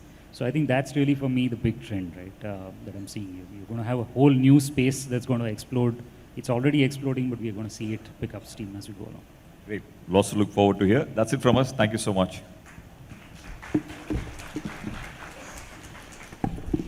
I think this was a very unique kind of setup where we spoke about content marketing from a diverse and as versatile kind of industry as possible that we witnessed today. So we had luxury, we had retail, we had FMCG, we had a digital music industry, we had our EdTech, and all talking about the common thread of content marketing. I think this eclectic round of panel discussion really deserves a bigger round of applause. Thank you, Karthik, for navigating it so well. And thank you to our panel members too. At this point, let's acknowledge our sponsors, beginning with our supported by BrandWagon, our conversation partner, Value First, our gold partner, Asia Net News. Ladies and gentlemen, as we move to the next part of the session, we'll be very shortly joined by influencers, experts from vivid industries who will be talking about the aspect of in real life, that is IRL, if IRL is going to be the death of digital. So it's going to be a paradox kind of a discussion where we will be figuring out if IRL in the times to come is going to overweigh the digital one. And this conversation will be navigated by Ms. Virginia Sharma, who is the marketing head India at Google Cloud. And joining her on stage are going to be 4 set of people, and it's a kind of debate where Mr. Jahid Ahmed, Senior Vice President and Head of Digital Acquisition, Website Content and Social Media Marketing at HDFC Bank, coupled with Mr. Rashid State, Vice President and Managing Director, George P. Johnson, Experience Marketing, are going to debate their perspective versus 2 other panel members or debate members, let me say, which is going to be Mr. Kshitij Saxena, Head of Marketing, Audi Business Jubilant Motorworks, and Mr. Lalatendu Das, Chief Executive Officer at Performix India.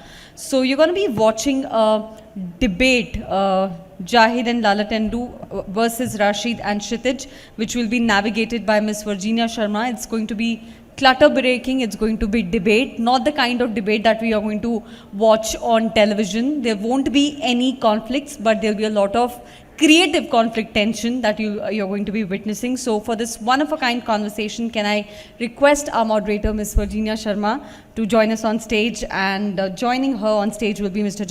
Jahid Ahmed, Mr. Lalatendu Das, Mr. Kshitij Saxena, and Mr. Rashid Seth. So can I request all the luminaries to join us on stage? And Virginia, over to you. You'll be using the mic? Okay.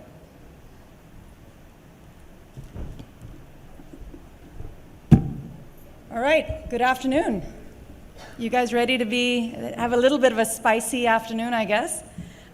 First of all, I have to thank in advance the debaters for being such good sports, because I am a really tough moderator.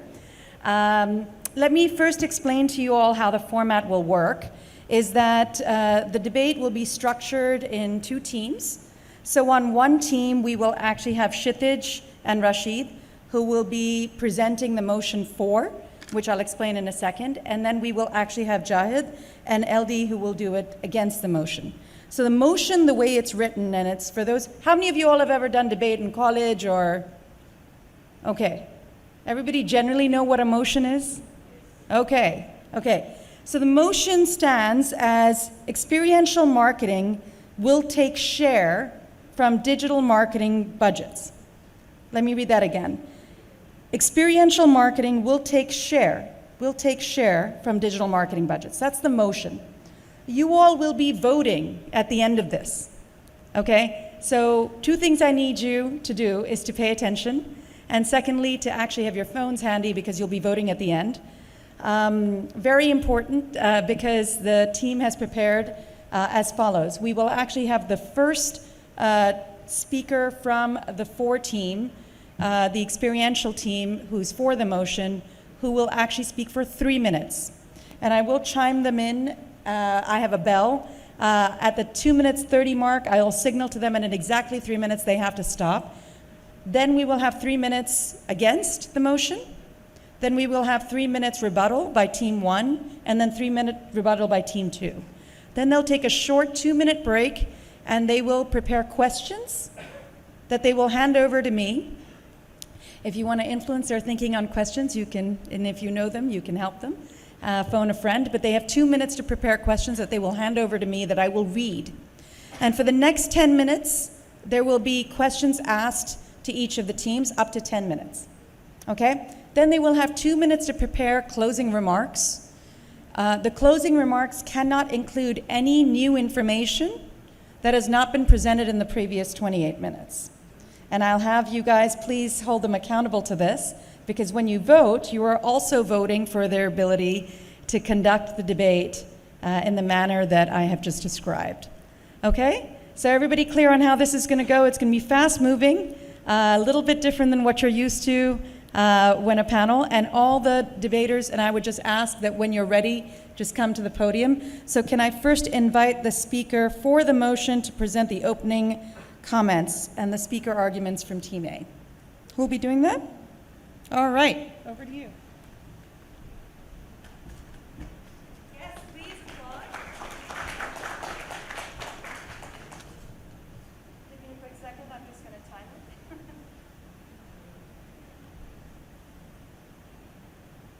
Thank you, Virginia. Can we start? And you can start now.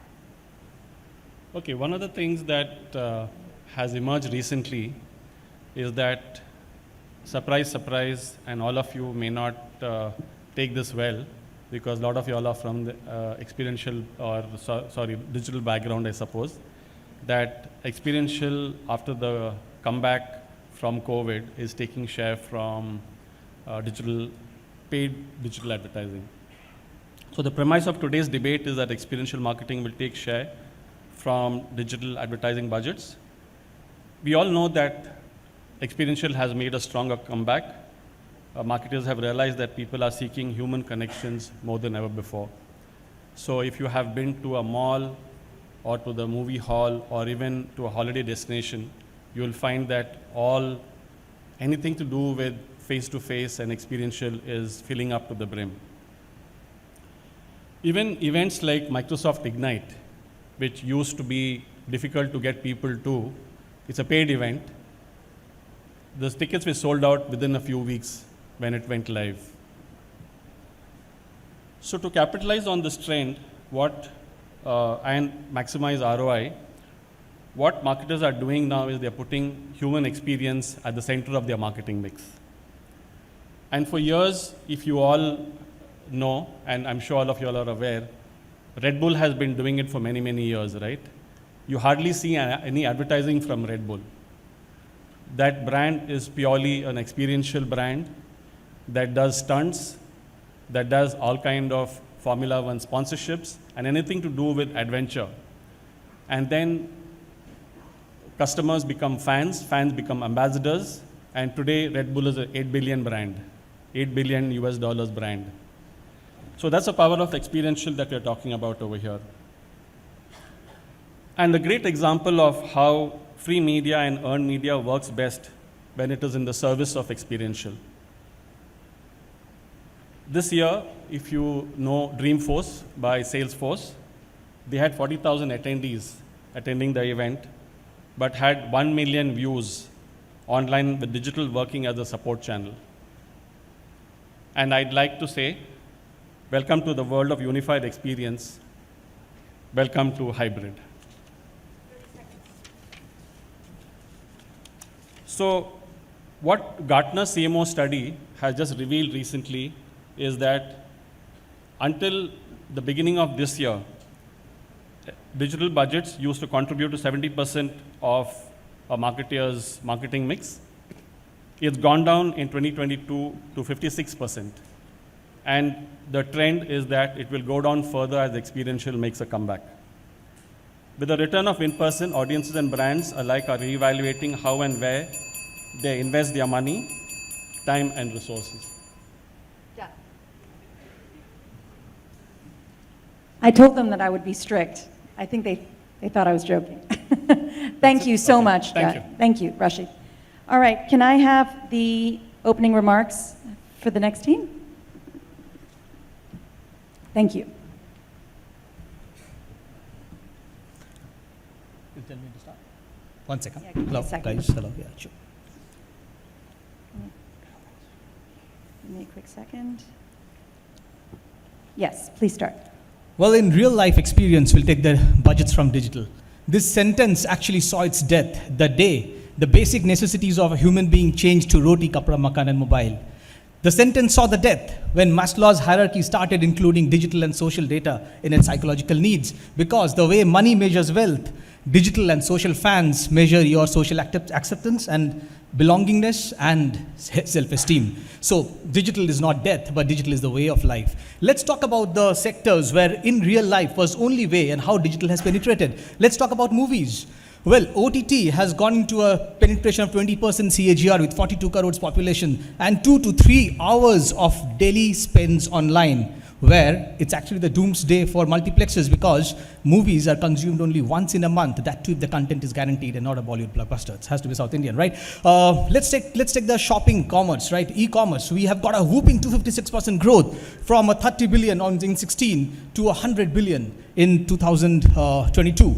So that's contributing to the globally third largest. India is the third largest now in income in terms of e-commerce, because after US and China, because we have around 200 million of guys who have moved to shopping digitally. Okay, so when we are talking about banking, anyone who remembers when we last went to a branch to do a deposit or transfer of money? Well, that's the power of digital, and we all know the UPI transactions that's happening. That's the power of digital. And this digital transformation is actually converging to digital increase in digital media spends. 10 years back, digital used to contribute to 5% of the whole advertising industry's money. Today, digital is contributing 38% of the entire advertising money. So if we are not the mainstream, we are one of the mainstreams. And I'm sure we'll take over soon with CTV and holding going also digital way. Right, so if you see the way digital has evolved, it has evolved from the evolution where it used to be smack, social, mobile, analytics, and cloud. That was pretty much the way a kid had born. All the brands evolved. Then it moved to digital acceleration and digital transformation. That was pandemic. Necessity was the mother of invention. Everybody had to move. We did that. Then came the next 10 years will be digital convergence. That is the launch of dark. Distributed ledger, artificial intelligence, extended computing, and extended reality. That is dark for you. That is happened where digital will be at its core. All the lines between core competencies, sales, marketing will blur out, and the entire organization will function as omni-channel, right? So this reminded me of a case where the kid has grown and become a full-blown adult. And this reminded me of the quote that when the father's shoes are fitting the son's feet, it's time to embrace the son as a friend and not a parent. So it's time for all the brands of offline to embrace digital as a friend. Otherwise, it will die its own natural death, like a Kodak, like HMV, like a Blockbuster. So time to embrace digital, because digital will not die. Time is actually clicking on your side. Thank you.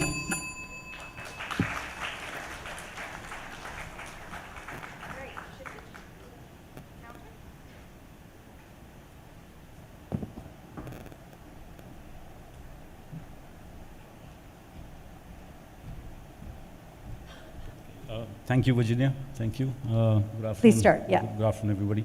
Okay, so I think the question isn't that whether digital is relevant or is it going to be here to stay. It is definitely going to be here to stay. The question is that how does your EQ, which is for me, which is a big word, which is your emotional quotient, how is that? Is it good scale, medium scale, large scale when you're communicating with your target audience, target group, and things like that? How many, I think current flavor is the FIFA World Cup. How many of you have seen people either having tears of joy or tears of anguish while watching a football game, right? How many people of you have seen concerts where, the younger generation is just so happy just to see their stars performing. And they have this, very high emotional connect with the person who's performing in front of you, maybe through sport, maybe through song and dance, whatever the case may be.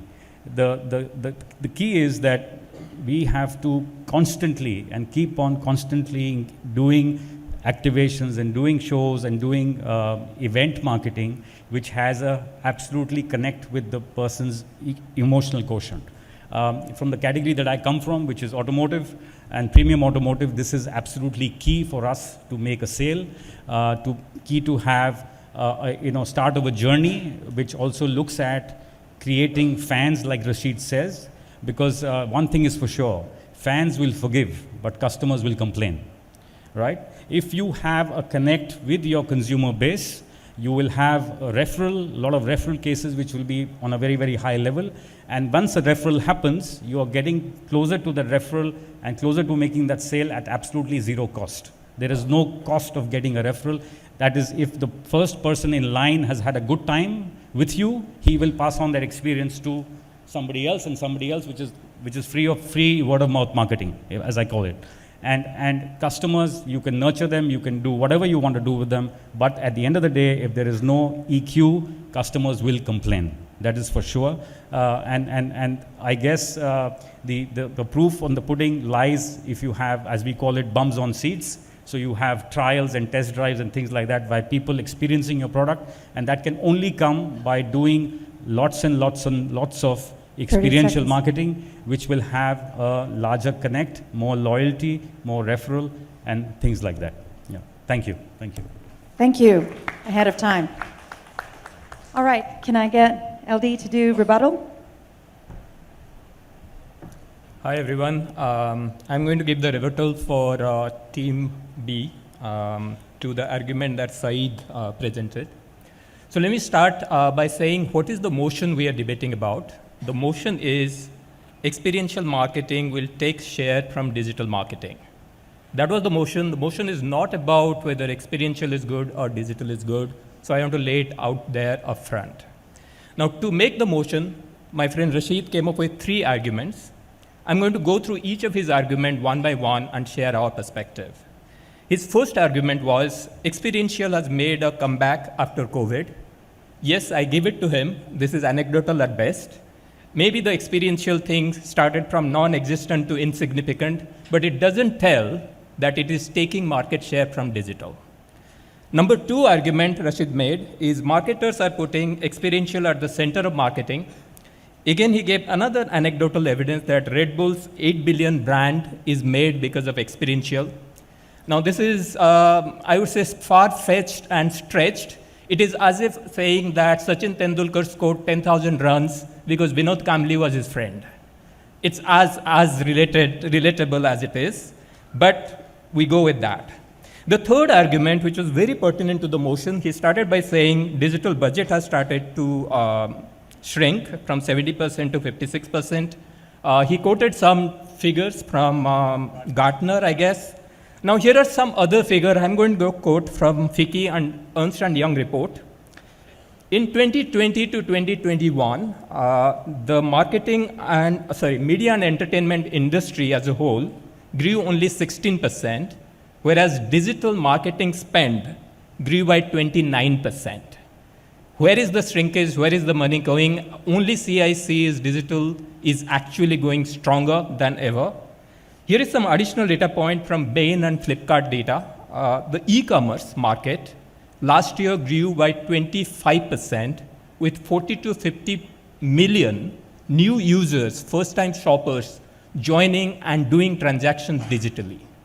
Audience, I'm going to rest my case again to bring the discussion back on the motion is whether experiential is getting market share out of digital or not. And my sincere proposition here is absolutely no. And I rest with my case here. As far as digital is concerned, it is going strong, stronger as ever. Thank you. Great, thank you. So I'm going to hang out with you all for a couple of minutes while we let them prepare their questions that they'll hand over to me in the next 2 minutes. So let me restart my timer here. And all right, let me come into the crowd. So this table, how do you think the team is doing? I love the way Jahid presented his report. It was really dynamic, and I really loved LD's rebuttal as well. Amazing facts. Okay, so you're seeing how do you think the group is doing? Yeah, I think so. They're doing excellent well. Okay, great. Any argument that you? I think with Zahid, I think I couldn't get the argument in place because he was talking more about digital as opposed to digital marketing. So I think he went a little off. But yeah, LD then came in and got it all a little together. But I still feel experiential are going in the right direction. Right, so we've got one for each side. How do you think they're doing? I think it's all balanced as of now. We'll wait for the next round. So, okay, so anyone has let's go to this table. How are they doing? Any team that's catching your? No, for sure the digital team is catching up as per my... All right, great. Anyone thinking the experiential team is doing well? Okay. Yeah, the experiential team seemed to be making the relevant points if you look at the topic. But yes, Laltendu, he helped bring the team back into the game. All right, so it looks pretty even. So any comments over here? Any words of encouragement before we let them go? I think digital is the way, so my vote is going to go for them. Okay, so we have some pre-decideds as well, so it leaves it to the experiential team. Any last comments here? Yeah, I think experiential way is going to be the way forward, and the topic is rightly put that it will take some part out of the digital marketing budget. So we'll see if the digital team can actually rest their case. Great, so one more? I believe digital and experiential will come together, especially with Metaverse coming in. And I see that like a very big thing, and you know, we go to concerts in Metaverse, so what are we waiting for? So digital is going to go far. That's a really great way to end it, which is this even a debate at all when we're actually bringing everything together? But you'll see so far that I'm not going to take an informal poll, but you saw from the audience we are sort of evenly split, which is why it's very important that you have your phones ready to vote if you actually have a point of view. But do allow your personal preferences to be swayed by the next 10 minutes or so. All right, so 20 seconds to go. I've given you all an extra minute. You can see I am a little bit strict about timing, but that's important. 10 seconds.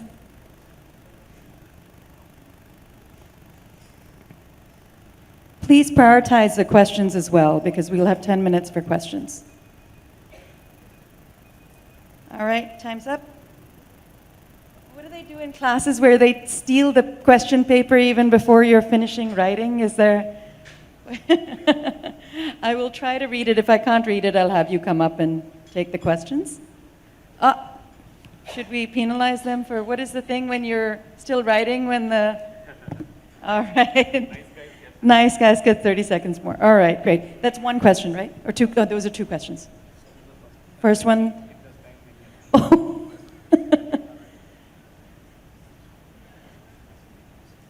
Okay. Okay, great. Great. So I think we'll actually take the questions from right here. Let me just start the timer. I've got all my gear, but I want to keep myself honest as well. We have 10 minutes for questions.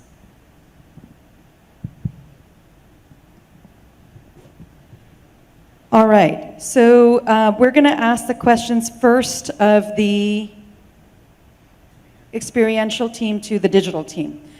All right, the first question is, the role of experiential is bases the sector one operates in. One size does not fit all.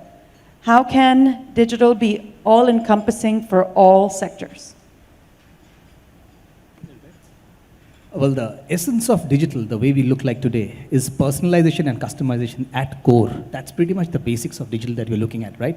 Every sector, digital plays a very critical role. Like, let's say, the way advertising budgets are increasing in digital, that's because it's seamlessly going between discovery, research, and consideration, right? Let's take auto, where real-life experiences matter a lot. US is saying that 30% of its cars are selling online. The CEO of Volvo has said that 50% of its global online sales by 25 should be via online, right?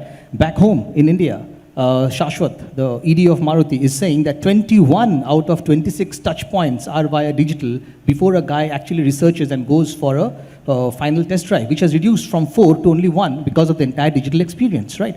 Hyundai is saying that 30% of its inquiries are coming from only digital. So if you see, from discoverability to inquiries, just taking one sector in comparison, we have a very good discoverability, we have a very good research, and we have got an unassisted conversion zone, which can be done. And that's pretty much, and there are a lot of platforms, be it programmatic, be it reach and frequency, which can be controlled, customized, and one-on-one customization can be done, be it your own grown mediums, which is our home mediums, be it the paid mediums. So across sectors, the same philosophy follows. It's just about how we implement in each of these sectors.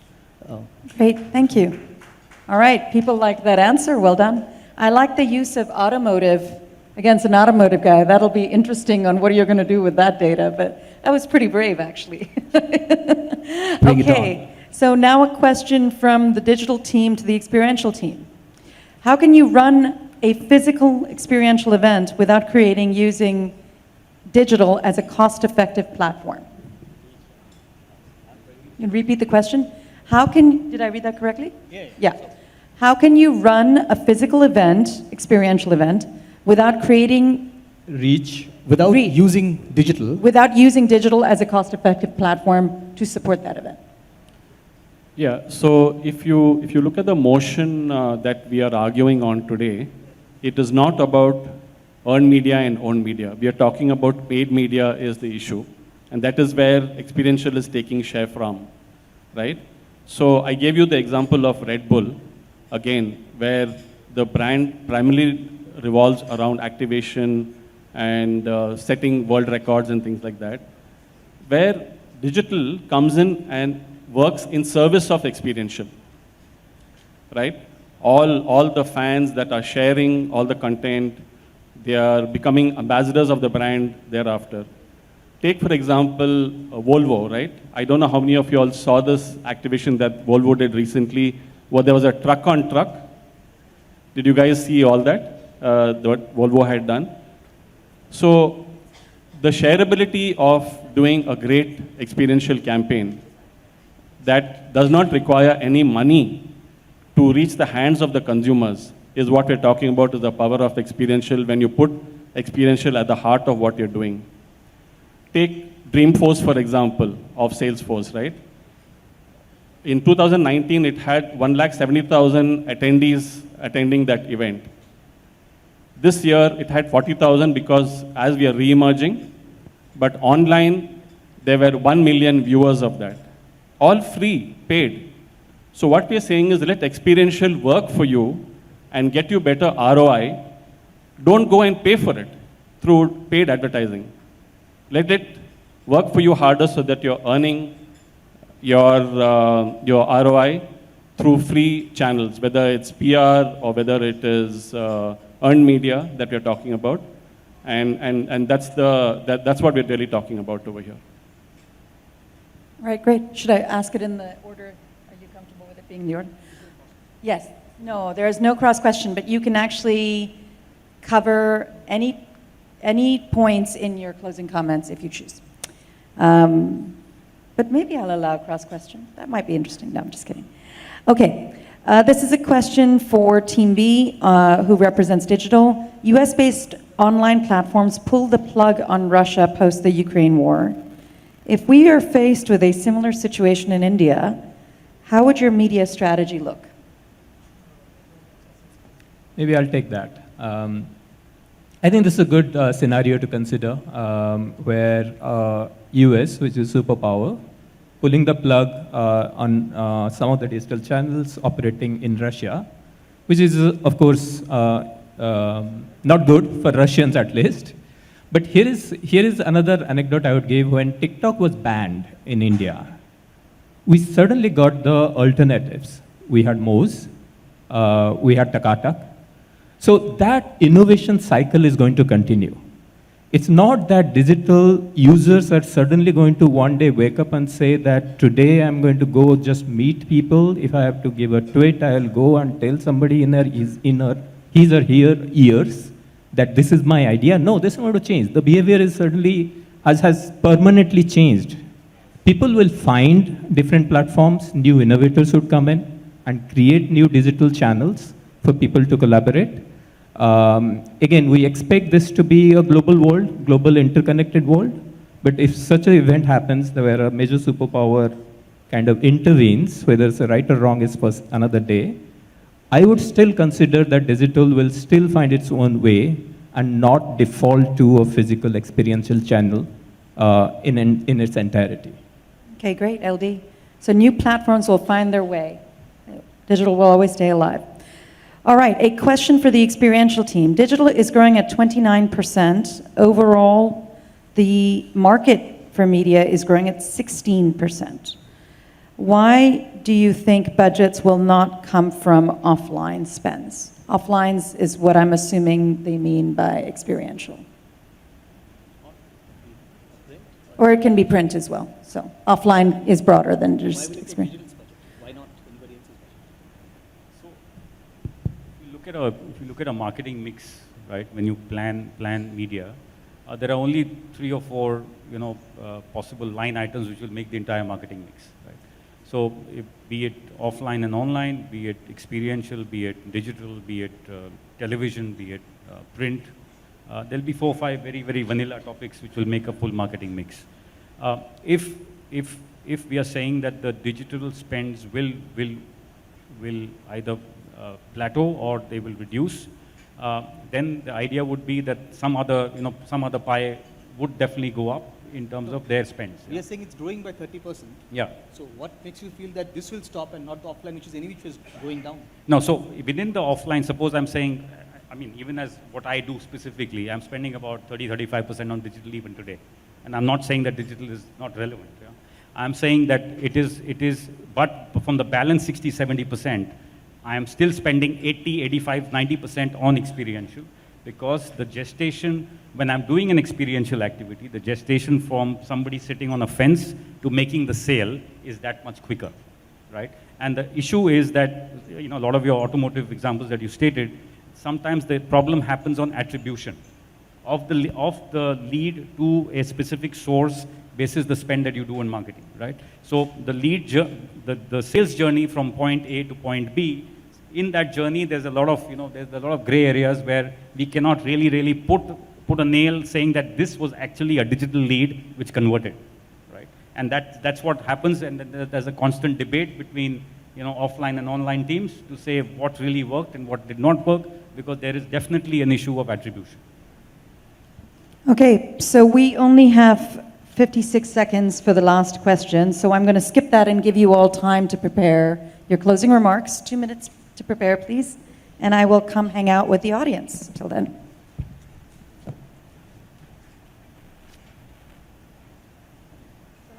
Come to this side. Oh, wait, let me first time them, otherwise I'll lose track of time. All right, 2 minutes. I'm doing a lot of work, aren't I? All right, so how do you feel now? Any change of mind, or? I'm waiting for the final response from both the teams. Still not decided. Still not decided. Anybody else not decided? Dipali, how are you feeling since you've spent so much money on both? I'll continue to spend so much money on both. Are you feeling one team, and are you rooting for a team? Okay, no sides on this one. Fair enough. Good decision, good decision. How do you think they're doing? I'm still rooting for digital. Still, are you hoping that they might win, or you're not feeling confident? I believe they'll win. Okay, awesome. How do you think? Actually, based on my research, I have experienced that everything comes with your experience, and digital marketing is getting overshadowed in some days.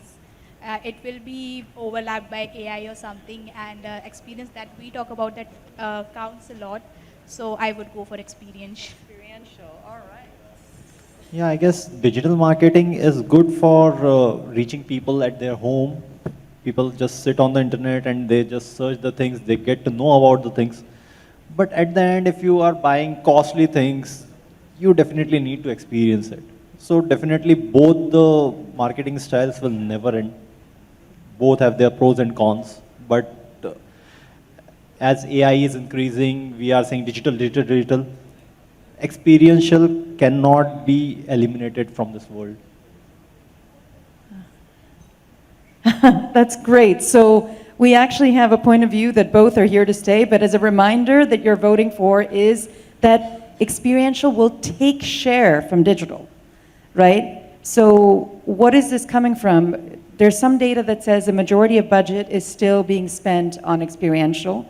A smaller budget is on digital, but digital was growing faster for many years, right? So we're actually saying digital is not going to grow as fast because experiential is going to take share from the digital piece, whatever that 30% was, will move back. So it's not to say both won't grow, it's that will one take share from the other. Yes? Thanks. The thing is, I just wanted to say that I've worked with the digital organization for the past 1 decade. One thing that I've realized is that the tier 2 and the tier 3 cities, there is something you can't sell your car online. You can't sell most of the, you can say, expensive luxury items online. Amazon is also still yet to penetrate in those particular markets. 70% of our population stays there. What about that? Means even though most of the people are talking about metros, but there are cities apart from metros. So that's a little bit of fodder. Unfortunately, if you have not already talked about it, they cannot introduce new information in their closing comments, but nonetheless, it's a good thing. We will have to resume and finalize. So can I have the speaker for the closing comments for the experiential team go up? No, for the digital team is closing comments first, yeah.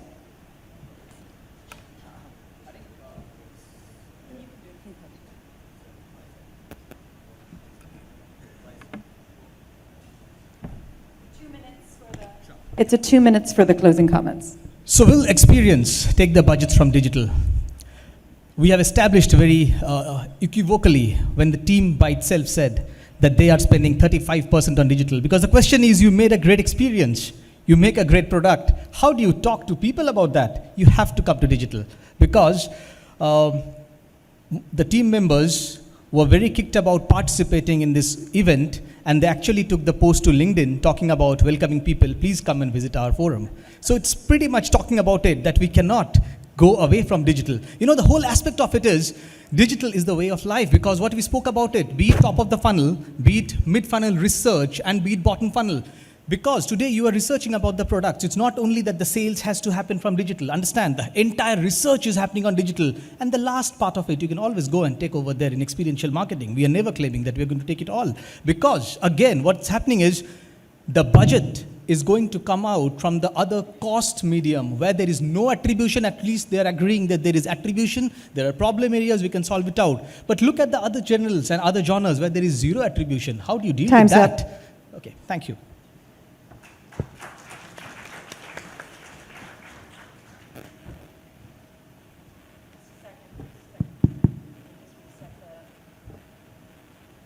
Can start? Okay, I have come to Taj Lands End after 5 years, right? And I had a lot more hair when I was here 5 years back. I used a shampoo, I used a hairdryer, I used a comb 5 years back. Guess what? Today I didn't use any of them and I got ready in the morning to come for the event. Okay? Why? The landscape has changed.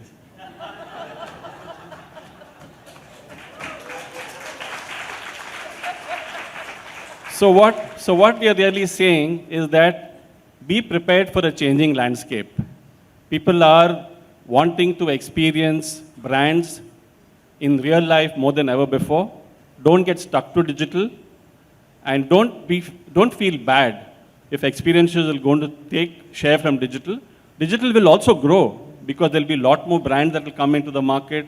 The growth will be there, but experiential will come and take share from digital, because digital is ultimately very transactional in nature, right? There's no emotional quotient. You're not building fans over there. Hence, just for the emotional quotient that you want to build, like my colleague Kshitij said over here, look at experiential and look at how that's going to take share from digital, and look at the mix where experiential can be at the heart of your marketing mix, and digital is in service of that. Thank you. Thank you. Can I just get a good round of applause for these four? And you can imagine a lot of people do a lot of prep for panels, but this took a significant amount of prep for them to get ready for this. We're now going to go into voting. So Yatin, if you can guide us on the voting. Till then, any open, now you guys are actually you guys are still getting judged, so I'm not going to give you guys more airtime. But we'll actually be taking a vote. Once again, the motion that you are voting for is that Experiential will take share from digital marketing budgets. Please scan the QR code or fill in the forms about whether you are voting for Team Digital or Team Experiential. I'm in the way. I'll sit down. Please, everybody vote, including all of those by the wall. Some of the industry will depend on the outcome of this debate. No, I'm just kidding.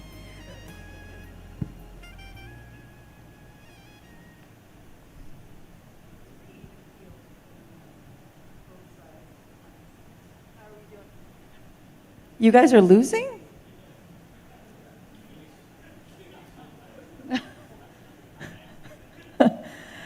About 10 years ago, I did this same format against print. So it was digital and print, and digital lost then as well. So we got to do something better.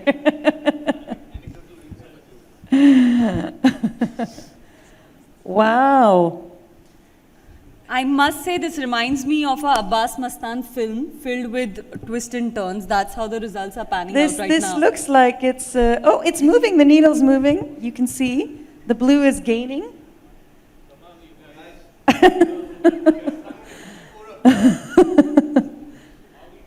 You know, the experiential is still there. A little bit increase in experiential. All right, let's close it in the next 10 seconds. You still have time? Yes. How many votes? 176. How many do you think are in this room? Come on, guys. Oh, it's oh my God, this is like the US election now. There's going to have to be a runoff if this gets into the... I think, Virginia, we should now close the discussion, and you can announce Oh, it's still moving. It's still moving. Okay, I think it's... Yes. All right, 5, 4, 3, 2, 1. Ah, Experiential team, congratulations. Well done. As the winning team, you get nothing, but you can share your wise words or your victory speech in the last minute. Virginia will Congratulations. have to close this because our next set of, 30 to 40 more seconds and let's wrap it up. Yeah, so thanks everybody. Means a lot, yeah. Which basically means we're doing the right things at least. We're not messing around with our marketing mix. Experiential is definitely here to stay. Butts on seats, usability of products and services is key to ensure that you have a shorter gestation period for making that sale, right? That's what I think all of us are after, is making that conversion, making that sale. And Experiential is a very, very, very strong contender in making that happen.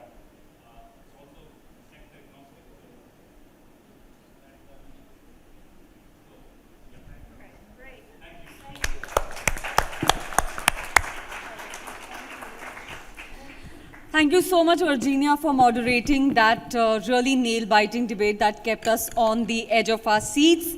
And now, ladies and gentlemen, for the penultimate and the second last conversation for this evening, the topic that we'll be addressing is India's decade. How do we create global and premium Indian brands that really create a mark for themselves? And for this part of the conversation, we always experiment with very novel ways of conversation and dialogue. And in this part of the dialogue, we're going to have a trilogue chat. And first, I'd like to call on stage Mr. Suhail Seth, founder and managing director at Council Age India, to come on stage, please, Mr. Seth. And joining him on stage, we have with us Mr. Anand Goenka, Chair, Digital Advertising Council and IAMAI, and the Executive Director at the Indian Express Group. And joining them on stage is Mr. Puneet Chatwal, Managing Director and Chief Executive Officer at the Indian Hotel Company Limited. And with this context, I hand over the stage to all three of you. Over to you all.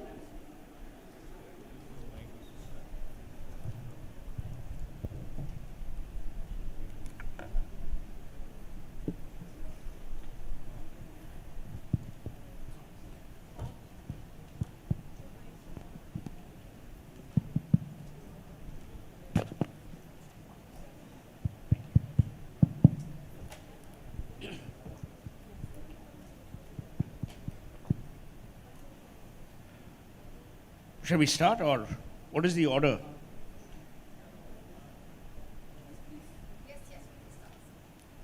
Good evening, ladies and gentlemen, and I'm sure you've both heard of and seen the two gentlemen here, Anand Goenka and Puneet Chatwal. Both, in a way, represent, to my mind, brand civilizational legacy. Ultimately, brands are not built by marketeers. They are nurtured, nourished, engaged with, and heaped affection on by consumers. Any marketer or any advertising joker who will tell you that, oh, I built this brand, either walk away, or in the good old days, you could slap him when there was no social media. Brands are all about engagement, which the consumer accepts. The love, the stickiness that the consumer has for the brand. Both these brands have survived three things. They've survived economic pressure, they've survived social change, and they've survived political upheavals. Anand wasn't perhaps born when his late grandfather took up cudgels against the draconian emergency that was implemented on June the 25th, 1975, by a diminutive, very polite, lovely lady called Indira Priyadarshini Gandhi. She hurtled this country into silence, freedom of the press into oblivion, and trampled on the rights of every Indian. The fundamental right of every Indian is not just to breathe, but to know. That's the ultimate benefit of journalism. They allow and they create platforms for you to know, for you to learn. Ramnath ji led this fight against the most severe of odds And I'm delighted that Anant has not steered away from the course and that the Indian Express continues to be, to my mind, the vanguard of journalism. You know, I've always said a newspaper is not read for the news. That you can get from anyone. A newspaper is read for its opinions and for its steadfastness on being able to exhibit, exude, and impanel in our hearts the truth. That's why the Express is different. Many newspapers have given way to, other kinds of reportage so that their op-ed pages are free for advertising, so that you can see a chocolate ad rather than worry about crimes against humanity. And I think papers like the Indian Express have proven that you can be small, but you can be impactful. You don't have to be the biggest in order to be the most effective. You don't have to have the largest circulation or the highest profits or warring family members in order to be noticed. You can do all of that with certitude, through silence, and through the conviction not just of your courage, but of your pursuit of the truth. In many ways, Puneet Chhatwal represents a legacy which is now more than about 110, 112 years old. This was also a hotel formed out of rebellion. When Jamshedji Nasirwanji Tata was told that there were hotels in India where Indians and dogs wouldn't be allowed, he set out to create today, which is now a landmark, not for Indian hospitality, but for Indian freedom. It is ironic that the Taj in many ways is like the Express, has stood the test of time, has withstood the onslaught of terrorism, has risen like the phoenix from the ashes and showed the world that you can keep us down for a while, but we will prevail. And the reason why the Taj prevails is because the Taj has in its DNA three things: compassion, excellence, and most importantly, the affection of its guests. These are guests who don't come to your hotel to have a meal. They come to your hotel to have an experience. People don't read a newspaper to get the news. They get to read a newspaper for enrichment. Ultimately, consumers don't buy brands, they buy benefits. I was telling Anant earlier, you don't buy Colgate, you buy the whitest teeth.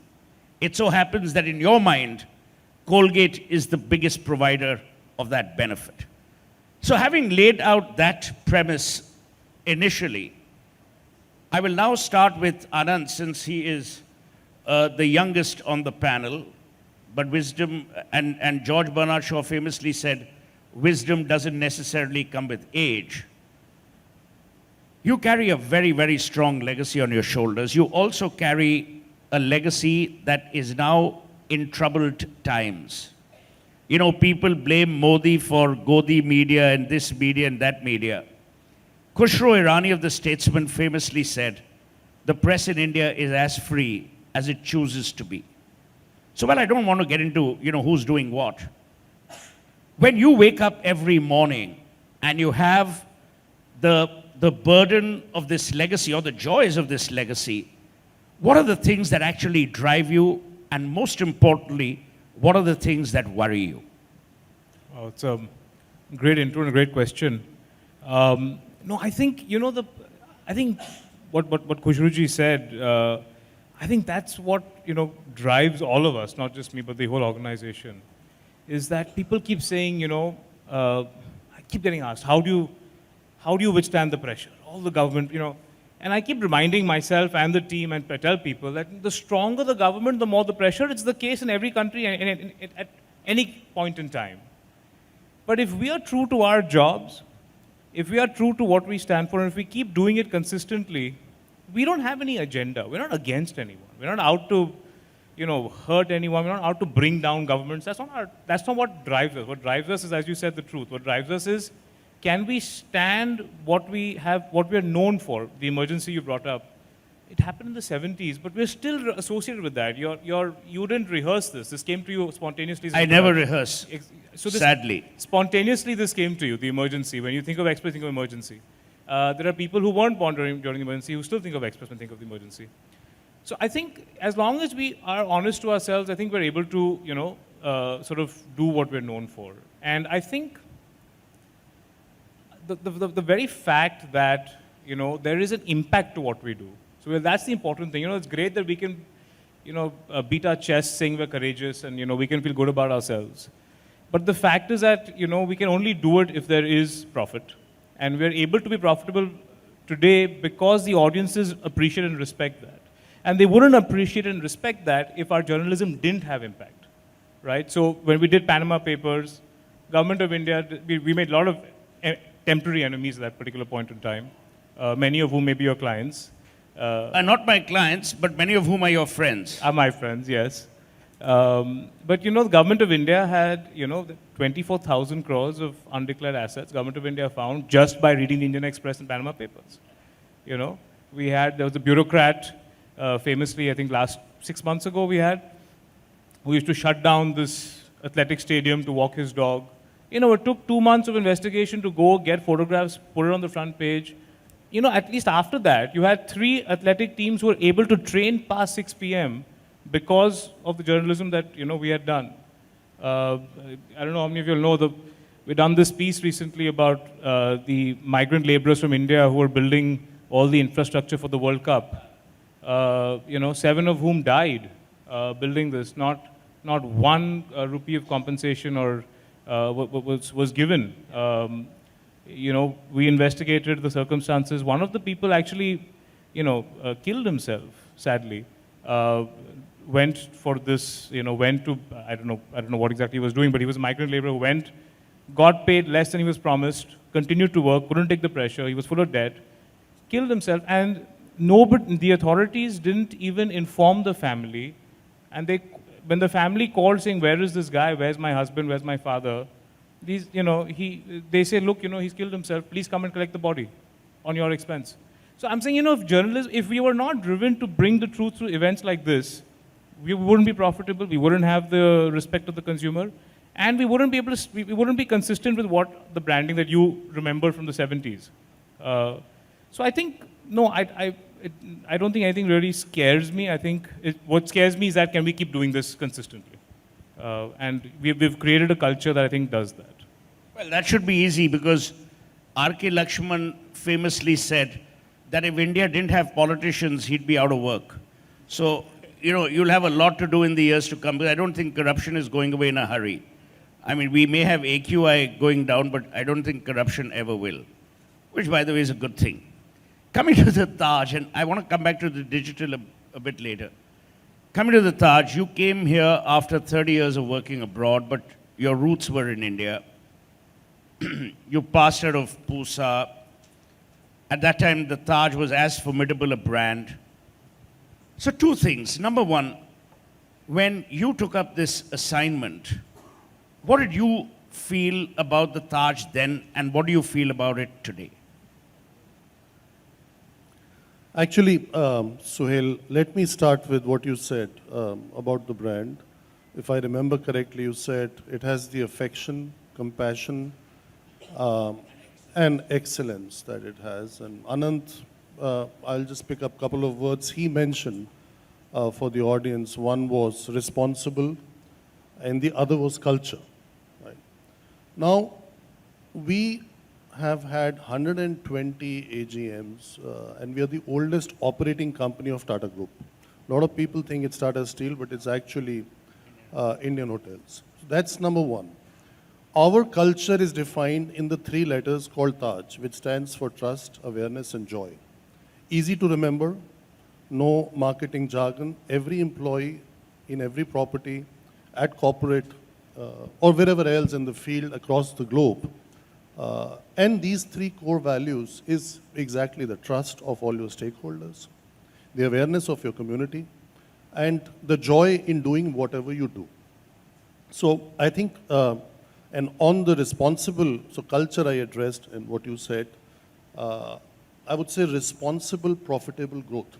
That's what Indian Express has been doing, and that's, I think, in the DNA of Tata Group companies, and we have also been on this journey of responsible, profitable growth. So when I came, I have to say, I did not know what it meant to have the the responsibility of carrying this legacy forward. It was far stronger than what I thought when I left India at the age of 25. Right? So it was a complete new experience. Of course, Taj was always known as a brand, but what it meant in India, what it will mean tomorrow in this very city for this hotel and Taj Mahal Palace for this tomorrow and day after, how we will light up the building to stand together with the government to support the nation. I think that's very, very special. It's very special. It's synonymous for the ethos, the pathos of the brand, of the culture, of that 120 AGMs that we have had. Opening of Taj Mahal Palace in 1903, so it'll be 119 years on Founders Day, which is 16th of December. So there is a lot of things that I learned. And the biggest game changer for a lot of reasons was COVID-19, when we were locked down. You know, the industry was locked down. Our revenues dropped to zero. But the way we conducted ourselves completely made a big change. And I doubt if I would have thought and did together with the entire management team what we did. And that is what I call evolution, learning, and humility. And that is something maybe I had maybe thought and dreamt of the palaces and the safaris and all those wonderful movies that were existing even before I came.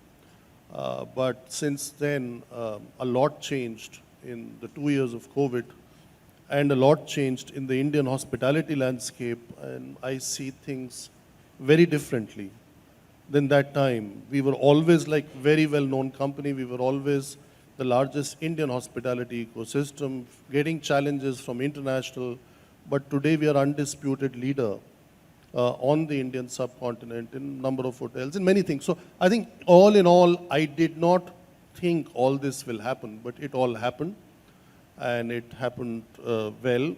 And had somebody told me, can you guess this would be happening, then I would have said, yes, it's possible, but maybe I would have said 2025 and not 22, 23. So the journey, despite the COVID, has been great. And it's an honor to be a part of such a legacy and take it forward. So it's interesting.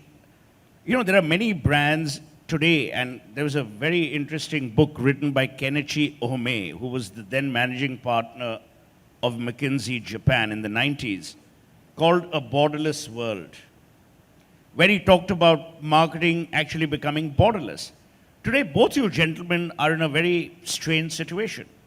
You're in businesses that are consumer touch, consumer centric. You know, I touch my newspaper. I see the digital avatar. In your case, I stay in your hotels. I eat your food, blah, blah, blah. While the Taj has gone global, and to my mind, in a symbolic manner, what are the challenges Indian Express would have to go global? And when will you become that point of reference, like let's say The Guardian is today?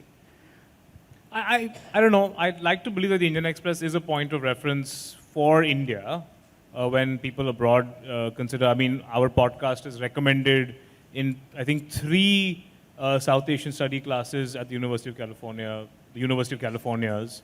When I had the opportunity to meet Tim Cook on his visit to India, you know, his team, I was waiting for him for about 5 minutes outside the office, and his team said, look, we've used Indian Express to research for his visit. And I think the reason, you know, we as a digital news group, Suhail, we are doing 200 million users a month. We're one of the largest in the world. We're not even the top 5, we're not even the top 4 largest in India. We're number 4 right now. We should, I want to obviously be number 2 and, you know, then eventually number 1. There is so much audience growth left in India for us. So we launched Gujarati in October. We want to launch Telugu soon. We're now doing 7 languages. I think we'll be doing 10 languages by the end of next year. So I think India as a market is still, I feel we can still, after 90 years with digital, we have the opportunity of penetrating much, much more than we have. And there's still a lot of opportunity of growth to do that. That's the first. The second is, I think abroad, it's a very, the whole ecosystem is very different. It's much, much more evolved. And I think it takes a very different DNA really to go there and kind of think beyond the Indian diaspora. And if you go there thinking only for the Indian diaspora, you're finished. I can't explain why, you would probably explain better, but then the product is limiting, it will not grow. So I think the short answer is that I think we have a long way to, a lot of growth to do in India. And we don't have, no matter how much money we keep deploying to do this, to do it sustainably, we have our hands full. Yeah, so we've had many offline conversations, Puneet, and I've always said that the day you continue to be an Indian hotel in New York, you will never work. You've got to be a New York hotel in New York, which happens to be of Indian origin. And that is a huge challenge, because the Indians who will go there will want their aloo ke parathe and, idli and sambar and mess it up for everyone else. I mean, in a manner of speaking. So when you are wanting to further expand overseas, look at what Thailand has done, but again, within its confines. Thai hospitality has always been special, but their language skills haven't. Today, the Taj has everything going for it. You have language skills, English. You have the entire backbone of digital in the form of TCS and other Tata companies. Where do you think lie the lacunae or the opportunity, to use Anand's word, where do you think is the opportunity for Taj to go truly global? Not to have outposts, but to have presence which is meaningful, experiential, and engaging. Wow. So let me start by first complimenting the brand. I don't know how many people in this audience would know that for 2 years in a row, Taj was rated as world's strongest hotel brand by Brand Finance, and the same group has rated Taj as the top brand across all sectors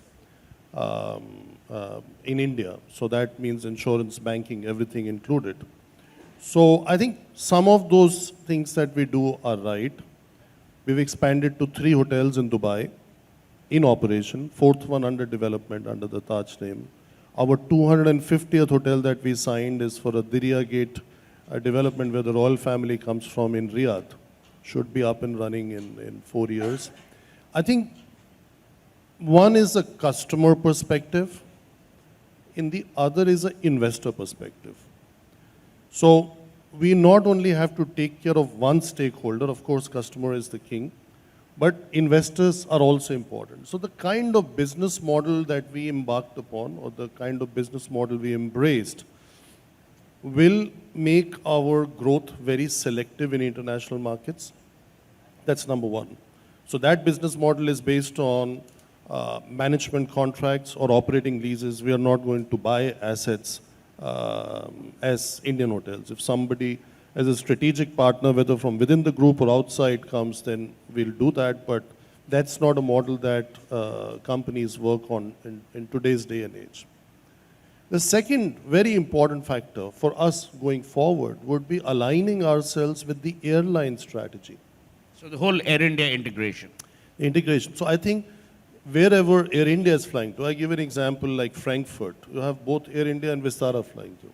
If we get a 120 or a 150 room hotel in Frankfurt, suddenly it starts making sense, because with that national airline and that kind of also belonging to the group, you can easily get 30, 40 rooms occupied just through that.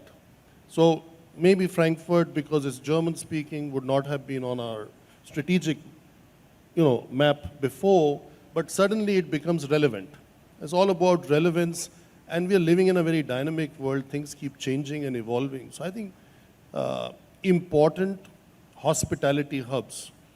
We are very blessed that our forefathers or our predecessors acquired the leasehold for the pier in New York, and we had also the St. James and Buckingham Gate in London. These are the 2 largest lodging markets of the world. The new food capital of the world is Dubai. So the one which we are missing is really Paris. If you get that, slowly you start becoming a truly sustainable and a responsible global brand. which we are, but that will also keep evolving. So we cannot just stay where you are. You have to keep in tune with time and keep, improving your growth prospects across the globe and not lose your leadership or pole position in your home market. I want to come to, and I think we have only about 9 or 10 minutes. I want to come to the last bit. Both of you are also in domains which have severe public engagement and public opinion. I mean, people will comment on an op-ed or will comment on an editorial stance or a story that you write. In a digital age, even more so, because today you can be absolutely stupid or intellectually innocent and yet pass a comment, because who's to care? So anonymity coupled with intellectual innocence is a lethal combination for any intelligent person to handle. I mean, how do you handle someone who's both stupid and anonymous? So you never know who's stupid and why he's stupid. Obviously, it also paraphrases some very bright people who are able to counter a claim that is made either by a hotel or by a newspaper. How do you think the digital landscape has affected your business, and where do you see the digital opportunities? I think we love being disagreed with, always have in physical and even on the digital version. There's much more disagreement on digital than there is agreement. That's just fundamentally, I think anonymity brings out the anti-establishment person in everyone. So, they just, however big you are, if you say something, you'll get, a lashback. And newspapers specifically are, it's great to shoot the messenger. So whatever you don't, that happens a lot. But Suhail, you know what? I love this. I appreciate it. We have, we love engaging with the comments. We want more comments. We want to engage. Well, you asked me earlier what scares me. Actually, what scares me is if that stops happening. What scares me, and generally, actually, what scares me is a lot of the privileged people I kind of meet, the members of chambers, or maybe some people in this room, people who use Taj frequently. I sense, and tell me, you would know better, I sense a lot of apathy for free speech.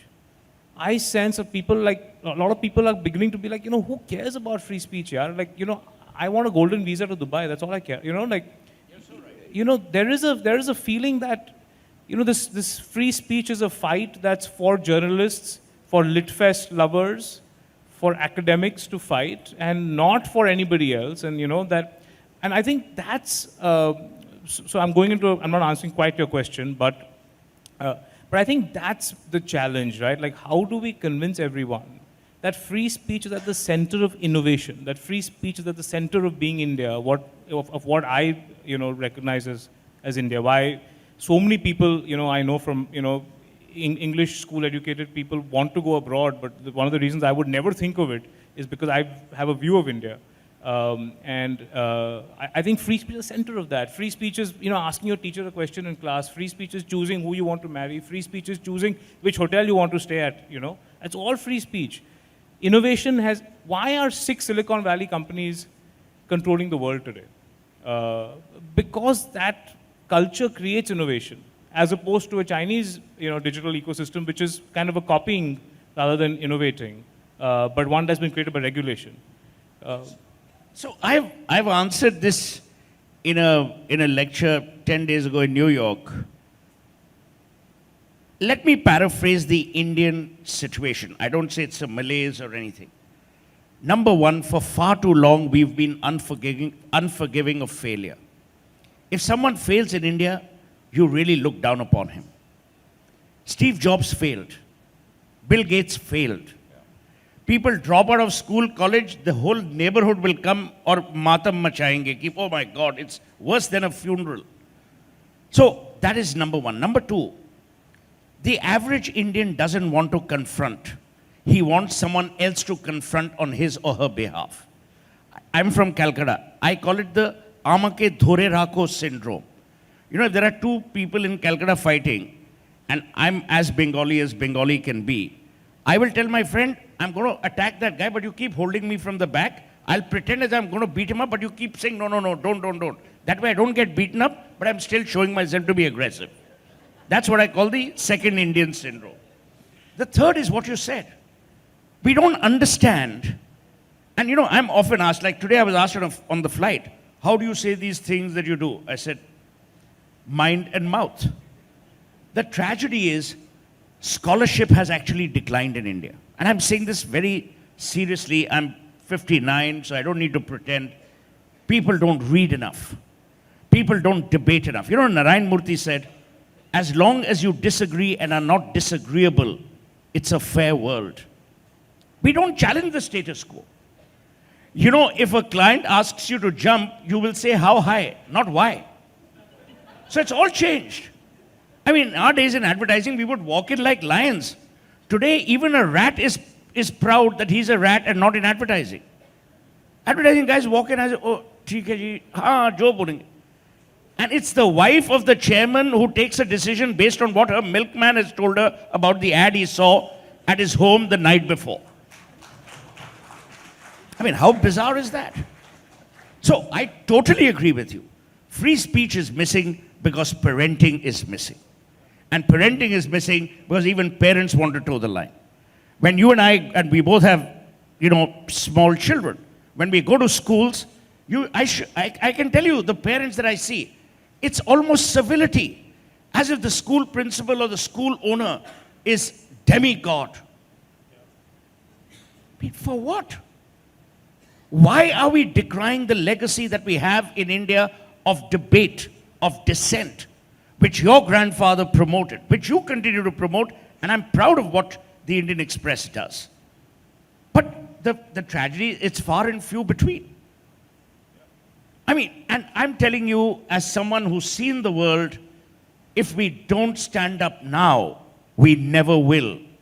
Silence is complicit when you take on the state. It's important to take on the state. And you know, people blame Narendra Modi, blame this person, blame that person. Everyone is the same. Everyone wants pliant media and pliant people. You have to decide whether you want to be a goat or a lion. You can't be both. On one day goat, one day lion. Never works. So, coming to the last 3 minutes on more pleasant digital topics again, having established that we are a great country, which we are, by the way. I ended my New York lecture by saying, they said, but, you know, you'll have poverty, you'll have this, you'll have this. I said, you know, India is like the bumblebee. Aerodynamically, the bumblebee can't fly because of its size. But the bumblebee doesn't know that. It flies happily. If you were to do a list, we should have failed in 1952. Par vada pav khao or zindagi jiyo, no one cares. So on the basis of vada pav and experience, Puneet, you are in the most treacherously consumer-sensitive business. If I don't get my tea, I would want to burn the place down, not me. Well, perhaps. How do you see this new digital world treating service businesses, where there is so much of angst, there's so much of anger, there is immediacy of demand, and then there is this amplification in social media. So reputations. So how are you, as the head of the Taj, approaching this entire conundrum? You know, I see it as an opportunity. It's a big, big, big opportunity, especially for brands like us to have a reach overnight, in seconds, in US, in UK, in our, you know, to promote our properties in sub-Saharan Africa. So there is no substitute to this. His only question is how much are you leveraging digital and how much you're using. I am also a firm believer of print.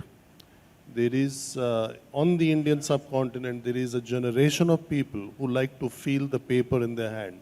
They're not going to scroll it on an iPad or a laptop or whatever. So I do believe that you need to find, based on the kind of brands you are promoting, a right balance between the two. And, you know, you said we have so much of compassion and affection of our stakeholders. I would not call it the chairman's wife, but the stakeholders' wives. And now I realize how many milkmen I have to find who give opinion about the Taj. Who may not be selling milk. We'll come to the end. want to end on a note of genuine optimism and genuine affection. And all of you are lucky, blessed, privileged to be in this room to listen to people who are custodians of a legacy. There are very few opportunities all of us get to listen to legacy custodians. We listen to professionals, great marketing people, but let me tell you, as someone who has observed this really closely, it's a very, very tough act. It's not just a leap of faith, it's an article of faith. When every day you have to print a newspaper which must stand by the truth, which must amplify the truth, and which must completely engage with the customers in an ecosystem crafted out of the truth, it's a monumental task. It's a burdensome responsibility because it takes two things into account: craft and conscience. The craft of writing and the conscience of what you're saying and what you're doing. Very similar to what the Taj is. Every time a guest walks in with aspiration, inspired by what you may have said, what you may have done in communication or whatever. Meeting those aspirations, surpassing those expectations is a task performed every nanosecond. It's a tough task. In a digital world, which we are discussing here, it's even more microscopic, it is more nuanced, and people are observing it every day. So it's a tough act, but then someone's got to do it. And I'm glad these two are the ones who are doing it. Thank you so much, and have a splendid evening. Thank you. Thanks, Will. Thank you.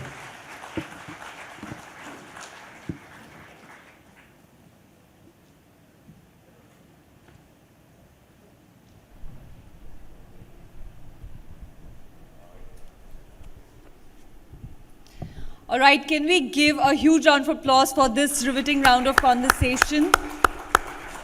Thank you, Mr. Seth, Mr. Goenka, and Mr. Chatwal. We had two really diverse and versatile kind of industries coming together, hospitalities and a news publication media, sharing with us how their organization have stood the test of time and metamorphosed into an institution, and how we can actually leverage and create more global and premium Indian brands.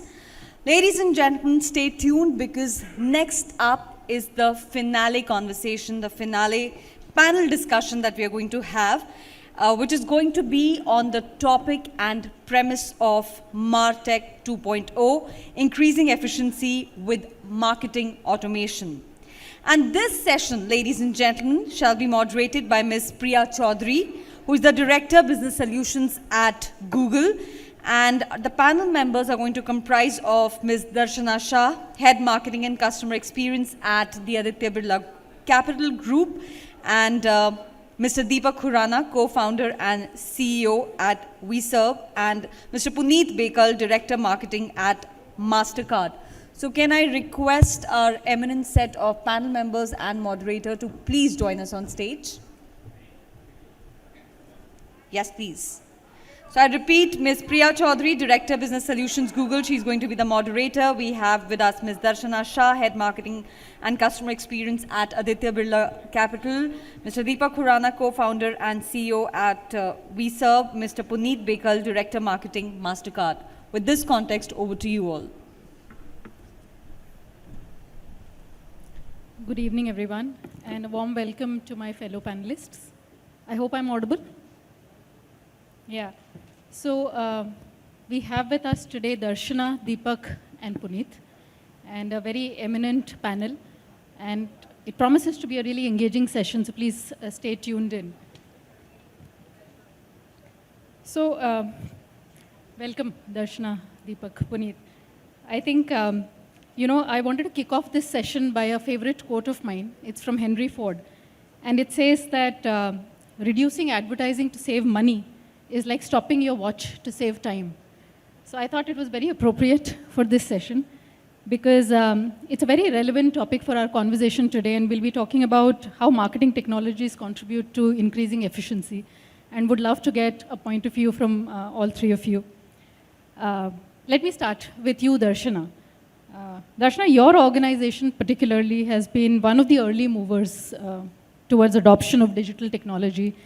And it would be amazing to understand from you, and if you could share a view with us and with the audience here on your journey and the key technologies which have become an important part of your life, and how did you go about it?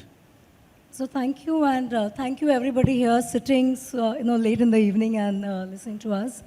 So I'll tell you, so this whole technology and from the marketing world, your tech starts moving as your customer, your consumer behavior starts moving. So when we started our health insurance business 6 years back, we were looking at not just health insurance, we were looking at health as our entire, thinking. That means we had to engage a lot with the consumers that we were bringing in. And that's why our entire, at that time, we wanted to be, we were a digital first when we launched our brand like the Villa Health Insurance with our entire digital app, where the entire ecosystem was the new buzz thing that time. So we created an entire health ecosystem where the entire journey of a consumer was that you know your health, you improve your health, you get rewarded. Now, this entire thing sounds nice as a marketer when I'm launching it, but there's a lot of things that's happening, and the thing that you have to decide. First thing is, I can tell you, I am one of those generations as a CMO where Microsoft taught us a lot of things. So we were that whole Microsoft generation, and then your CRM also was Microsoft and all of that. Then came the whole Adobe suite of things.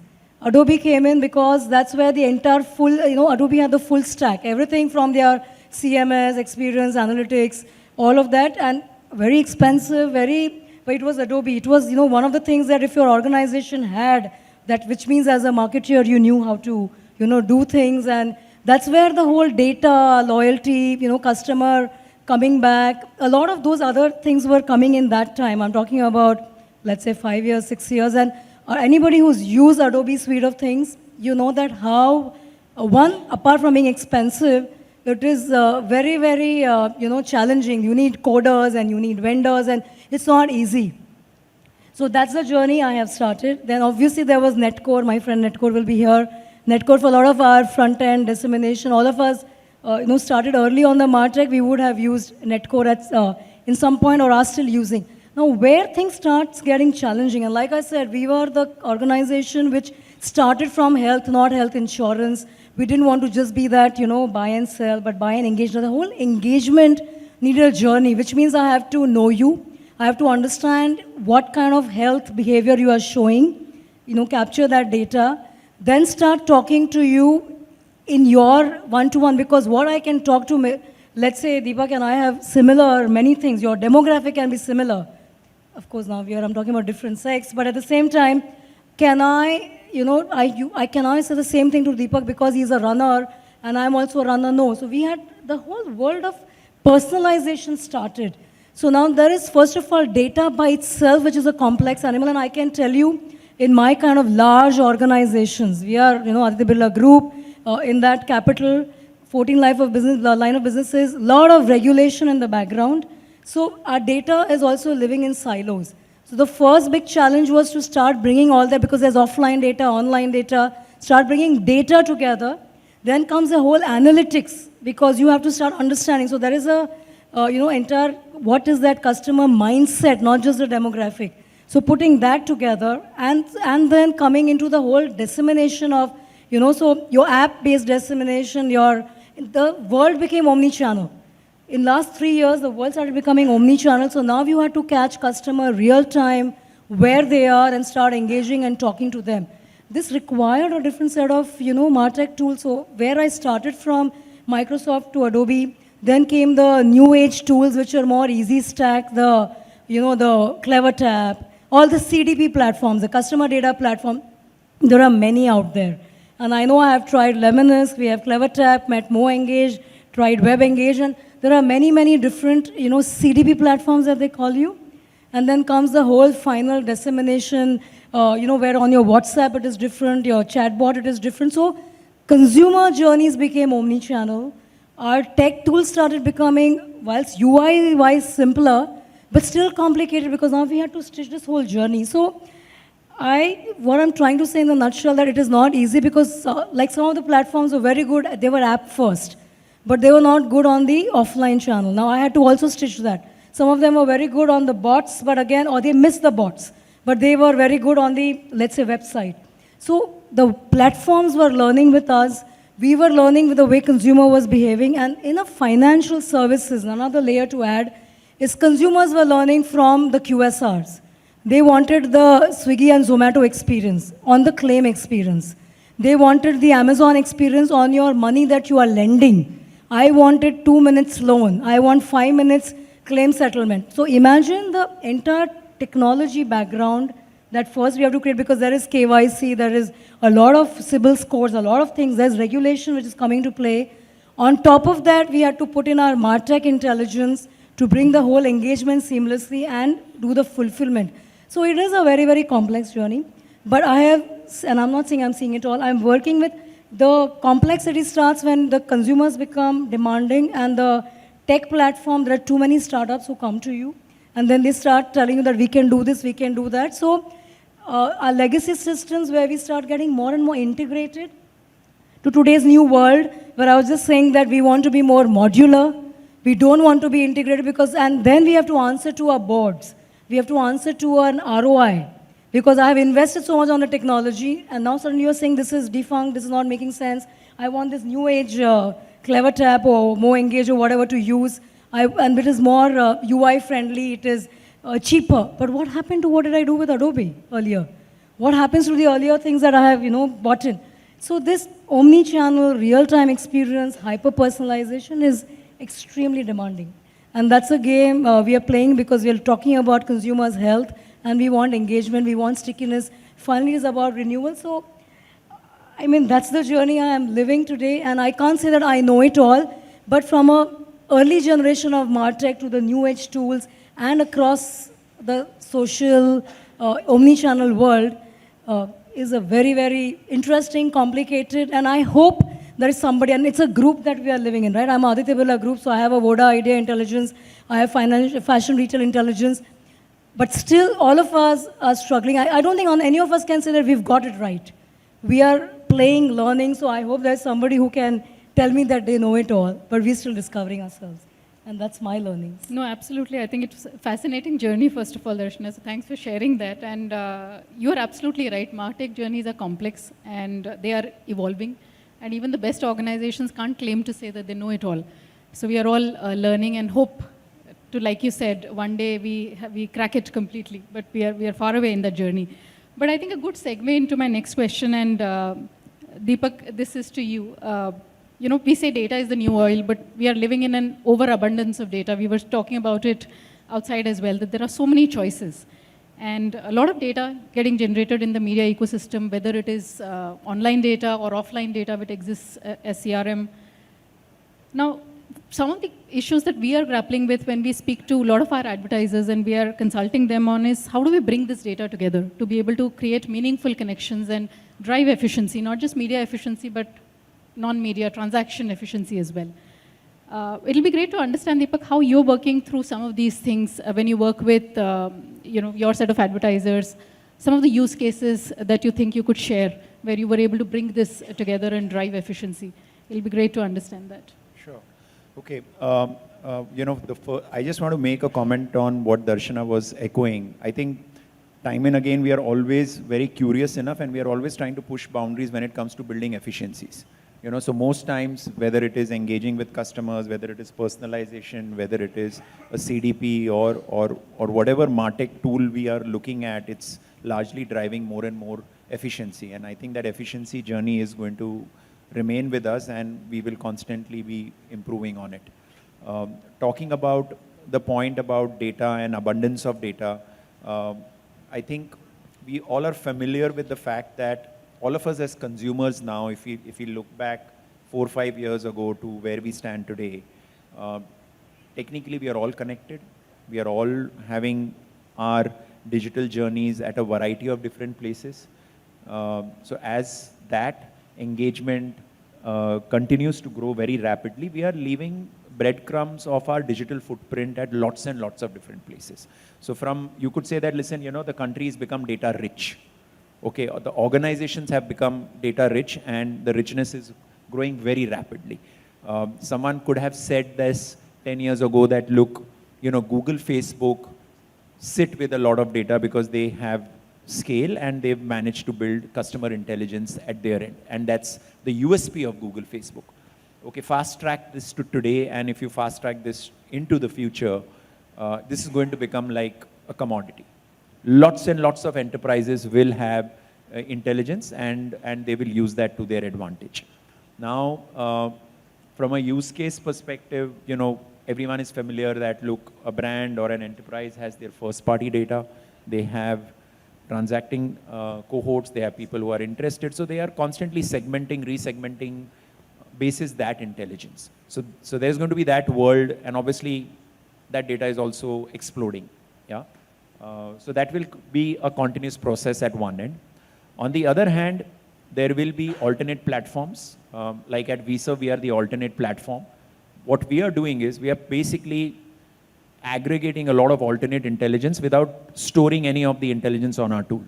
You know, so we plugged into variety of partners so that enterprises who need alternate intelligence beyond the intelligence which they already have, because consumers are leaving digital footprints at variety of places, how can they have access to it and utilize it for a marketing activation perspective. So one of the fintech brand which works with us, or even banks which work with us, a lot of e-commerce brands who work with us, they have their first party data. They come to us for alternate intelligence. And through that alternate intelligence, we are able to resegment their customers so that they can get better insights from their planning perspective on what these customers are doing at other places, okay? And then utilize that for an activation perspective. So they would then say, look, I've got alternate intelligence, now make this multi-channel for us. It should not be restrictive, because if I've got my intelligence which has gotten so well expanded, can I decide my campaign strategy, whether that campaign strategy has to dovetail into YouTube or into Facebook or into DV or any platform, or for that matter into my Martech platforms, whether it is my SMS ecosystem, my WhatsApp ecosystem, so on and so forth. So that's the kind of work which we are doing, and we've seen, you know, we go and actually tell people that, look, if you have access to this alternate intelligence, we've got a use case out here where a brand took this alternate intelligence and ran an activity on YouTube and say generated awareness with that. Then using the same intelligence, the next thing they did was they took the same intelligence and applied it on Facebook to run a performance campaign for that matter. So here you had two ecosystems, Google and Facebook, which are closed wall garden themselves, okay? But the brand was in control here because the brand said, look, I've got the alternate intelligence. I'm going to run this first on YouTube and drive awareness, and then I'm going to use the same intelligence on a Facebook platform and get my ROI from it. Okay, and we saw like a 2x lift on conversions. And from a brand perspective, it became a cross-platform, full funnel strategy. So those are the kind of use cases which we are doing, and we are constantly trying to make it easier for brands to get more and more alternate intelligence. And I feel that in the Martech space, I really feel that that's the next level of innovation, or that's the next need of efficiency, where you've got your pipes built in, you've got your engagements going. Now, how do you make it more and more intelligent so that before you talk about artificial intelligence, you are basically saying, let me get deterministic alternate intelligence. Yeah, no, really helpful. And the genesis of all of this, like you rightly said, any O2O solution that we build is your own first-party data first. And any automated solution that you build in the form of machine learning works on the data.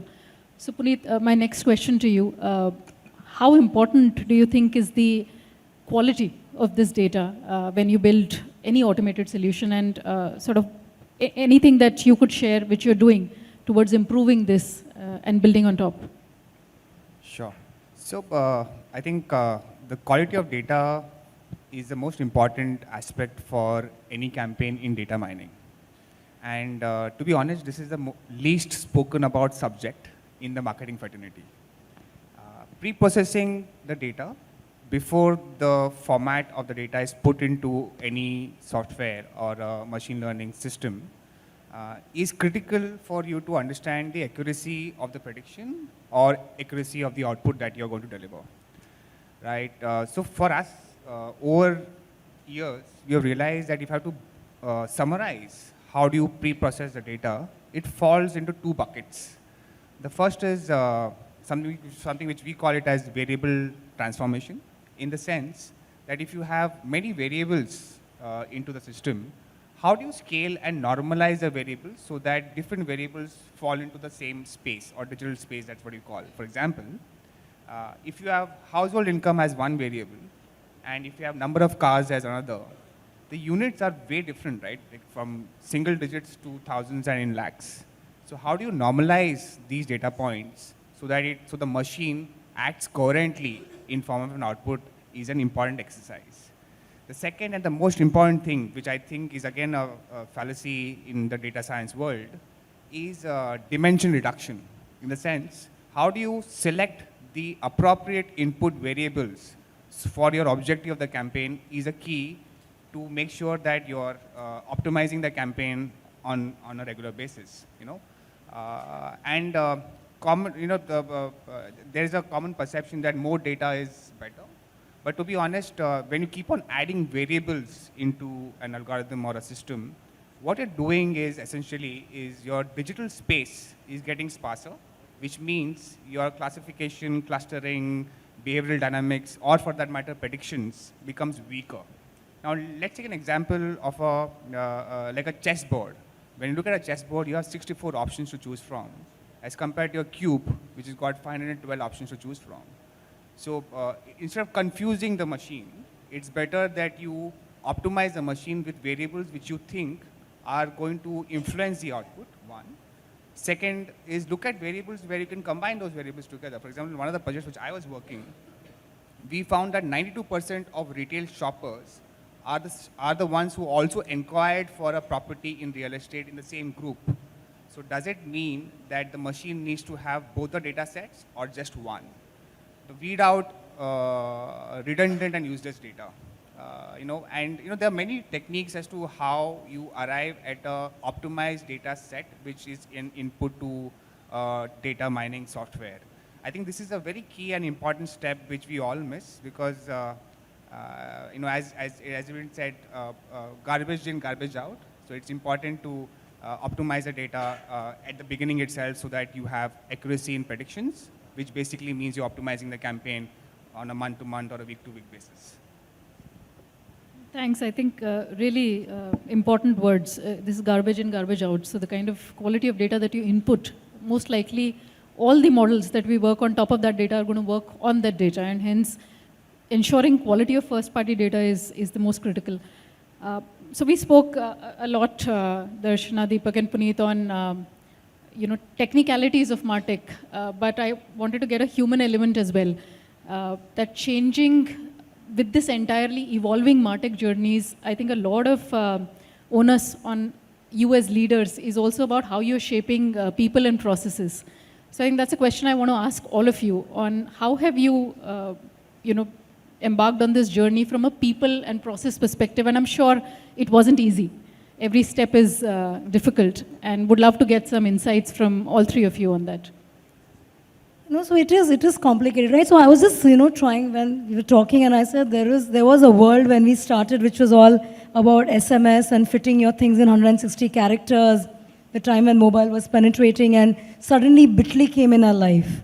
And how excited we were that now there's a Bitly, and then you can have a landing page, and then the emailers came, and now suddenly you have WhatsApp, which can, and literally now, I know that, some of the brands in which we also do that, I can send you something on, I can send an emailer, and depending on your action, I can give you the whole, let's say if I know one of the brands who do that I'll send you the meat, and if you're buying that meat, then you'll get your recipe on your WhatsApp, and you'll get your next coupon on your SMS. Now you are personalizing 3 different journeys. So it's a very different, so one of the skill set, because see, when you are trying to adopt these Martech tools, you are learning a lot from the vendor or the partner who's bringing this. But so to really, for you to really understand and you get your teams trained, And by the time that technology is either redundant or something new has come. So how do you keep, and lately when I see resumes, not in digital, but also in the, this tech side, there'll be one column that I know this, I know HubSpot, I know this, I know DMP, CDP, 360, all of that. Now, how many more are you going to, that's become a big column, and I don't know how much more in the column can you keep adding there, right? So it's a very complex world, but one of the things I realized is the user journey. It's very important what you are solving for. Not just getting expert on the board, but first thing first, I thought the importance over the years, what I've learned, Priya, is the design, the UX, from a consumer journey to the whole UX world, that user experience that we are now talking about, not just a journey, designing this overall experience. The first level of designing the journey, I think that's the change, and that design thinking is a change that you need in your team now. Because that somebody is stitching the entire omni-channel journey for you, which is really making your user experience live. And from that thinking or that design, are you bringing in the tools and the objectives? So it's very clearly your journey or your experience has to decide what is the objective that you're trying to solve for the consumer at that point, and then bring in the technology and the change in the process. So it's not process first anymore. I feel it's from the design that you bring, or the journey or the user experience that you are first trying to drive. And this kind of skill set is not easily available in the market. So when coming to people and skills, I have realized over the period of time that you rather get your people to adopt and train them to, and not getting experts all the time, because experts you will find at the product end. So whether it is Adobe, this, that, CDP, all of that that you're adopting, I will have experts there, and they will have partners in turn that they would have given for India as a region, and so on and so forth. But what is important is that how am I holding everything at my end? So grooming my team, the team that we have, into understanding this entire omni-channel world, understanding the user experience. What is the objective that you're trying to drive at every area or every touch point, the consumer touch point? And so what is the process change? And so we call it something as an entire, we have a customer experience team. I have Manisha sitting here from my team. So we have this entire customer experience team in our organization, and we have champs in each and every function. And those guys have to understand the omni-channel world. They have to understand the digital plus offline. They are the guys sitting in the claims team, in the servicing team, in the product team. There are these champions who are driving this understanding. They put in this entire journey together so that there is no dropping. The baton is, the relay continues, and then comes the tech side of it, and then we start grooming in people. I think that's the discovery over the years, which is currently working for me, and let's see where we go from here. No, really insightful. I think 3 things I'm taking away. One is deep understanding of the consumer journey, because that is what decides finally the process and the technology that you will adopt. The second is, of course, ensuring that your people understand online, offline worlds very well. And the third is, generalists probably, who you will train to become specialists rather than specifically looking for specialists. So the jack of all is better than the master in, Yes. No, that's great. Deepak, over to you. I think from what we've seen at VServe, and we as an organization have been around for like 10, 11 years, and there was phase 1 as a founder, and then there is a phase 2 of the business. We started with in the space where we were in the feature phone space, and then we had to pivot fully, talking about a changing landscape like ours, which is the digital marketing environment. I think the one thing which I've seen closely is that agility is becoming increasingly important. So as a practice, what we do in our organization is we tell people that, listen, we all need to be constantly agile. The concept of HR does not exist with us. We tell our managers that HR is more an admin function, okay, but the engagement should be done by team leaders and by people in the team. So we put the onus on the team, saying that you guys are responsible for your group. We believe that at a people level, once you have a right bunch of people coming as a group of, for every team, we look for at least 3 people where we feel they score well from an attitude perspective, from a team first perspective, from discipline and work ethic perspective, apart from their IQ. Because we believe that once we have those 3 people out of 10 people in that group, those three people in many ways self-police. They don't let someone else enter that team, because they maintain the culture of the team by following that. Another thing which we've done with people, and this is, we don't celebrate people at all.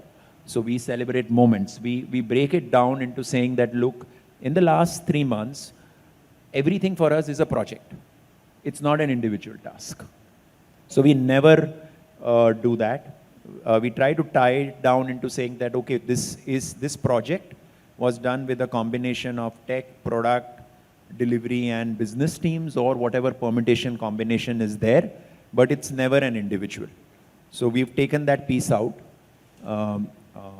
So just agility, team, and then constantly telling folks that, like just focus on what you say, really maniacal prioritization, because in the changing world, that's another aspect, and just open, transparent conversations in the team.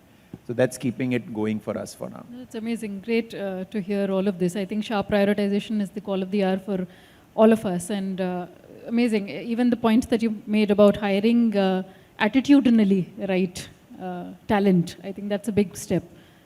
What about you, Puneet?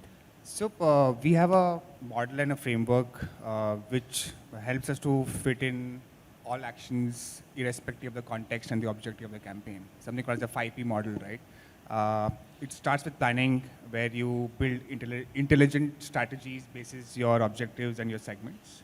Then you have production, which means creating intelligent content for each of the segments. Then you have personalization as to how do you render the specific content pieces to specific cohorts. Then you have promotion, which all of us do. And finally, performance as to how data is used for insight, and then the loop, optimizes on its own. To add to Darshana's point, on the consumer journey, I think this is something which all teams across brands need to be constantly evolving. For example, if we have a journey of from reach to action to conversion to engagement post-purchase, right? Now, in the reach phase, you do programmatic, which we all do. You pick and choose your media mix optimization tools to figure out which media will give you the maximum reach. But the question then you ask yourself, should we do voice search, which most people nowadays are not doing. In fact, including us, we don't do it. For example, when the consumer is acting on your information, are we only looking at predictive analytics? Should we look at behavioral insights? Should we look at AI targeting, for that matter? Or should we look at some other tools which we typically don't use? How do you mix and match tools for you to get greater efficiencies and accuracies? For example, in the conversion phase, while you look at dynamic pricing or discounting for different customer cohorts, should we also look at something like a chatbot? There is a clear insight and research today which suggests that there is 35% increase in conversions when you have a chatbot assisting a sales personnel. And finally, when it comes to engagement, do you look at engagement from a cross-sell and upsell point of view, and hence what are the automated tools available in the market today to build on that? So what I'm trying to come at is to summarize that you look at it from 3 aspects where you land, right? One is segmentation, segmenting and understanding your consumers, which is key to any business. Then data unification, which Deepak said, how do you get all the data points at one place? And finally, then use your insighting to automate on a regular basis.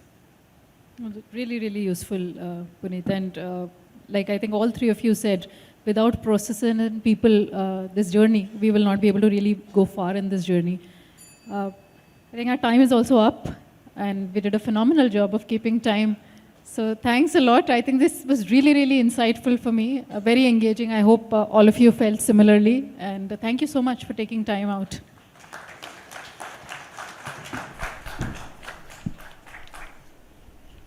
Anything?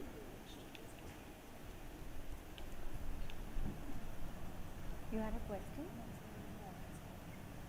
This one? Not this one.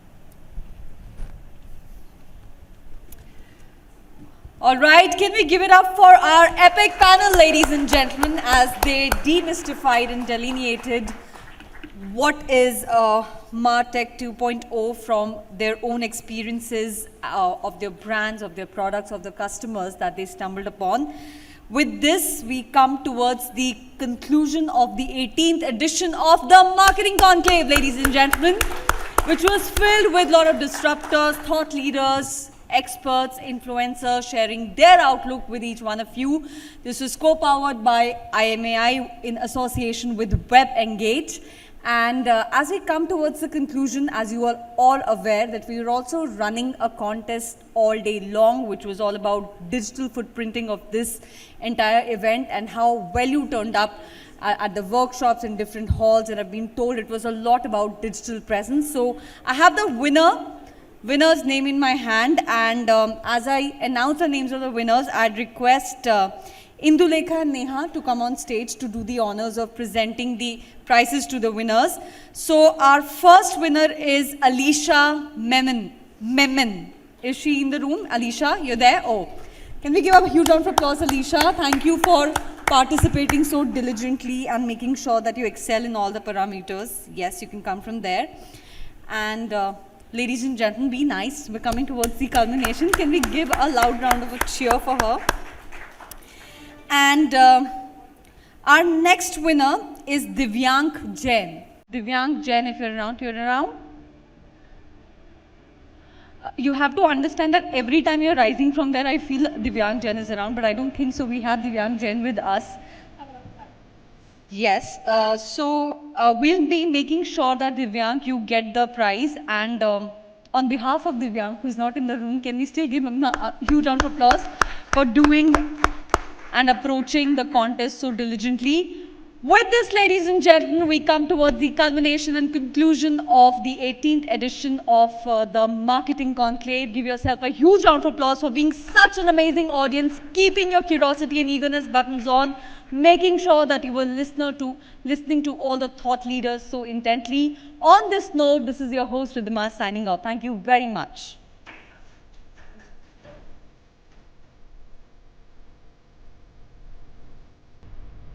Yara.